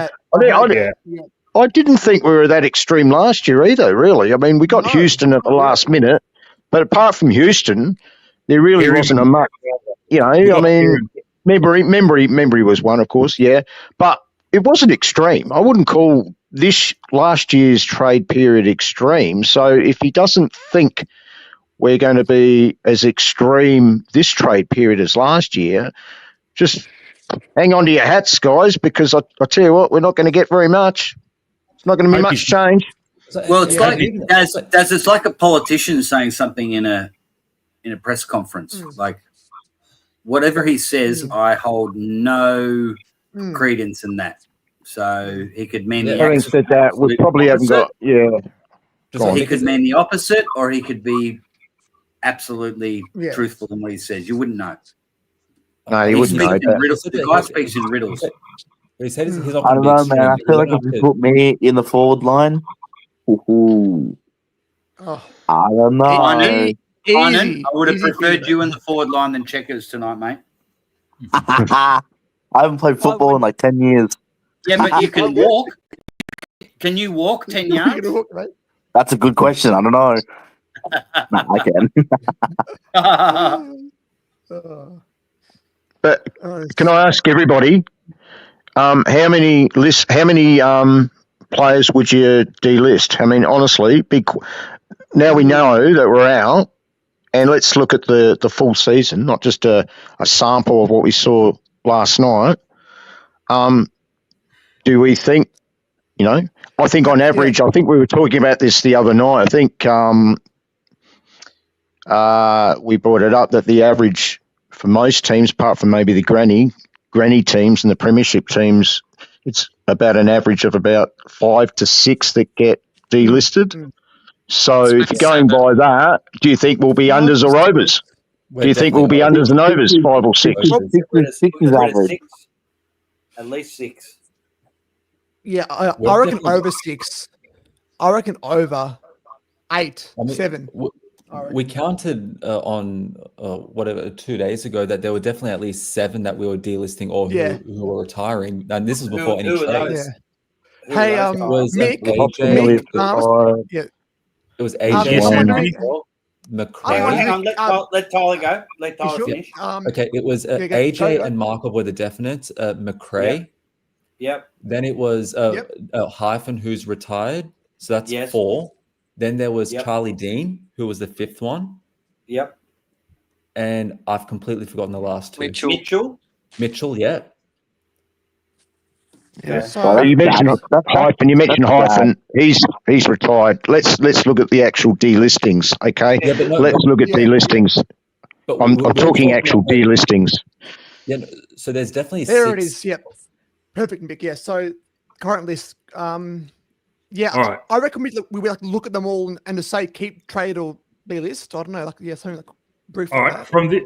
from this row, look, Okay. everyone wants Lipinski to go, but he's not going to go. So we can all No, say no. trade him, but Fly's not going to do that. Keep for him. Yeah. All right. He'll stay. Tom Mitchell. Tom Mitchell Gone. Yeah. He Yep. lists one. Yep. Okay. Yep. The rest keep. Ooh. I think Finn Cox McRae. gets another year. So, can I ask a question here? And this is for Sean. If Harry DiMatteo hasn't played a game, does that mean that there's a good chance that he could be trade bait? Probably more likely he gets delisted. Because he's I been, don't know how many clubs would be keen on him, to be quite honest. because that's what I'm saying. He's been in the system Yeah. for 2-3 years now, and if he hasn't got one game, I don't think it seems really unlikely that he's going to get a game next year. Considering Roan still came in, got a game. Will Parker came in, got a game. Charlie West came in, got a game. This guy's just not going to. Surely that was his first year, man. No. DiMatteo. Second. He's been a second, is it? Okay. It was his first year as a midfielder. Okay. But second year in the system, definitely second year in the system. Yeah. Right, I think they'll keep him for one more year at least. Yeah. So Yeah, well, he's keep, contracted till yeah. next year, so Keep him in the Parker. VFL another year. Ed So Fraser, far- keep, maybe. So far, definite the listings would be Tom Mitchell and Finn McRae from what we've seen Yeah. so far. All right, I'll go down now. AJ. Ash Johnson. Yeah. All right, Ryan? from these guys, I'd give him another chance. Probably keep him. Yeah. All right. So All right, that's Hyphen, he's gone. Hyphen's gone. Yep. Yep. Thanks for your service. I think Sullivan's going to go for some reason. You reckon? I think I did his so. knee. They won't be. I don't think they'll delist him because he did his knee. They're going to be nice and woke and just keep him on and give him a chance like they did with Reef. yeah, and he's too close with the players because he knew he knew the players like going into it. Before we picked him up, he was close with a few of the main players, which I but think we is have- also a big reason Really? why he got his games in the first place. If we're going to But be we got to be brutally honest. ruthless. Hang on, Sean. But we've got selection integrity. What are you talking about, bro? Yeah, Sully don't won't be think- available. Don't try to do my thing. That's my thing. I take the piss out of the club. Don't you do it. Don't you copy me. That's my thing. Okay, you can. I'll be the straight man. I'll be the straight man, Conan. Yeah, good. Yeah. I'll feed you All right, lines. so far we've got Mitchell, McRae, Hyphen to be axed. From this list here, Markov and AJ. Oh Yep. man, I don't know about Markov, man. I feel like he'll stay. You reckon? I reckon don't they'll think go. so. Gone. Have to go, surely. How many games did If he we're play? serious, they both have to. We all love him. Yeah, we keep do him love on. but I don't know if Fly will do it. That's the thing. I don't know if Fly can do it. Oh, come on. Yeah, If we we got are to a get out of serious this crap. football club, he gets cut. You have to be a bit ruthless. Goodness And Charlie me. Dean's going. Oh, but he's just got so much energy around the 2023 is gone. But You've he got to makes look some of the forward to players smile, though, 2026. guys. Like, come Yeah, on, 3 years that's gotta after the mean something. premiership. Just Dean's give been Markov a great. job at the club. Just give him a job at the club, just to I don't know, as a He masseuse can or cut up the something. orange. He can work in the tax shop. Make him a masseuse. All right. They can make him head of press. From the rest, Charlie Dean. Dean's Gone. Yeah. So So how many is that? Yeah. Tom Mitchell, Yep. Dean Gone. McRae, Hyphen, Markov, AJ, and Dean. That's 6. So that's And definite. we haven't said anything about Cox or Checkers. Cox is staying on. Checkers is Cox gone. might retire. Checkers is Yeah, He gone. might Checkers is retire. gone. I think Yeah. Cox 7 goes as well. much, Nick. I think is Cox not might going. retire. I think, guys. Yeah. Cox is really- either retiring or he's getting re-signed. He's not going to another club. Can he get rookie listed? I think he might No, retire, because guys. No, He he's not going can. to get rookie Yeah, listed. he can because he's on the senior list, so he can go through the rookie draft and get But the only re-rookied. problem is that, if, like we said before, if he goes on the rookie list, Essendon will go for him before we do. Good, I hope they do. Yeah, but I like Cox. So Greatness, that's the your hate for Cox is just unwarranted. He did all he was required to do today and more. Yeah, he was What? one of our Yeah. best players in both finals. Yeah. Yeah. So at least 6. So Possibly 7 with Question- 7 with question Checkers. question for Sean, who's the expert on all this stuff. 6 delistings, is that considered below par or excessive or the norm? It's about the norm, like 6, 7 is probably Yeah. about what you'd expect. Yeah. Okay. Okay. And who have we got in? So we have Buller. So that's 1. Yeah. Apparently we went to Stephen May. I don't know about Stephen May. Yeah, Stephen fuck May's off. not gonna Yeah. go there. Fucking what? We get another plus If I hear 30-year-old Charlie that Kerner's banged name up. one more time, I'm gonna fucking puke. He's got a back problem. Why would you want him? Yeah. Well, Stephen May. He's got a back problem. He can't Yeah, get through games. Why would you What about fucking that go with him? Brisbane bloke? I'd And, rather and also bloody as well, he's 34 years old. you get a year out of him. 1 year, if that. If he plays half the season, Is that not the plan, just to bring him for a year? surely if we we're can still- do better than Stephen No. May. Yeah. Yeah. Yeah, Jack Giovanni. Oh yeah. Get a So- guy from the VFL somewhere, surely. Yeah. There's Jacob Blight. Just get him. Yeah. In my mind, I've had like in my mind of the last few weeks, I've had like big ins being Buller, Blight, and Petrarca. Now I've never been a fan of Petrarca because he fucking shanks him, but we need someone next to Nick, man. Yeah. You know, I honestly agree with you. Yeah. Blight Yeah. takes the role, takes that backup role that he'll do better than Dean. So and he's played a few games. He looked all right. I'm surprised Richmond's delisting him. And Buller, now from what I've seen of Buller, he looks good, man. Yep. Yeah, I like him. He has Are potential. we overrating Buller or is he fucking good? No.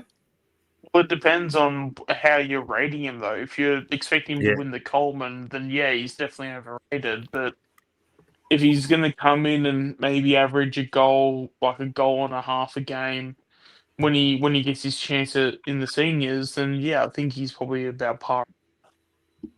Yeah. You're talking about a guy who's played 9 games and averaging more goals than both McStay and Mychek.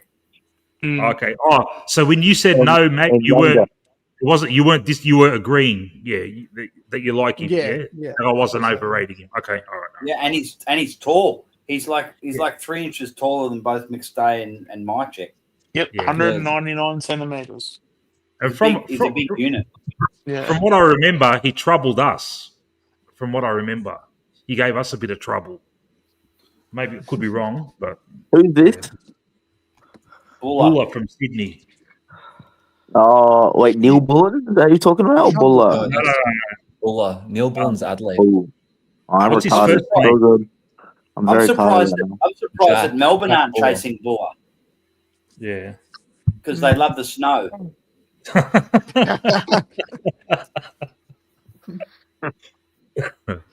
Is there anyone else we can get? Like realistically, is there anyone else Steele. that Steele? Nah, Yeah. I don't think so, man. I don't know. Look, The if he's only on thing- peanuts, I'd get him on peanuts. That's it. I'd get him on Yeah, peanuts. well, that's the thing. Like, I'm looking at Steele as similar to how we got Mitchell, which was 2 third-round picks. Yeah, I reckon if that's the cost, I think you take that, pretty much in a heartbeat. Yeah, As I 'cause said think earlier, Jai Simpkin is keen on moving. he's basically Tom Mitchell. He's an inside mid, has a bit of height to him, 187 centimeters. And just that sort of grunt in and under, just like a Tom Mitchell, but he's got a bit of height to him. Can even go forward and can even take a mark. He's How old is he? surprisingly good. 29. So and he's surprisingly good over his head. Isn't he the captain of the Saints? Yep. Yeah, I think he still is. Yeah. Fuck, another captain that wants to jump ship. Jeez, that says a lot about your culture, doesn't it? Yeah. Yep. Yeah. No, I know for a fact they spoke to him about 2 weeks ago. I don't want to bring this up again. I don't want to bring Curnow up again, but fuck me, man. No, I'm only saying it because fucking what's his name? Xander Maguire fucking brought it up. Fuck Xander Maguire. He's a Gronk.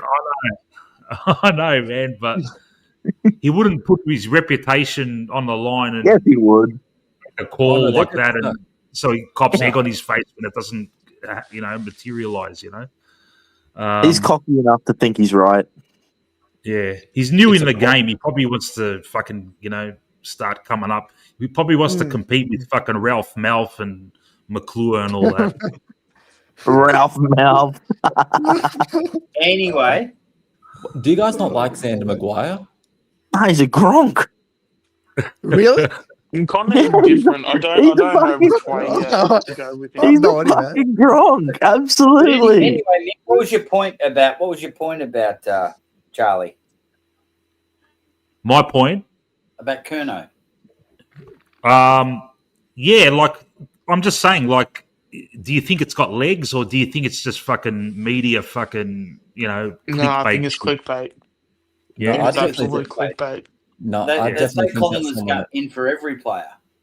Yeah, I know that's true. Yeah, whether Because Stephen May. I saw that article come up on my feed. I'm clicking on it. Yeah, because even Charlie Gardner came out and debunked the whole Stephen May stuff because he said that they hadn't even spoken to him. But then I think he also said that because that rumor came out, he said something to the effect of like, that they are going to see him now because they're gonna have a chat with him. So the rumor wasn't right because I hadn't even spoken with him, but because the rumor came out, it gave them the idea to speak to him. But hopefully they have coffee and just leave it at that. See, one of the reasons I love my Collingwood content creators is I don't watch AFL 360. I don't watch Footy Classifieds. I don't watch the Channel 7 equivalent. So I would prefer that Anthony and Swoop Luke and these guys don't use that shit because it's just rubbish. It's garbage. Yeah. I'm going to click on it and I'm going to watch it, but it's not good for the players. It's not good for the club. Yeah. It does get clicks and they're content creators, so I see where they're I coming don't know, from. man. I don't think It's kind of difficult though, because as much as we sort of sit here and go, "Oh, there's no chance of it happening," but then you give it say 2-3 weeks, and it starts to build up, and then all of a sudden, holy shit! Like Collingwood are front runners to get Stephen May or such and such or whoever. Then it becomes official news. You kind of, especially when you're in that content creator space, you don't want to be behind the ball like that. Yes. So if you do just go, well, I'm not going to report it because it's a shit rumor. Report it, but talk about it on it because when you're doing regular streams, you can report on it, but don't make it a special video. That's how Whoa, someone's echoing. Yeah. Peter Buckley, How you going, mate? Very well, mate. Thank you very much. Sorry for the That's delay, all mate. right. I know you were hanging a No, come on, but we've got a No. limit of 10, mate. StreamYard doesn't let me put more than 10, mate, so it's hard. No issue at all, mate. No issue at all. I sit back and watch everything. Anthony, you, Swoop, the whole lot. So more than happy to be invited. So thank you very much. No worries, mate. What do you got to Just want to jump in. Yeah, mate. Oh. No worries. Mate, a lot's been raised, so I don't want to add too much. I just want to take part in the conversation.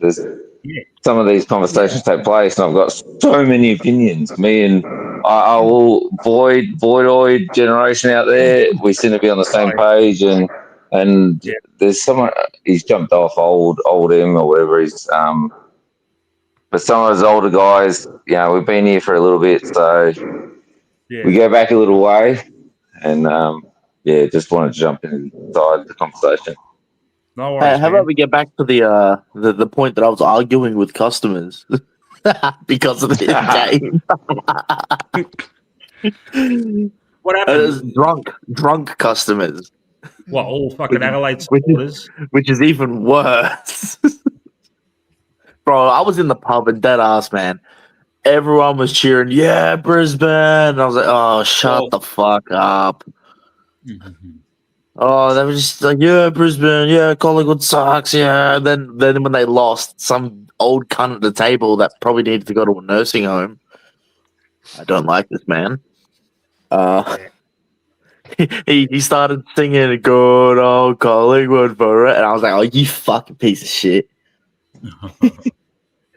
I'll chuck in the topic, and this came up during the game. I was sitting with one of my mates. We go to every game, and I felt like when we put Darcy Cameron forward and put Cox in the ruck, we actually started to take a little bit of control, and Darcy Cameron actually had a bit more better control of Harris Andrews, and we just didn't, and we kept. Bo was the only one that looked like even getting a centre clearance, and every time he got a centre clearance, the next ball up, he wasn't there. Like Darcy Cameron is not a ruckman, and I will put my money on that shit. He is just not a ruckman. All he does is wrestle. But he actually did a good job on. He was doing all right in Harrison. He just went forward, and he actually played him well. Yeah, and then we just took him away and put Cox back, and he destroyed Cox. Cox has got no brains. Darcy Cameron is not a ruckman. Sorry, guys, I'm just. He's an around the ground marker. Yeah, that's part of he's being not a a ruck. He's not a ruckman. He's a defender. He's actually a defender, and he played that forward defense on Harris, and he was actually doing what, and he was actually making him accountable. And then we put him back in the ruck and put Cox back down there, and Harris Andrews went back to destroying us. I hate when people say Darcy Cameron's an All-Australian ruckman. No, he's not. He's an All-Australian player. He's not an All-Australian ruckman because he sucks at rucking. There's a very big difference. It became so obvious tonight that whenever there's a ball up, he's intent on wrestling the ball rather than tapping it to anyone. It's like, okay, who's going to get the ball? Literally, that's why Coxie's so good. It's because he actually. It was so obvious. Cox was actually trying to tap to advantage, and they were and the opposition were trying to read him. Our players were hopeless, but the opposition was trying to read him. He was winning the tap and tapping to advantage. Yeah, you know why, right? It's because Coxie was a fucking basketball ruckman. Well, it seems obvious. He was an American. He played in fucking like the minor league NBA. Like he played college. Close enough. Same shit. I don't fucking know. Basically minor league NBA. It was just frustrating, and I thought like Bo should have been at every centre clearance today because he was the only one who got a single clearance from what I saw. Yeah, I was surprised Geordie didn't get any, but but he was in. I didn't know he was injured. I mean, Geordie was injured. Yeah, fair enough. Happened during the but game. if that's the case, then adjust, move players, lift. You know, put fucking put me what's his name? Put Bo in there. Like change, do something to change it. Like Bo was running out of the centre and getting kicked. And then the next, like we get a goal out of it. Next clearance, where's Bo? He's not in there. And where's the ball go? The other way. Yeah. It's just frustrating. Like Bo was reading the ball like they were. Yeah. We were so They're shit not coming giving out too. Like, Brisbane seemed to like clog up the we tried to clog up the corridor, and so Brisbane like kind of were beating us on the wings, kind of thing, like double teaming us on the wings, and they, it sort of just bamboozled us. Like a couple of times, like how many times did we kicking the ball out of fucking defense? We've kicked it straight to them, And I saw Crisp do it a couple of times, and I'm like, fuck, what's got into him, mate? He's not like that. No, Are I they agree. changing that rule? Are they going to change the rule about? I mean, remember back in the day when Peter Moore and blokes like that would just run and jump at the ball? Is there going to be a rule where you can't wrestle coming in soon? I heard something like that. I fucking Yeah, no, I agree. No, I reckon there is, and they're saying that will advantage the Carlton guys just gone down to St Kilda because he'll run and jump, and it'll make him a better ruckman. Yeah. Yeah, good. The fact that rule was taken out where you can't jump at the ball is fucking stupid. Yeah. Oh, you're not allowed to what? You're not allowed to jump at Yeah, the ball? no, you're not allowed to jump and put your knee up and fucking jump to the ball.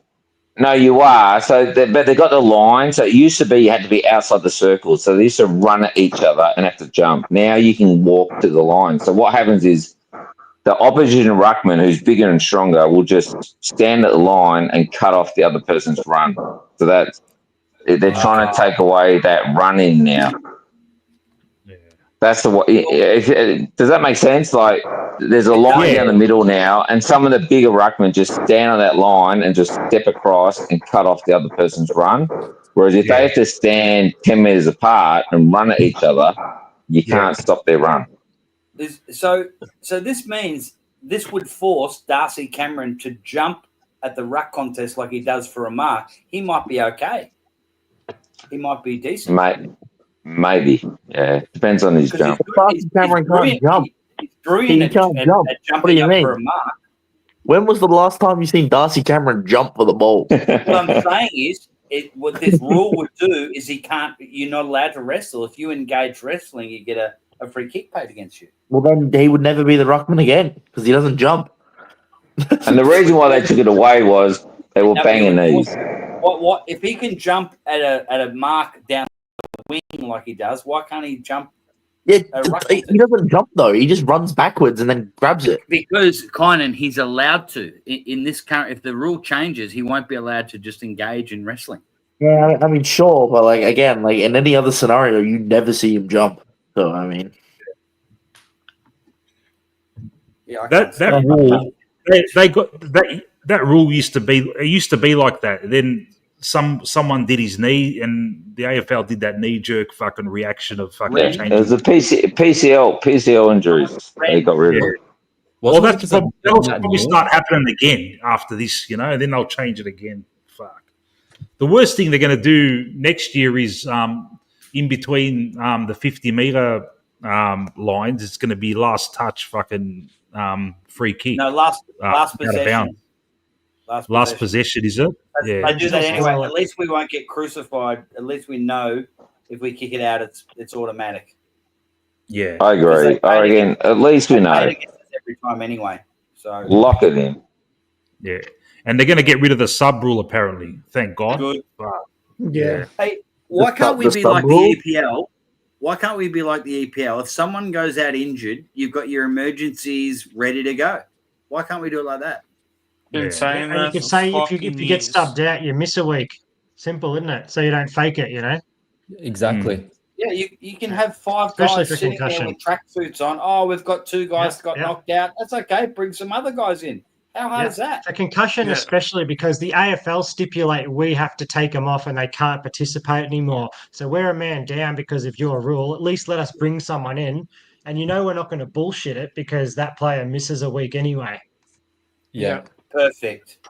Oh, hang on. Oh, no, you can't do that. You can't do that. Makes too Common much sense. sense. Yep. It's not that common these days. Yeah. Yeah, no, I've been saying for years that we need to have a bench of about 6 to 8 and then have about 4 emergencies and make the emergency sub. Because, there was a game a couple of years ago, Christian Cherry ended up going down with an ACL. And I know it's like north and south, so like who cares, right? But at the end of the day, like if there's an AFL team out there that's like, playing a game and their ruckman goes down, I just don't. I feel like there should be a ruckman ready to go for a scenario like that because it would just make sense, right? And Yeah. and then like even and even in like a day's footy, if you've got a team say playing at the MCG and stuff, like all the reserves players are literally at the ground anyway. So why not, even They're if it there. is, yeah, Put them in yeah. the So why practice. not even have your VFL ruckman? So hypothetically, let's just say Cameron goes down. Why not throw in an Oscar Steen? Yes, he might have played 3/4 of football or whatever, but at least that's something, and then he can get a quick debut in, and he can get a bit of match experience and things like that. Like I feel like Yeah. it's just a win-win for everybody because Yeah. he's there anyway, and you might as well use him because he's a lot better than no one. And that's just with just like any ruckman, just using him as an example. But yeah, That's I good just for the Pies. yeah. It's good for the Pies because Fly doesn't play young guys. This rule would force Fly. I know what you're going to say. Cox will sit in the bench on the 5th chair every week. We all know it.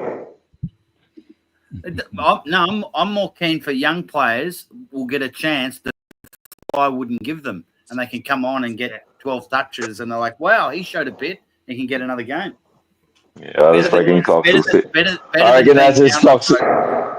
I reckon that's Cox's chair every week. Well, Cox can get Better than another what year Sean said with the sitting 8 players on the chair, bench. as far as I'm concerned, these last 5 months. You could have those 8 players on the bench and then just say you can only have 20 rotations per quarter or something, so that you can't just abuse it. Because the reason they did it was to slow it down, right, a little bit. So say you've got your injury the Dane cover Swan there. rule. It was You've basically got the your Dane injury Swan cover rule, there, which is why they and brought just it in. limit it. And then they can't get sued for all this head shit or other injuries because people will be suing for knee injuries next, because the fucking rules make it so I hurt my knee. So have all these options there and just limit rotations, and you get your freebies, which are your blood rules and your injury ones. And if someone's fucking off injured, well, they don't come back, they're out. Stiff shit, so that you don't abuse it. I Yeah, agree, but also Ben. as well too, Even even if you sub someone in, I feel like you should be able to use the sub again if it's like an injury. So have one of the 100%. emergencies as a normal sub, but then if a player gets injured at any point, because I think that's like the whole point to like use them. But like, why not just have more flexibility and use them as tactical subs? But then have the ability of a tactical sub can also be a injury sub. But then once it's an absolutely. injury sub, you then can't Yeah. use it because that's a permanent because an injured player's not going to come back on the ground, right?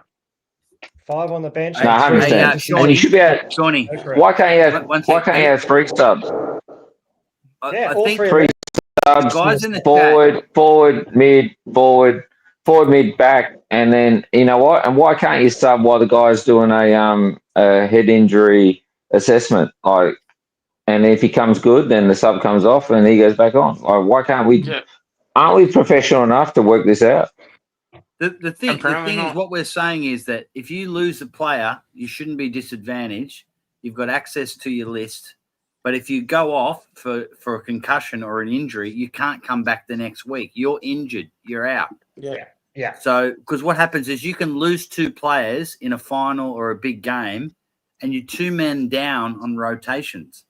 So it's a huge disadvantage. So this just means that you've got reserves sitting there. You sub a guy in The guy gets subbed out. It's not through tactics. That player you sub out, they're not playing next week. Yeah. Yeah. And also though, the 20-minute assessment, like that's a guy off. That's a Gone. good point. That's a very good point. That as well. That as well. We don't cover that. We don't even address that at all. All right, lads, I'm going to bed. I'm so fucking tired right now. You know what? I'm going to put my hand up. Too. I'm going to bed too. Otherwise the kids are going to be jumping on me in about 2 hours' time. So we just started, guys. Just started my asshole. I just didn't want to be the first. God damn. I was waiting for Kynan to do it, so I just didn't want to be the first pussy. Hey, if you motherfuckers want to be tired tomorrow, that's your own fault. It ain't not me. I'm out. See you, Kynan. See you, buddy. Been a fun season, boys. So we'll have more chats hopefully, and man. About the result, but we'll see. There we go. And the off season, hopefully we get something to cheer about. Yeah. I don't know when I'll do one next. I don't know when we, when the draft happens around that time, see who we get and stuff like that. Should be about early to mid October. I was gonna say, Nick, I reckon you should do one like on a weekly basis where we can talk about the rumors. Yeah, because we're gonna get pretty excited.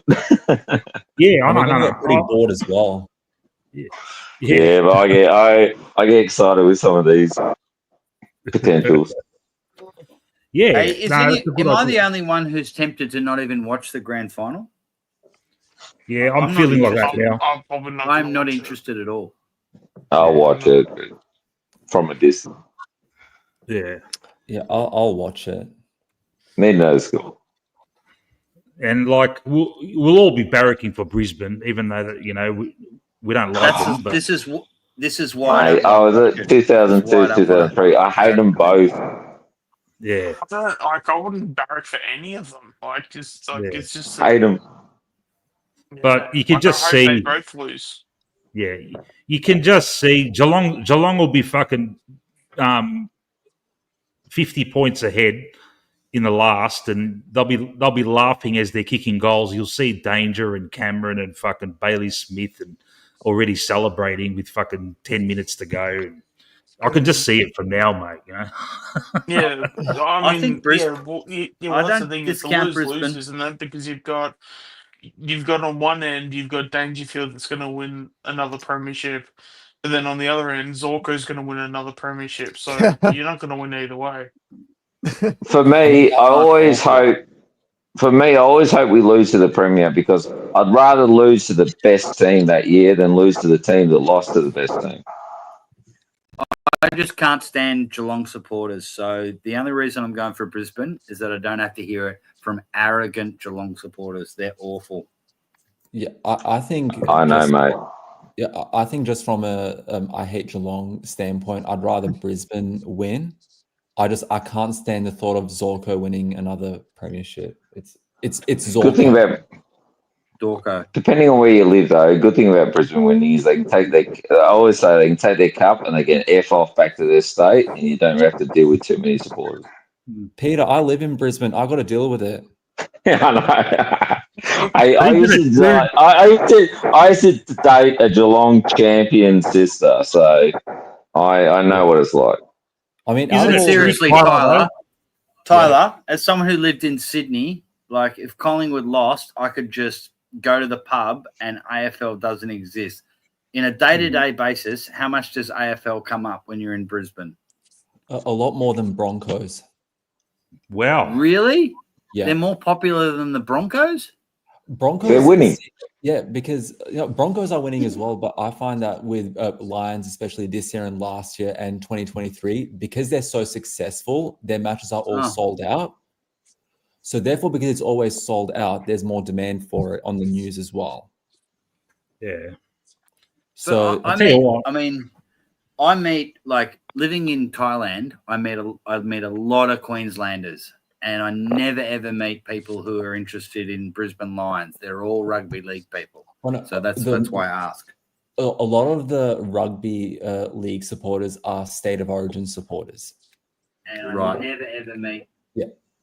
Broncos, don't get me wrong, Broncos are still very popular, but I think in Yep. the last, especially post-COVID, I think AFL has taken over.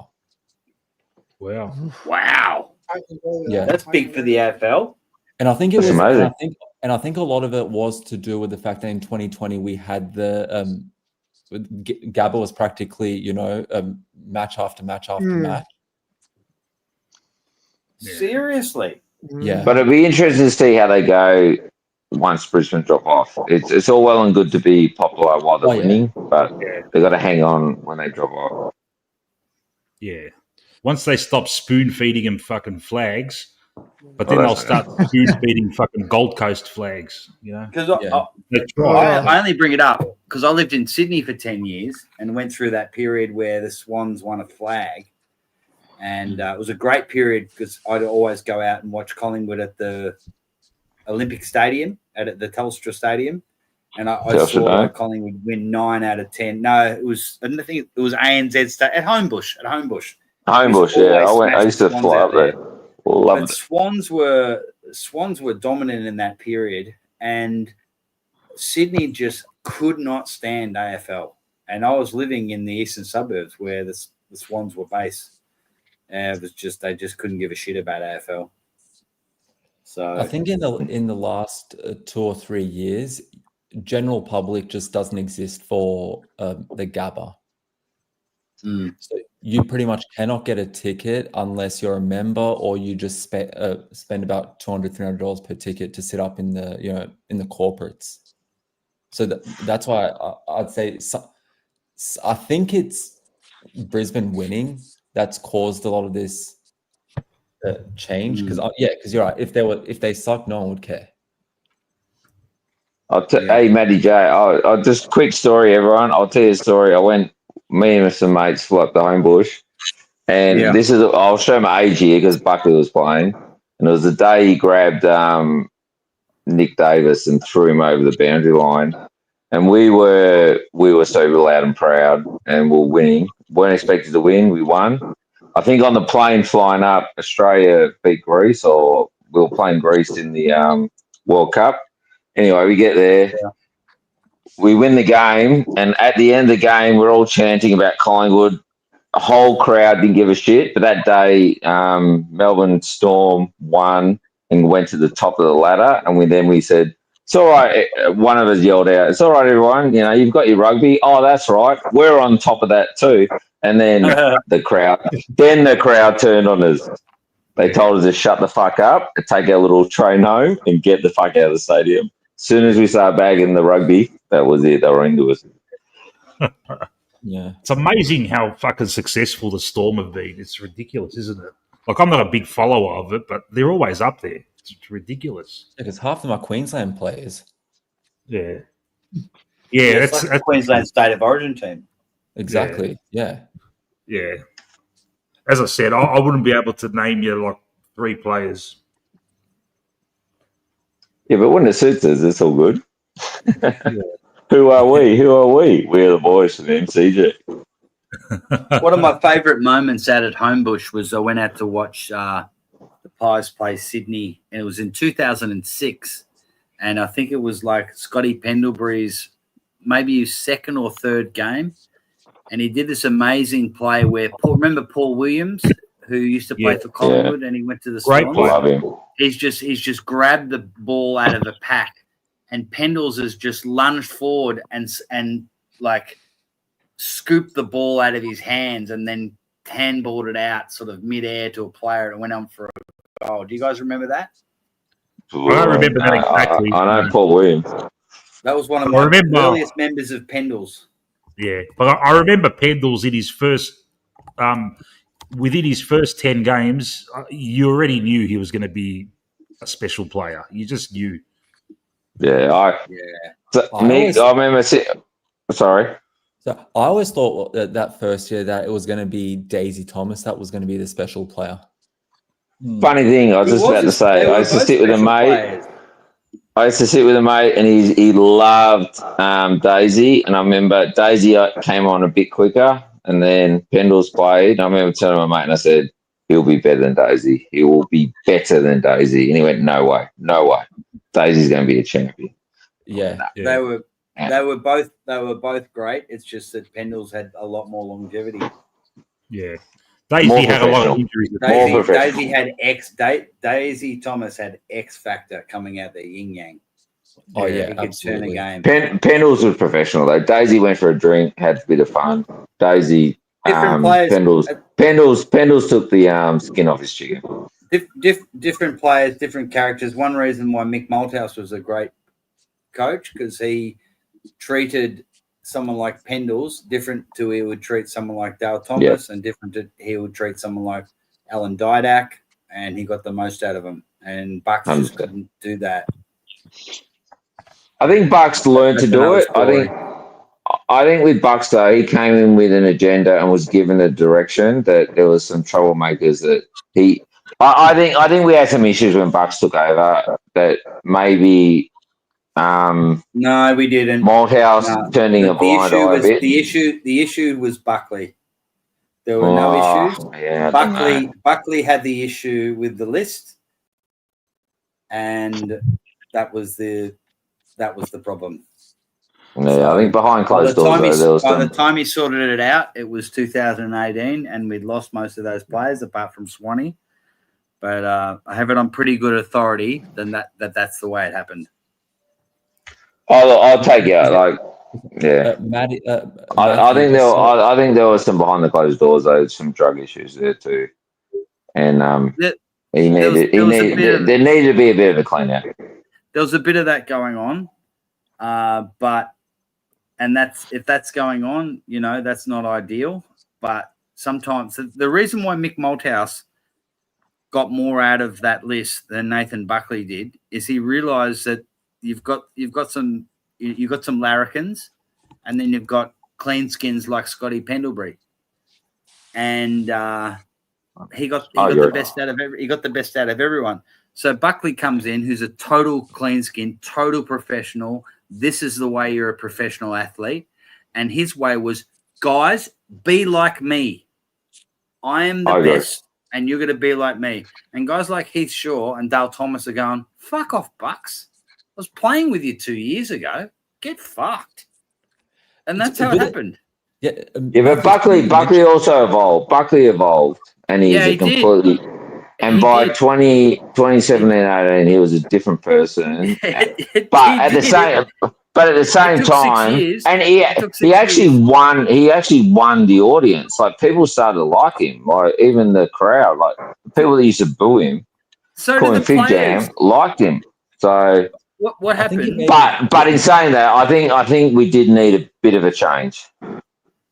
And we made a grand final in 2018. I don't think we would have had he not. He also, let's not forget, they did make a prelim in the next year in 2012, and had it not been for Johnny McCarthy lost his life, that happened just before the prelim. So we could have easily gone on to win 2012. Let's not forget the Swans won that, and they knocked us off in the prelim. So that was unfortunate for Bucks. But he wanted sweeping change. He just wanted it too quick.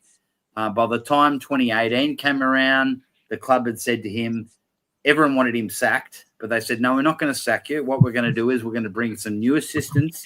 Bucks, you're too much of a micromanager. Not everyone is like you. Not everyone is Mr. Perfect. We want you to delegate.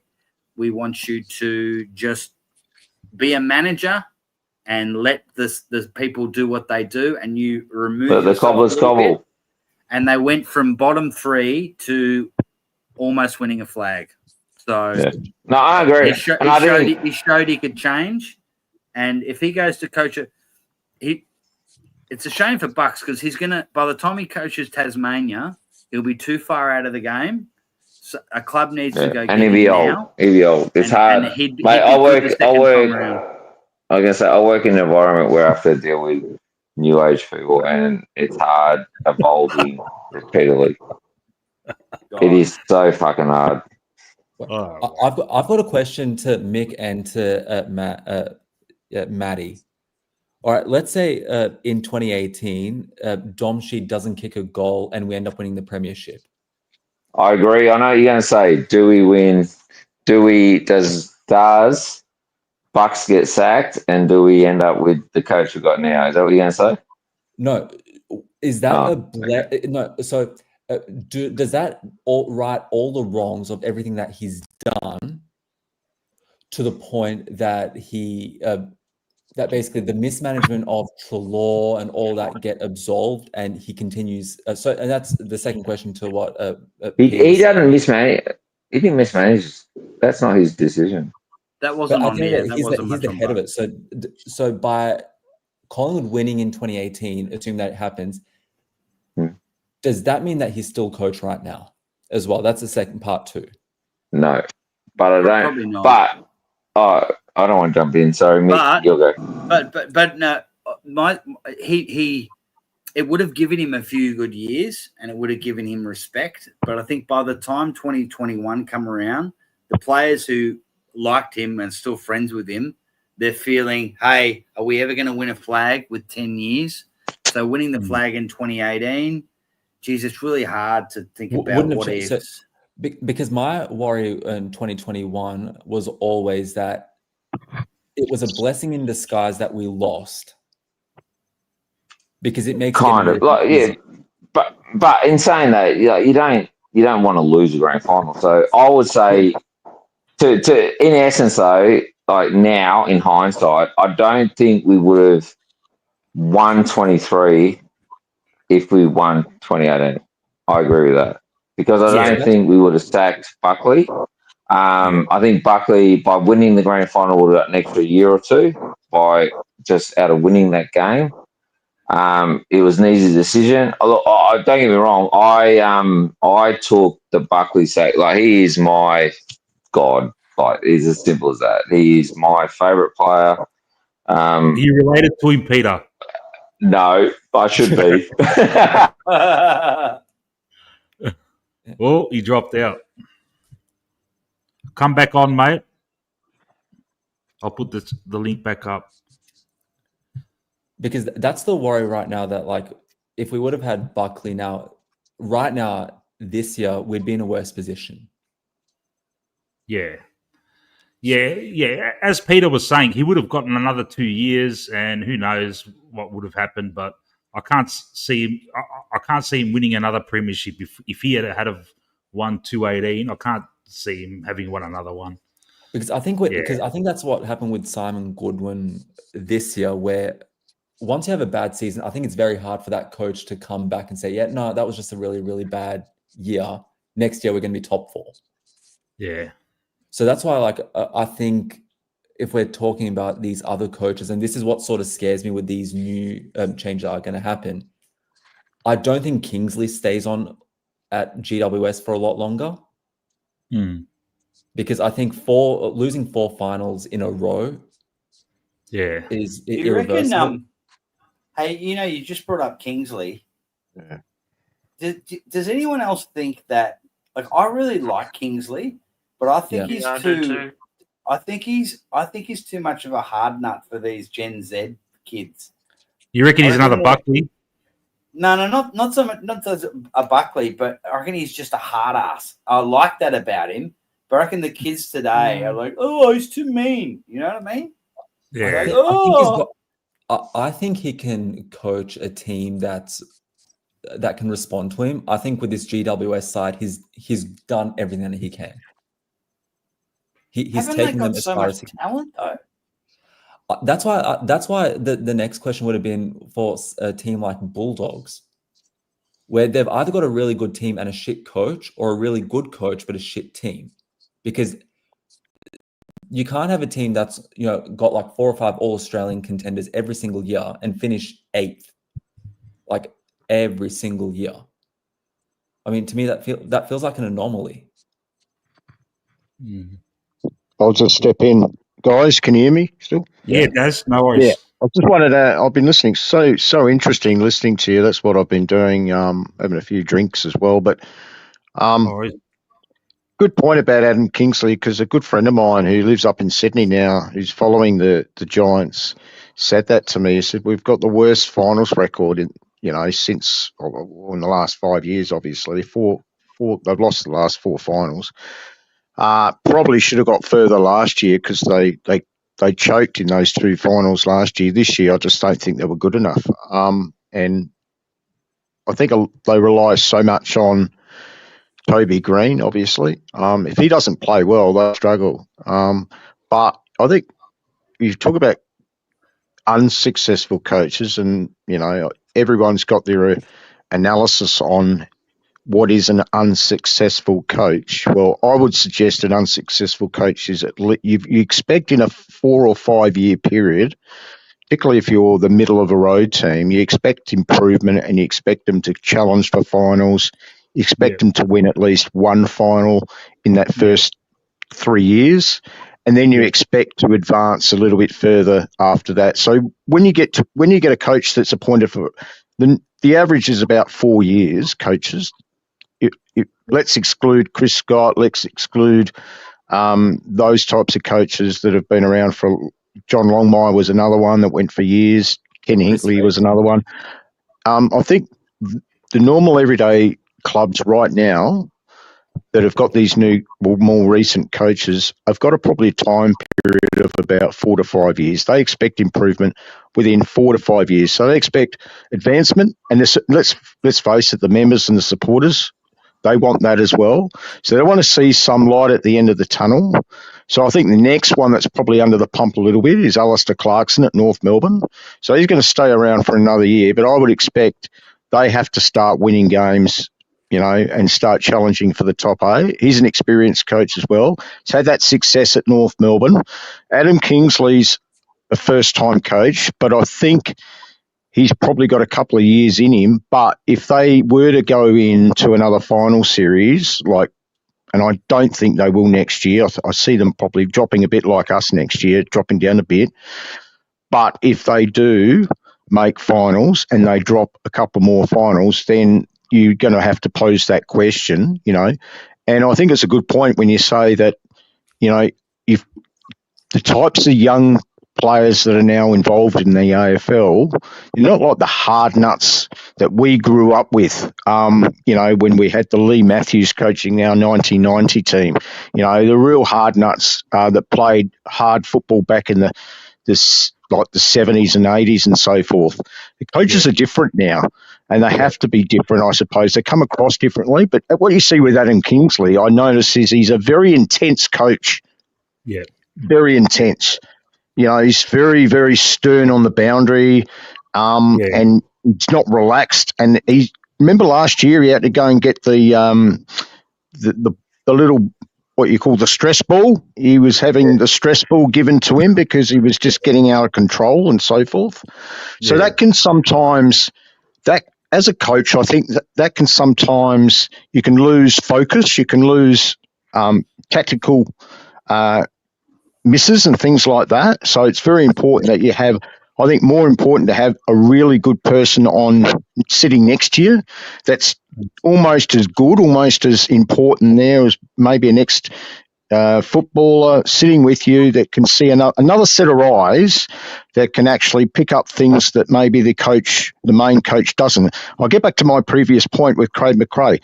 We see Craig McRae on the boundary line coaching. Who's there with him who can challenge him? I know he's got the headset on and all this sort of stuff, but who's there with him to actually bring up some of the ideas? Now, there may be stuff in his ears that he's hearing and all that sort of stuff, but good coaches need to fall back on their assistants. If a couple of good assistants, that will help you out, because not every coach will make the right moves, and not every coach can see everything that the other guys up top may be able to see. And I just wanted to change tack a little bit. I think we'll find in the next few weeks that Scott Selwood, who's our forward coach, will be handing over the reins to somebody else. I believe he's leaving. So we'll need to find someone else for him. And I'm hearing also that even though Hayden Skipworth was one of the guys that was interested in the Melbourne job going back a week or two ago, but has decided not to go for it, He also, I believe, could be on the way out as well. So we're going to have to find some decent replacements there, particularly Hayden Skipworth, because I believe he's been just as important as Fly over the last few years. And some of his view on the footy that we play, and in particular the lower type, we were talking about it earlier, the VFL players, the younger group. He's sort of been overlooking those sorts of guys. It's also Josh Fraser, and previously it was Roughhead. So, yeah, I think assistants are so important, and you've got to have decent assistants to really be, I think, on top of their game as well, because they've got to challenge the senior operator that's actually in control, because not all of the senior coaches get it right. And you've got to be fully focused. You've got to be really on top of things, because if you ever got, you could still have somebody on the boundary and looking at the overall picture, but it may not necessarily be the full impact of the whole game and the way the game is flowing and the change of momentum and things like that, and who's not picking up the right man sort of in a certain position and things like that. Which gets back to what I said earlier. You cannot have coach protecting players week after week if they're still falling down in certain areas, if they're still not doing what I believe every player's job is to do, and that is to man up, to tackle, to chase, to deliver the ball, to pressure, all that sort of stuff. Every player can do that sort of thing. If you get weak links in a team doing it constantly week after week, you cannot have coaches protecting them. Yeah. And that seems to be happening with us. Yeah, well, Skipworth will be at the club next year at the very least. So, Can I just throw something out there, though? I think a few clubs are after him. No, he's already announced I think a few clubs are after him, and he might just after what's happened this year, he may, I'm not saying he will, he may decide a change might be a good thing for him. He's a sought after guy, because that's why Melbourne actually were quite happy for him to run for that role. I didn't think he was going to get the job as Melbourne coach, but then no one thought Stephen King was going to get the job either. We thought everyone was saying it was going to be Buckley. That was out of the blue. Can I throw something out there? Go, Peter. Can I just throw something out there, though? And I know this is very left field, and this is completely my own opinion, but our coach has said very, very bluntly he's not a career coach. He's only here for a short time. Skipworth pulling out. Is there any chance, all right, that this is a handover and he'll turn to our senior members like your Pendles and go, guys, we're walking out together end of next year. Let's have a crack at it, and I'm going to hand the reins over to Skipworth. I think that's what I was going to tell. Fly's got 2 years. Because I thought he only had 1 more year, and they're talking about an extension. Yeah, he's got 2026 and 2027, I believe. So I thought they were talking about an extension beyond next year. I thought he was done in the next year. I read the other day he had 2 years to go after this year. Yeah. I could be wrong. You might be right. Fly has said in the past that, he's just going to have this one job. So I reckon with Fly, he'll probably see out his contract and then just retire as a coach, because he's got a little kid. He probably wants to be around for that. Right. And I was surprised with Skipworth pulling out. Is Skipworth being promised something? No, so this is the thing which I wanted to just like this is what I wanted to mention to Darren. That Skipworth announced when he pulled out of the Melbourne job that he's staying at Collingwood 2026. Fly's contracted until end of 2026. Wow, I thought that too. I reckon there's a handover. I reckon there's almost a handover coming. Yeah. That may be true. Who knows? All I'm saying is I know a few clubs are trying to entice Hayden Skipworth to come over to their club. Now, I'm not saying it's next year. All I know is that they're knocking on the door and they see the value in him, and I rate him highly. I rate him really highly. So do I. And I think we owe a lot to Hayden Skipworth for our 2023 flag. I'm not taking nothing away from Fly, but I rate, from what I'm hearing and what I know of what Skippy has done since he's been at the club, very difficult role that he had. And let's not forget, he's had Brendan Bolton ticked off, over the last couple of years. He's gone. Graham Wright's pissed off as well. I mean, he's had, and then, a lot of the internal changes in the coach, everyone's had to do a little bit more because Bolton left and Graham Wright left everything uneast and all that sort of stuff. And Skippy's taken on a lot of extra workload. And I admire him for that.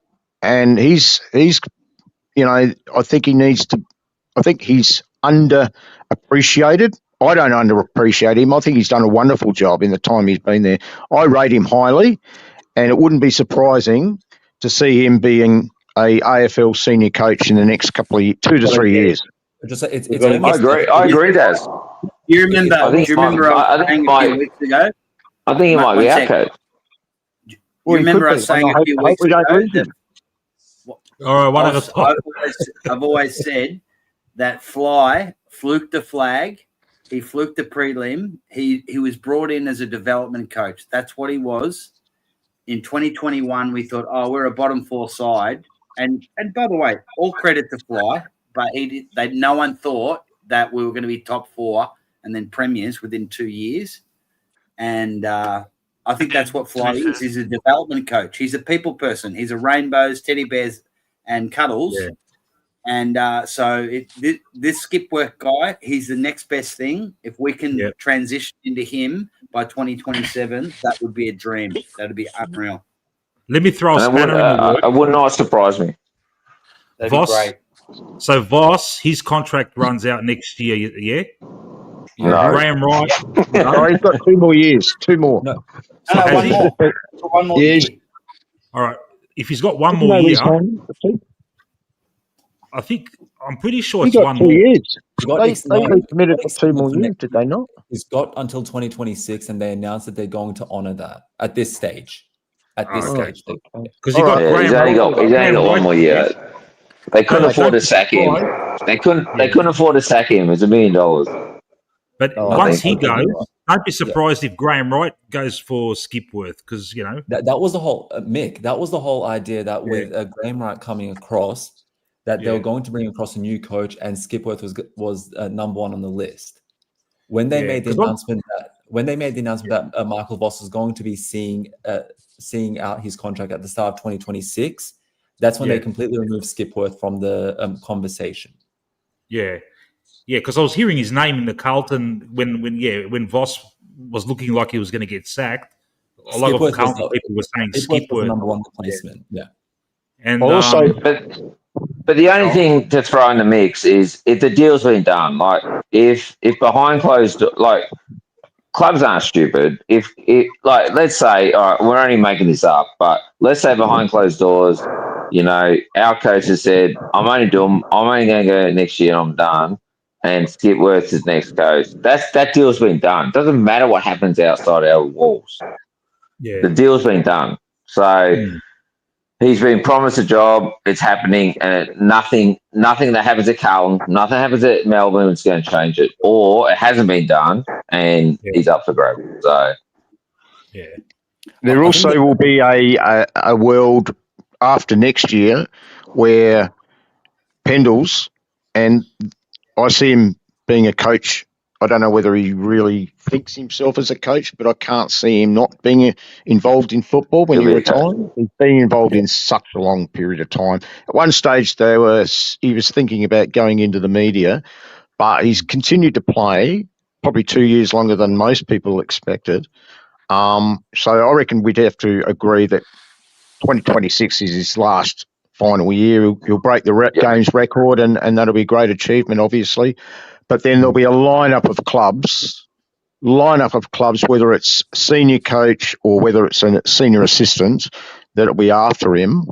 If he's not going to be our coach straight away, obviously, but I think he'll go somewhere else and he'll learn from somebody else. There may be a period where I wouldn't even be surprised if he ends up at, dare I say, at Carlton or somewhere like that. I probably that's probably crazy to say that, but you never know. Or even in Essendon or even North Melbourne after Clarko. I don't know, but he would be a great gain. There hopefully will be a world after that, though, when he's got a bit of experience that he can come back and coach us again, because the man's got such a brain. He's got such an intelligent brain. He's such a great footballer on the field, but I think he'd also be looked up really and admired and listened to by all those young footballers that know this guy that's played for basically 20 seasons. Scott Pendlebury, the games breaker record holder and all of that. And you would have to take a tremendous amount of notice of such a guy. If you've got a young list, he'd be absolutely great to have eventually as either an assistant or a senior coach down the track. So there's going to be a sad period for us where we'll lose him. Probably he'll go somewhere else to get some experience. I think he'll get a good amount of experience coaching anyone, and he'll learn a lot from that. But hopefully one day he'll come back and put a bit more maybe back into Collingwood as well and be one of our great coaches for years to come as well. But, there's going to be a time when we're going to be looking at this sort of stuff. I was going to ask you guys, whether or not, because do you see Craig McRae being offered another if we have, say, a bad year next year, what happens? Firstly, do you think there will be a push there, or it may be Craig himself that might say, well, look, I've had my time. Will he go again? Will he go another year? Or do you think it's going to have to be maybe two bad years before something changes? No, He's got 5 years. He's got 5 years. I don't like that. Yeah. But will he? Do you see him? I don't think he wants to be. Getting through those 5 years. 10-year coach. Doesn't matter. I agree. I agree, Daz. I don't think he wants to be another. I don't think he wants another 5 years. I think he'll want a big ceremonial walkout. Yeah. I don't know what that is, but I don't think he's a 10-year coach. No, he's not a Mick Moldhouse. No. Yeah, it's actually possible that next year. He said it. He said it himself. I'm not a career coach. Yeah, he said it. That's why I actually believe that if next year's a bad year, he's just going to say, I'm walking out. But in saying that, he could also make next year a massive year for us and say, guess what? We're all going out together. Sidey, Pendles, you, me, whoever's left, you, me, and I are going to walk out that door and let's go for it. Let's have one last crack and let's fucking go hell for leather. And then we hand the reins over to Skipworth and whoever. And he could make that. That's my end. This is, let's fucking do it together. And I'll fucking go down with you guys and let's fucking win it and walk out with the cup. And in the perfect world. It sounds like he sounds like the kind of bloke that would do that. Like he just, I don't know. I rate him very highly. I agree, but he wouldn't swear because that would offend players. No, he wouldn't swear. Be very weight.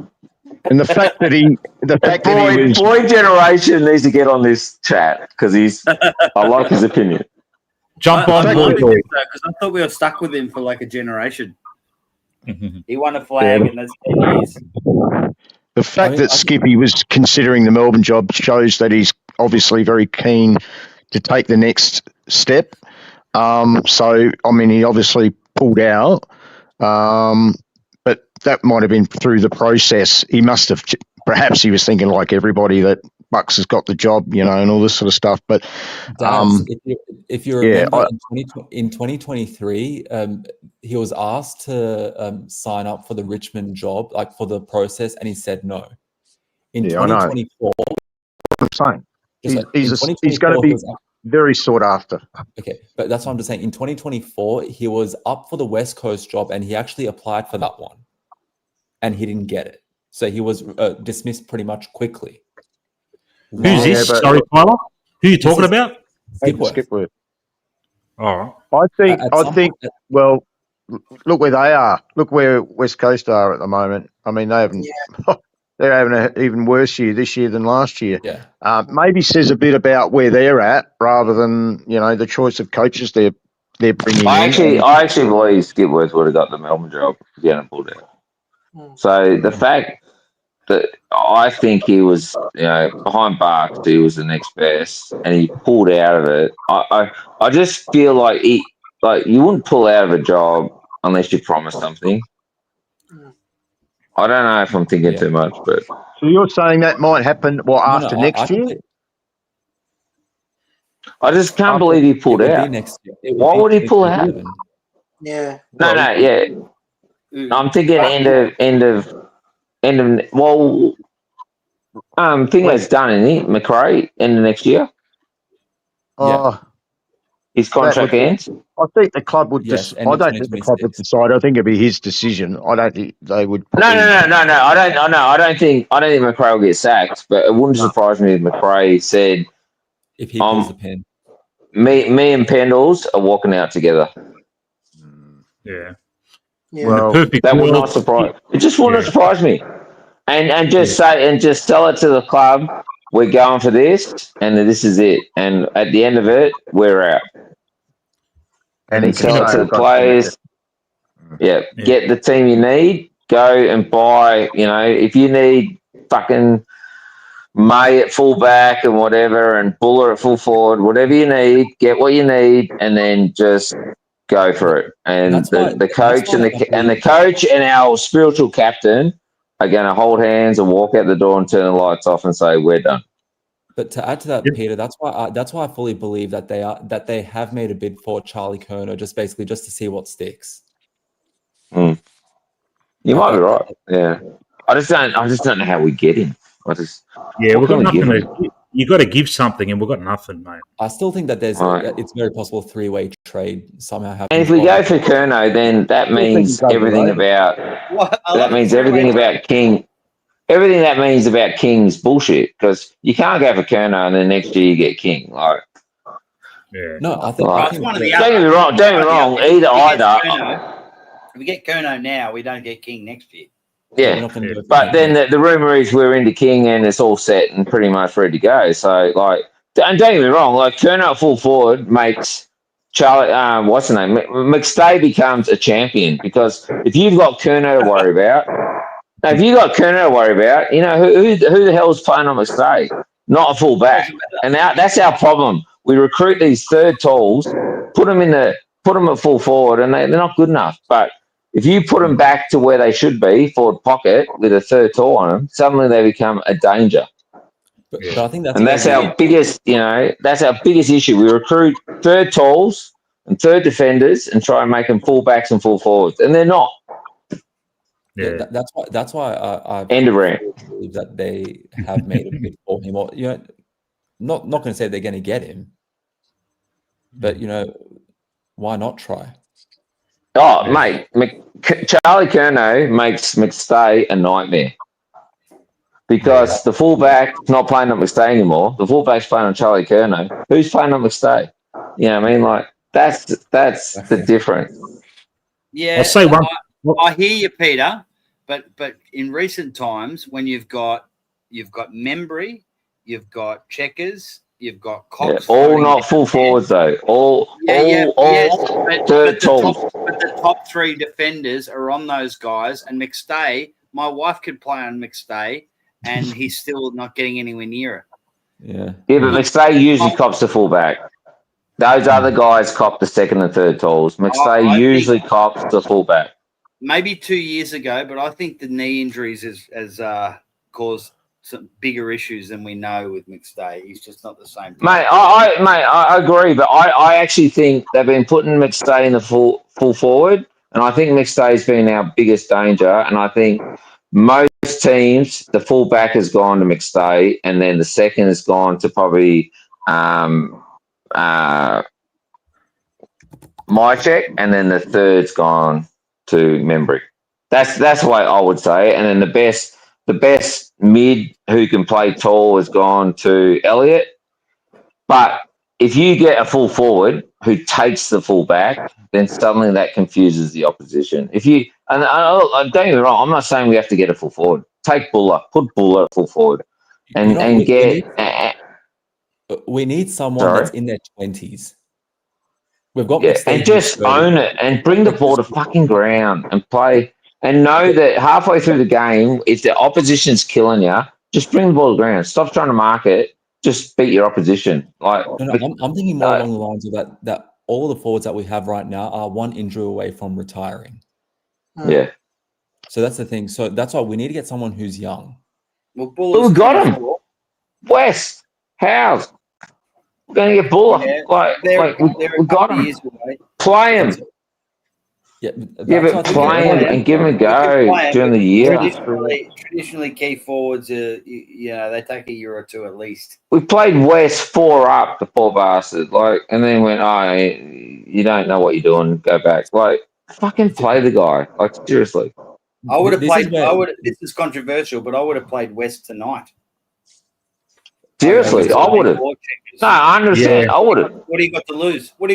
But in saying that, I would have liked to have played him tonight with maybe 6 games under his belt. And McStay, not McStay, sorry.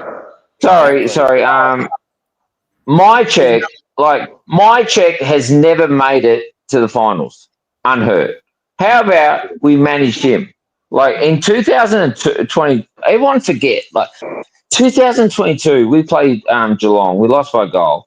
And my check took a mark and passed it. It was 35 out. He couldn't kick 35 metres.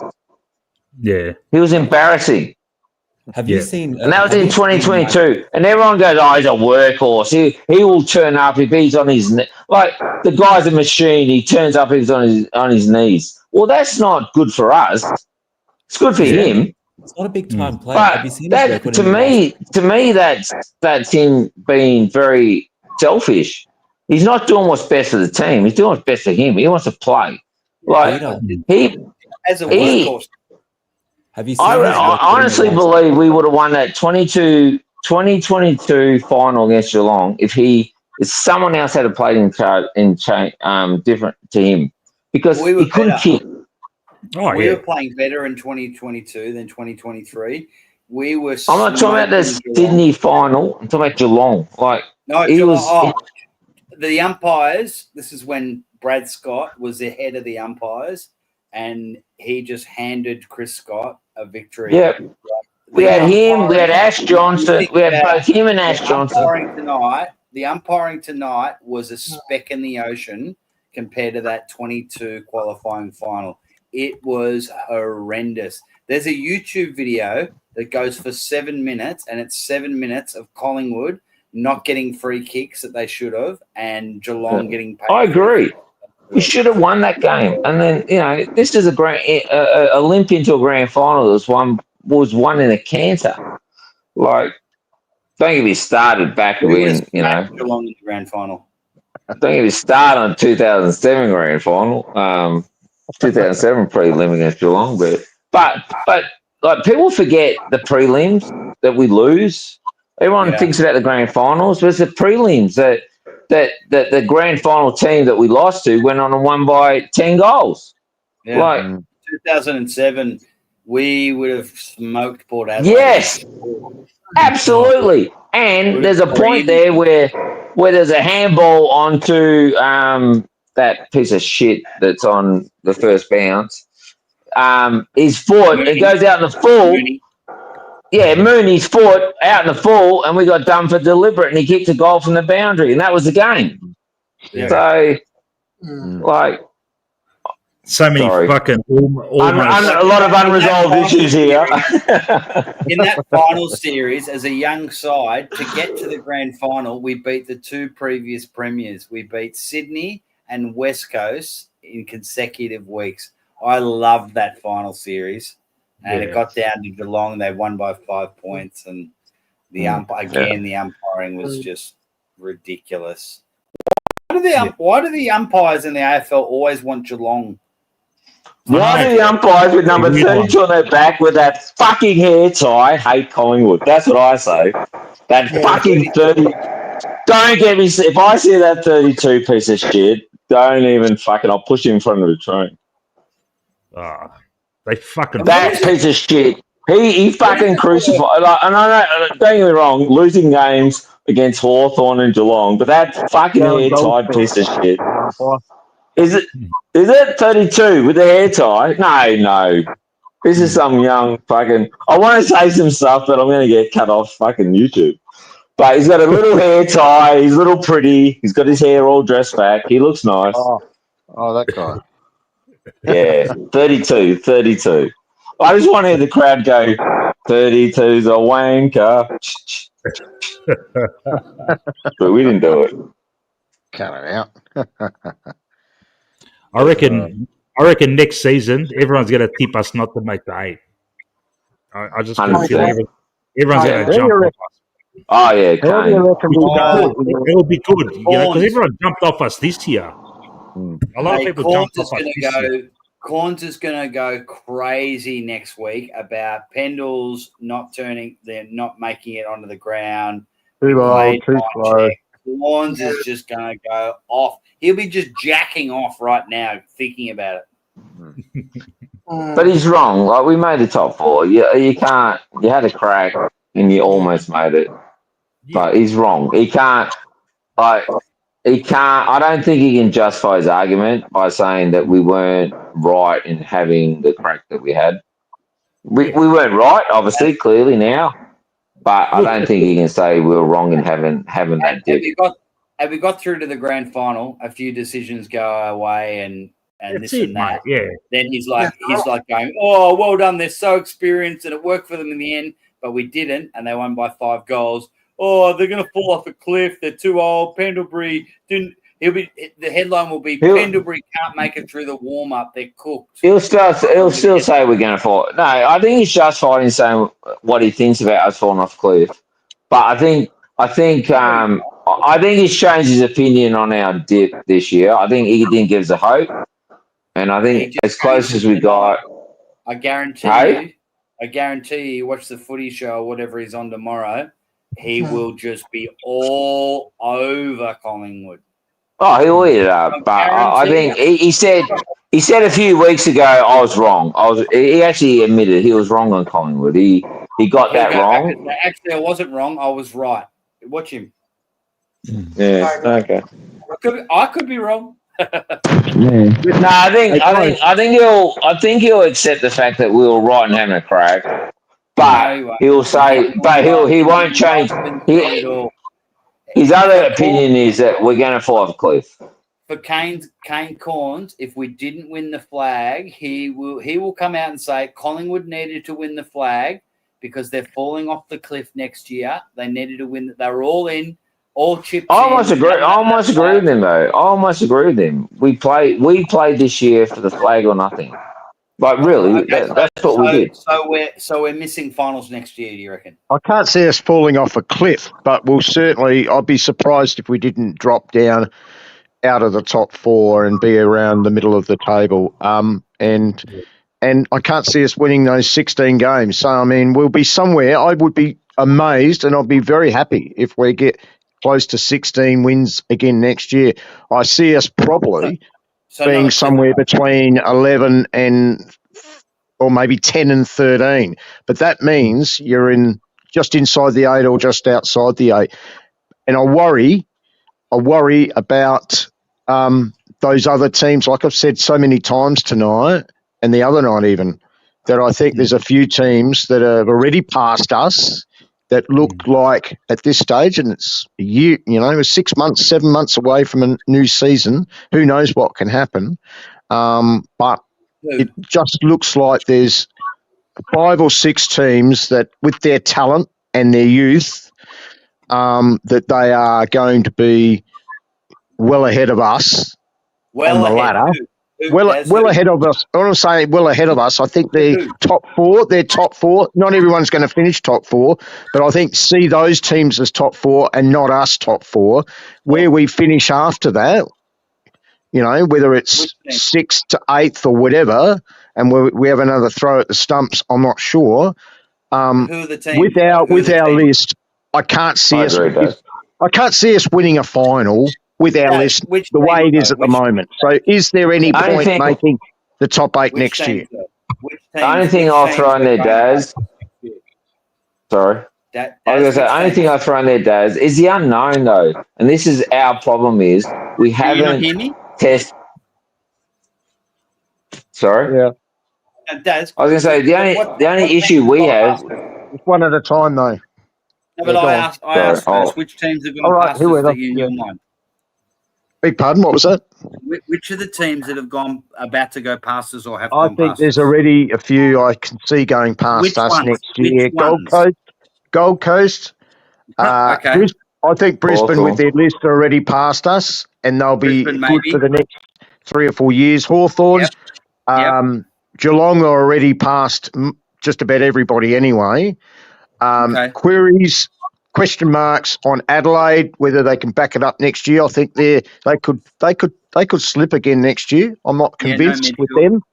I'm not convinced with Freo, but they've got talent. But I think again, I'm not convinced with their coach.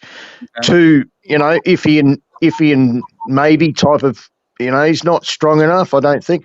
And the Western Bulldogs, I think the Western Bulldogs just need they need a good defence. If they can get a good defence, I think they go past us. So there's like at least 5 clubs.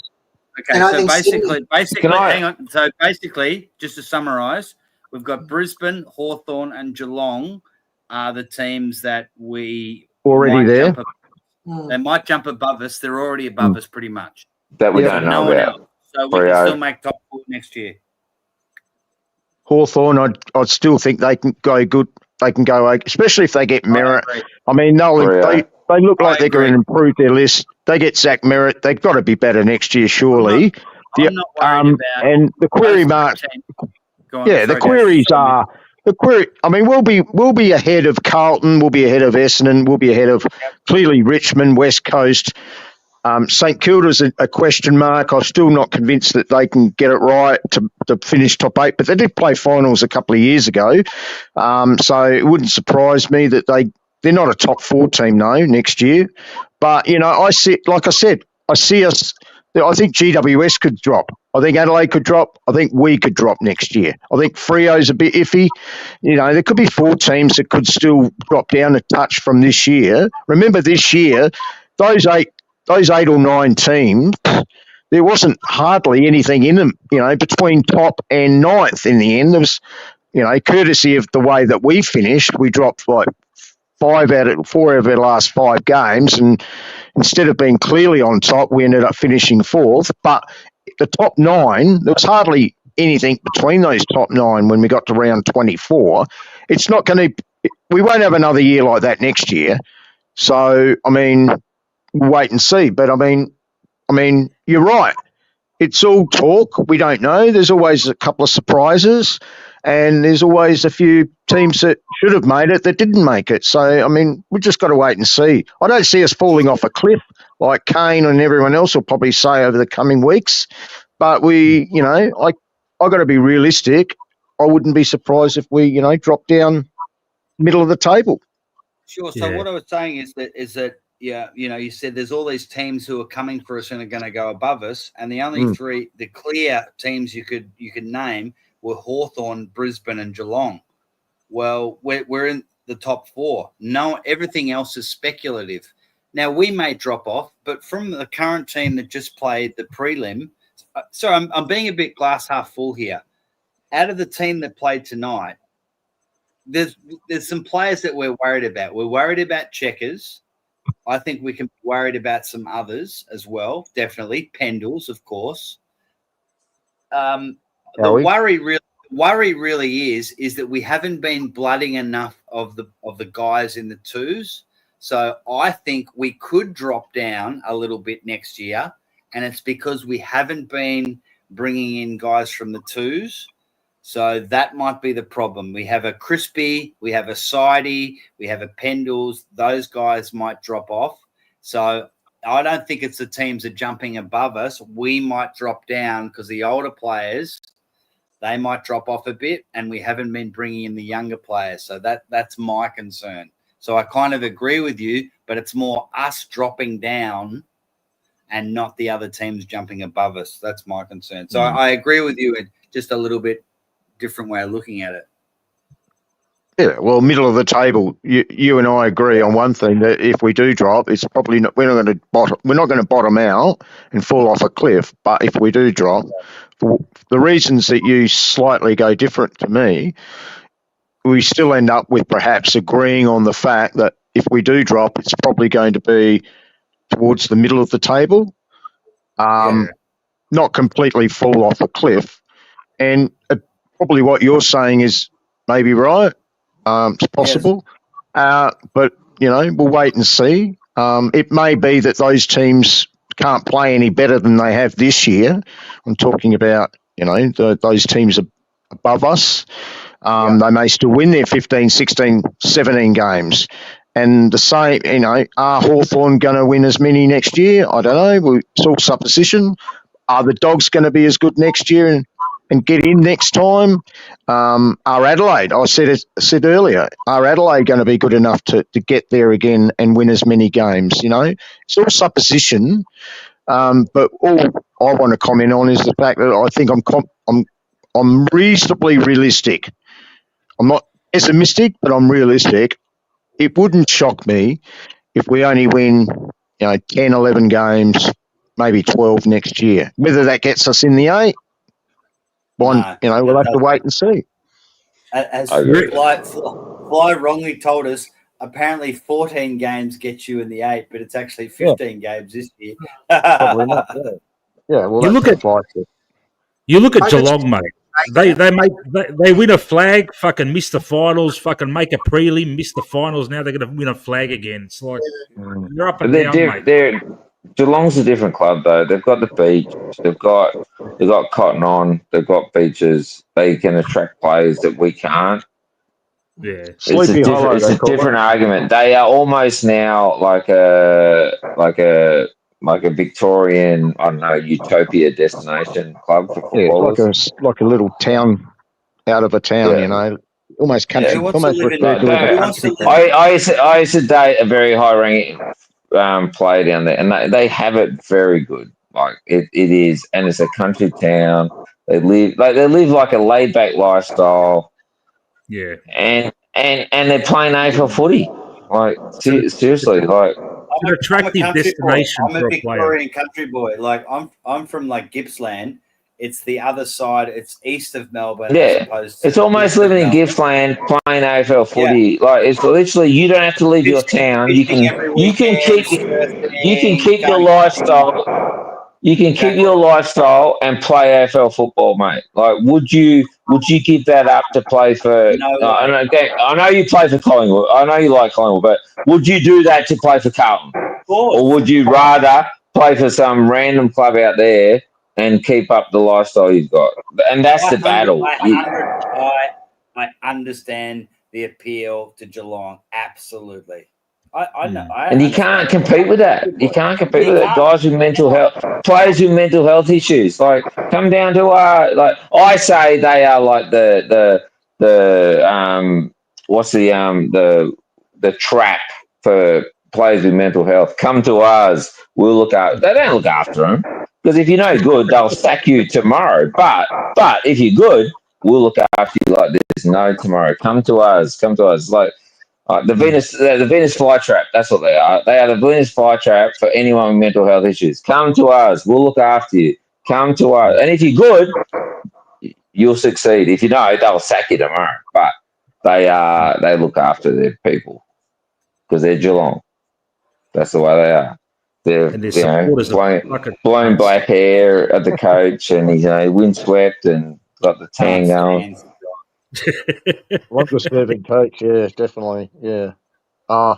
And the Cotton On deals and things like that. His twin no longer looks like him. The twin's like going bald and fucking just about to kill himself. But anyway,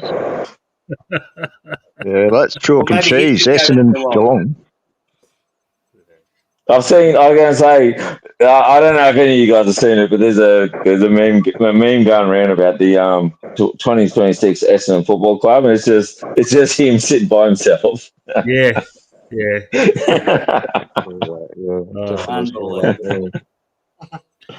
It's not the end of the world, boys. I mean, we lost a Definitely prelim not. final last night, but, we are a little bit nervous because, one of our greatest players, if not our greatest player, is 12 months away from retiring.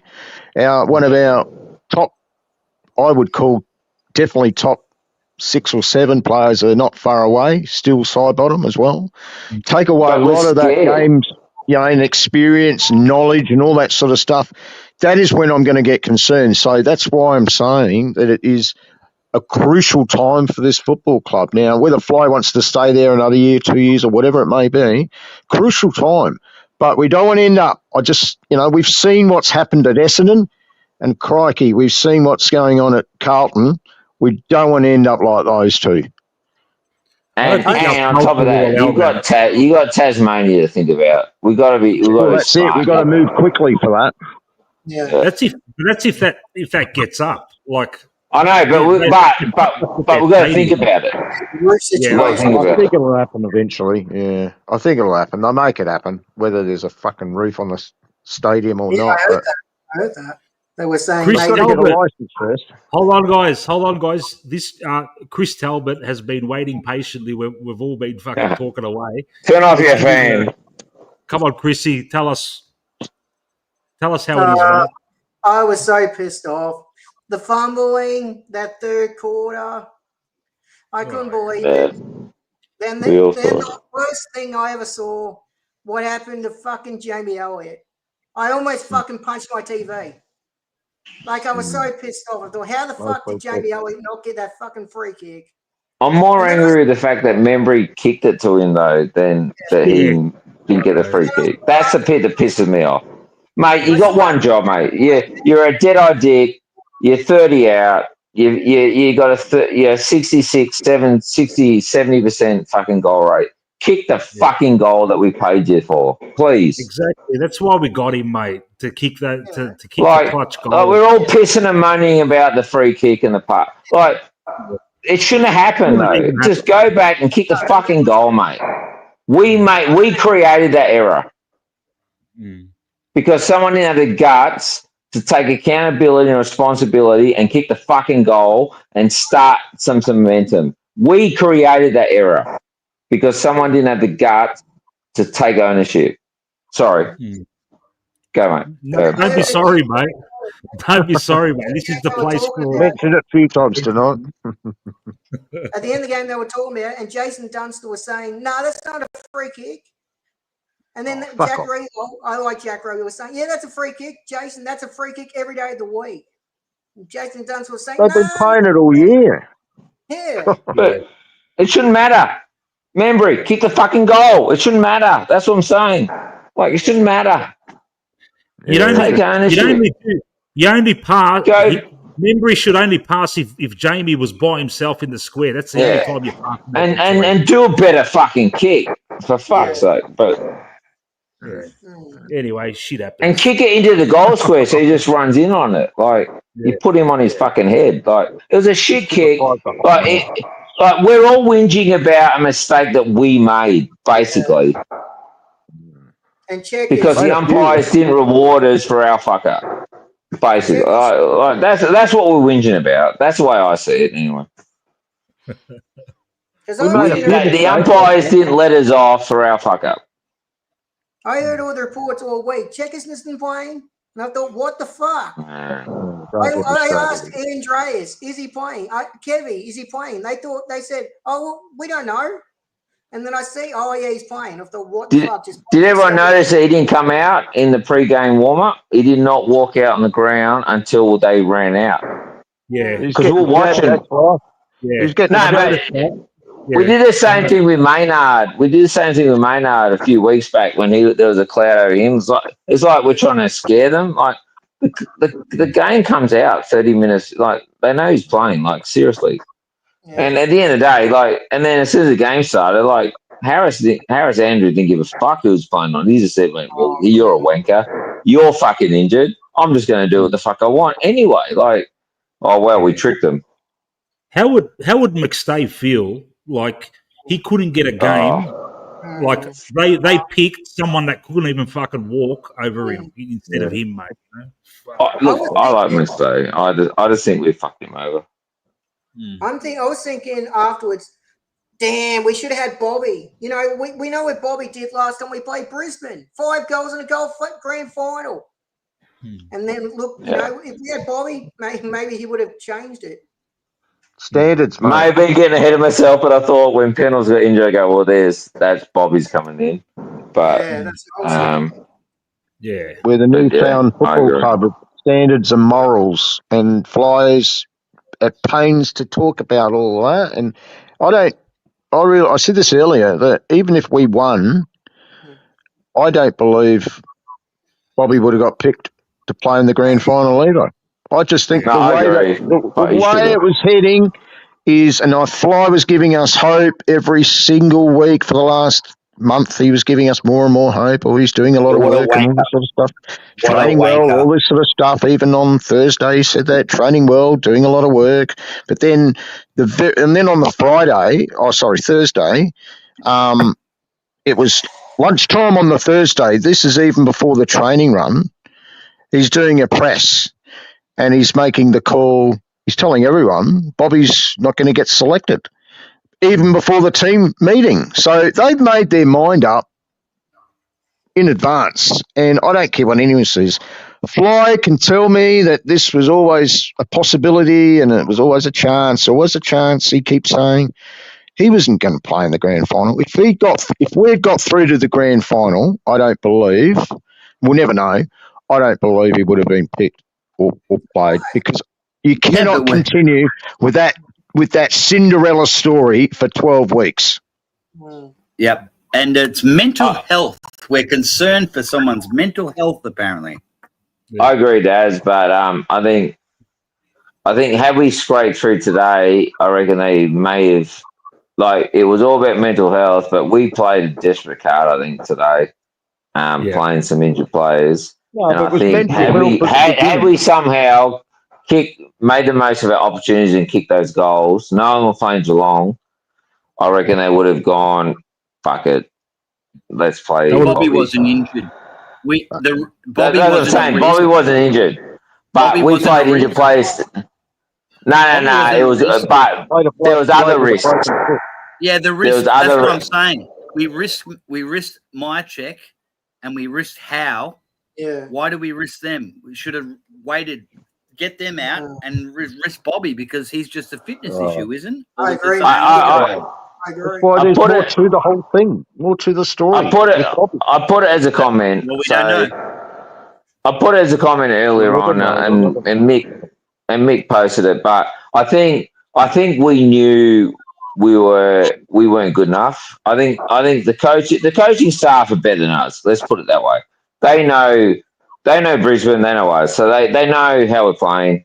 I think they went in going, I think we're underdone, and they said, all right, we're going to take a punt on some certain players, hoping that they can do their bit. And I did say, like, had we not played certain players, like Pendlebury, had we not played Howe, had we not played Mycheck, and played other players in their place, and we lost, and we're sitting here at the same position, will we all be sitting here saying we should have played him? We should have played Mycheck. We should have taken that punt. We should have done that. No one would about Mycheck. I reckon we would. I reckon you'd be. Mycheck was in a swimming pool. No way. I know what you're saying. After seeing him play, but have you seen these? These comments? This has been going on for 2 weeks, and he's been shit. Yeah. I agree. I'm not a Mycheck fan. Don't get me wrong. I was saying halfway through the year, play West. And I don't think Mycheck knows how to get through a season. I don't actually think Mycheck knows how to get to the finals and actually be fit. Like, we've carried Mycheck into finals, and he's been average. Like, I don't care what anyone says. Mycheck has not carried us through finals ever. No, It's So been we Jamie agree Elliott. that- And in 2022, the guy couldn't kick. He was fucking embarrassing. Like he was like him and Ash Johnson. The two of them, like one wouldn't go for the ball and the other one couldn't kick. So like, So we agree, like, Peter. We but agree. he's a machine. He's a machine. He plays through injuries. He's a fucking tough. He's a warrior. Like, Had he don't not play been well. picked, had he not been picked, we'd still lost. Wouldn't we go? Oh, why didn't they play checkers? We wouldn't be. I honestly think that certain people would say that. Well, then I actually do believe that. How's this? If we had won and Checkers had still had his problems with his foot and maybe kicked shit, but we got over the line, what do you reckon the call would have been next week? Playing Checkers again the following week? He would have played him. He would have played him. You know he would have played him. Because we won the following week, previous week. Or what Fly would do? He would have played. Fly's going to do. Do you think he would have gone with the same team? Yep. He plays him. He plays. That's my gut. He plays him. He always does. He sticks with. He plays him. He plays Lipper. Like he plays the same people. We all see different things on the boundary, and he. I mentioned it earlier, guys. He's got his favourites, and I know all coaches have got their favourites. I know. It's obvious. Fly's got his favourites. I mean, no one in their right mind would have done what he did tonight or during the week. Selected a guy with a busted foot. Liver's got photos of McRae somewhere. He has to. Seriously. He has to have photos of him. You know what I call Lipinski? Zulandersky. From Let's go with soft cocking. Will you fuck Don't get me off? started on Lipper again. Oh, for goodness sake, I'll be off on a tangent again. Zulansky. We're going to finish with Lipper, are we? I agree with what Dan said. Like, I don't think you would have played Bobby over Rowan Steele next week. Rowan Steele was awesome tonight. No, I agree. I love Rowan Steele. was Playing every day. But I'm not saying replace. I'm not saying replace. I'm not saying Lipper. Rowan Steele replaces Hill. Rowan Steele replaces Lipper. I agree with that. I agree with Rowan Steele completely. He looked like he was a guy that had played 150 AFL games. He crossed it. He switched the fucking ball. He learned how to switch the ball. Yeah. He's got a good brain. Another one that's got a good brain. But you mentioned Paddy, and we'll go on and on and on shortly. But again, you cannot continue to allow players to dictate to a coaching panel. You just want to keep your spot, no matter what. You need to play your role. Yes, you need to perform. You need to tackle. You need to chase. You need to kick the ball. You need to pressure. You need to do everything possible to make sure you do everything possible and more to hold your position. Win, lose or draw. With guys in this team, I've noticed in the last 8-9 weeks, there's at least 3 or 4 that have been shafted, but there's been 3 or 4, primarily at least 2 I can think of, that have continued to hold sway and keep their position, keep their role in the team no matter what. Even though a lot of people can see that they are simply not doing adequate things to, I believe, to help the team. They are basically passengers. And you cannot have a coach that continues to side with those guys, because eventually they'll drag your team down to a lower level. I agree. Who are your two, Daz? Because I might disagree. I agree with Lipper. Well, Lipper's one. Lipper's one. Who's the other? Okay, so if Fly thought Brody Miter was fit to perform, not fit to play, fit to perform. No, I agree. I know. If it's Miter, I agree. But I'm saying that not only for last night, for what we have been seeing and what Brody has been dishing up for the last 5 weeks. He hasn't been good enough. Even previous 5 weeks. I'm not pointing the finger at Brodie just for last night. That's all right. Yeah, and that's a reason. He had a busted foot. But what about his previous 5 or 6 weeks? Mate, the guy I sit next to, who's my best mate, my tech's known as my best mate because I once defended him, but I can't defend him anymore. But apparently he's my best mate. Every fucking time he fucks up, he's my best mate. Well, there's a lot of players I can say got dropped. Nah. My check, for a guy that came to us as a defender, he doesn't know when he's getting beaten. When the opposition are giving you a bath, there comes a point at some time in the game you go, you know what? Maybe I should stop trying to mark it and just bring the ball to ground. Just maybe not get outmarked. And he doesn't even have that fucking brain capacity to actually say, you know what? How about I just stop getting destroyed?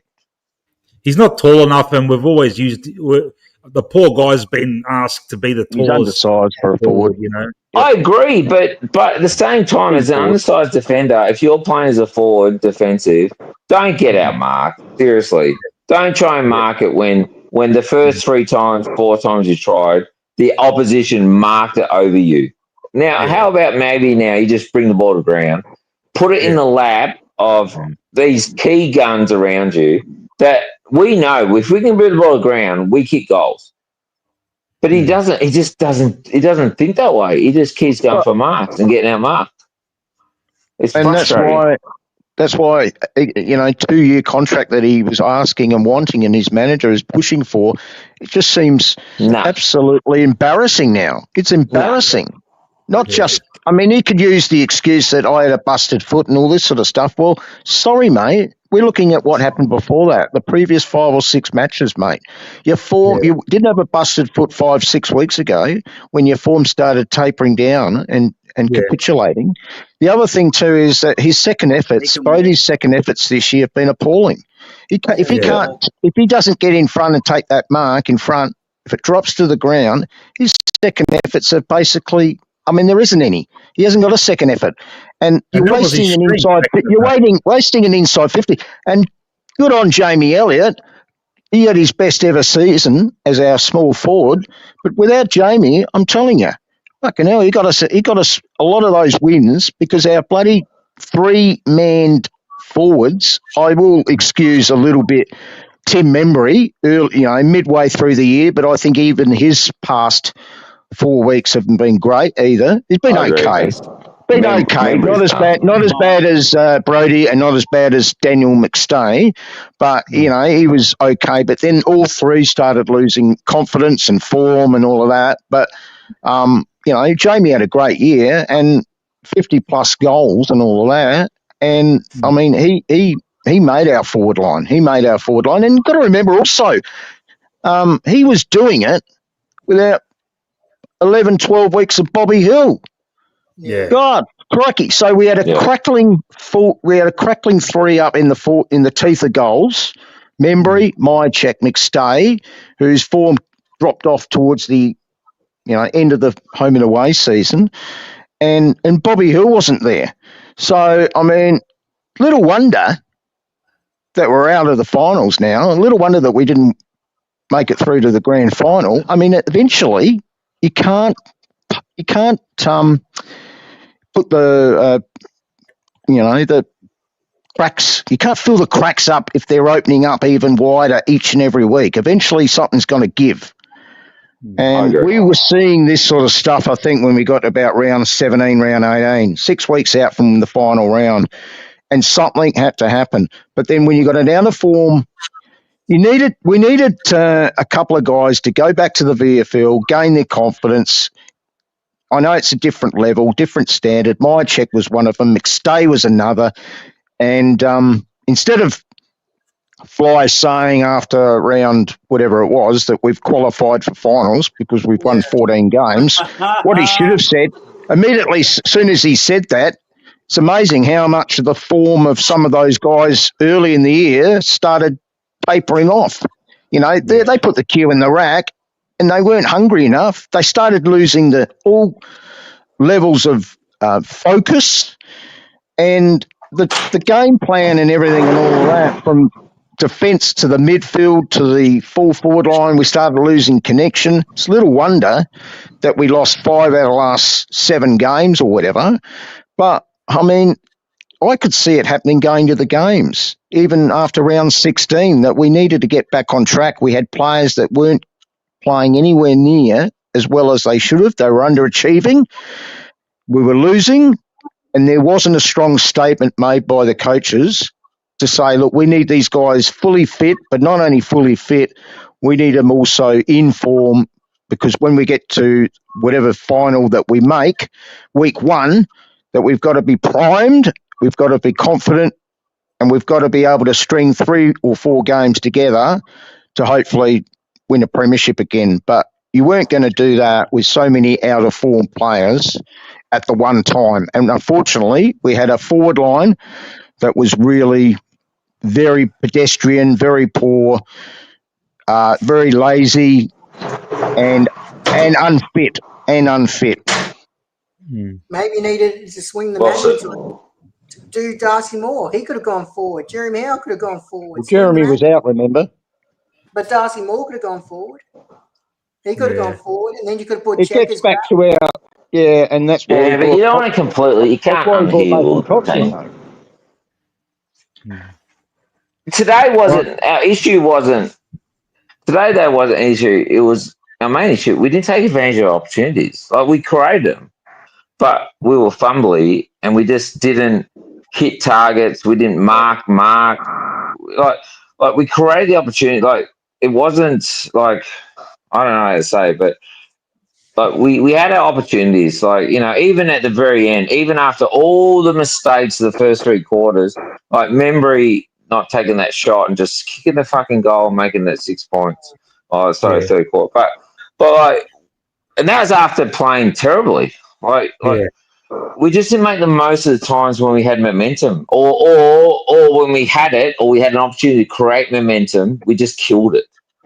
And that kick to Membry, I reckon, was just a momentum killer. Like, they busted their ass and they finally got the goal, hit a target inside 50, and you could see the players. And I was about 6 rows back, and I could see Dacos' head just drop and go, fuck. It was like, what the fuck am I killing myself for? This fucking idiot has a shot and he just lobs it, like, to nobody. It's a killer. It's a killer. Do you think it would have been different if Stay played over Checkers tonight? Or do you think the result would have been the same? 100%. No, I don't know if it'll change the game, but I reckon we would have been a lot fucking closer. Well, look, don't get me wrong, I am a McStay fan, and I'll push for him. I think we've played him out of place. I think we've fucked him around. I think Sicily for Hawthorn is a great player. But if you play him forward for 10 minutes and play him defence, guess what? He becomes a shit one. And guess what? You play him in one spot, it suddenly becomes a good player again.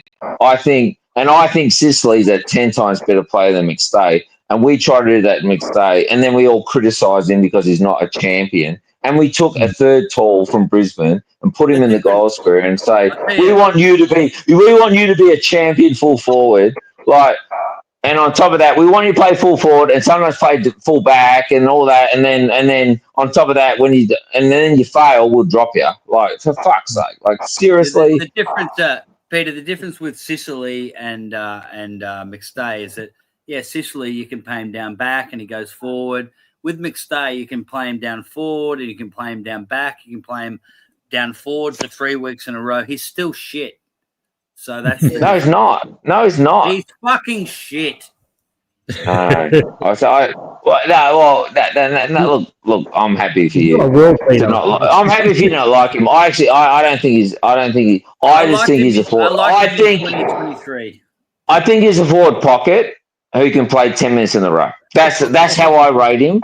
And I think if we can put a full forward in front of him and a centre forward, and then the third backman plays on him, I think he becomes dangerous. But I think if you put him in the goal square with the full back, I think that full back will destroy him every single day of the week. That's my opinion of McStay. And we recruited him from a team that had Hipwood and had Joe Danaher And you know what? He wasn't a full forward and he wasn't a centre forward. He just played in the pocket and played really well. And we got him, and then we stuck him in the square and said, "We want you to be Joe Danaher." And guess what? There's a reason why he wasn't Joe Danaher at Brisbane. Yeah, because he's Because he's not fucking Joe Danaher. So he's not anything. He's not anything. Yeah. He's not anything. What is he? But no, he's a good third tall. That's what he is. We do forget It's like Jeremy Howe. We got him and said, you know, we're going to make you a full forward. And guess what? He came to us from Melbourne as a half decent third defender, and we got him and said, we're going to make you a third tall. You know, Buckley met him in fucking Bali, wherever, and said, we're going to make you a full forward. And he went, yep. And he came and guess what he became? A champion third defender. Can't play fullback, can't play centre back. Because you know why? Because that's not his position. Darcy Moore was the Hey, same. He was Peter? forward too. Hey, Peter. Sorry, I'll shut up. Peter, lovely to meet you, guys. I'm gonna exit stage left. Have a good That's night. all right, everyone. mate. Up, aren't we, guys? Yeah, I'm going to wrap it up, mate. It's been almost 6 hours, mate. I think we still would have been going if we'd won, but yeah, we've had a bit of a moan and a grizzle and a whinge tonight. We need it. No worries. Lovely All night. right, I'll take this time to wrap it up now. May as well. Great Gentlemen, job. Great job, thanks Nick. so much for sticking around so long. Next week, I don't know when, probably Friday night, maybe pre-grand final or something. I'll do another one, and we can go through the season maybe or whatever and talk We about. might have some decisions before then as well. I think maybe retirement decisions, and I See think what we'll be comes out of pretty. it. I think we'll be pretty. I think we'll know by Friday, Mick, as to the delistings. I reckon they'll come pretty quick. And Checkers might make his decision. He might make his decision by next week if he's going to Melbourne. Yeah. All right. Thank you to Voidoid and Stefanos in the chat. They've been hanging around with us till the end. There's still fucking over 20 people fucking listening. Boy, do needs a login. No wonder. Boy, do needs a login. We're having a real rabble there, weren't we? Yeah. Thank you I've very been much. on for 5 hours, mate, and I didn't realise it was that long. Tyler jumped off a half hour ago, and I thought, shit, I must go too because he was on before me. Yeah. Anyway. All right. Thank you very much, gents. Okay. I'll talk to you next week. I'll put up another stream. Thanks so much and all the best. Catch you later. Thanks, mate. Well done, Mick. Good job. Thank you, everyone. Thank you. Catches. Yeah, have a good See you, Chris.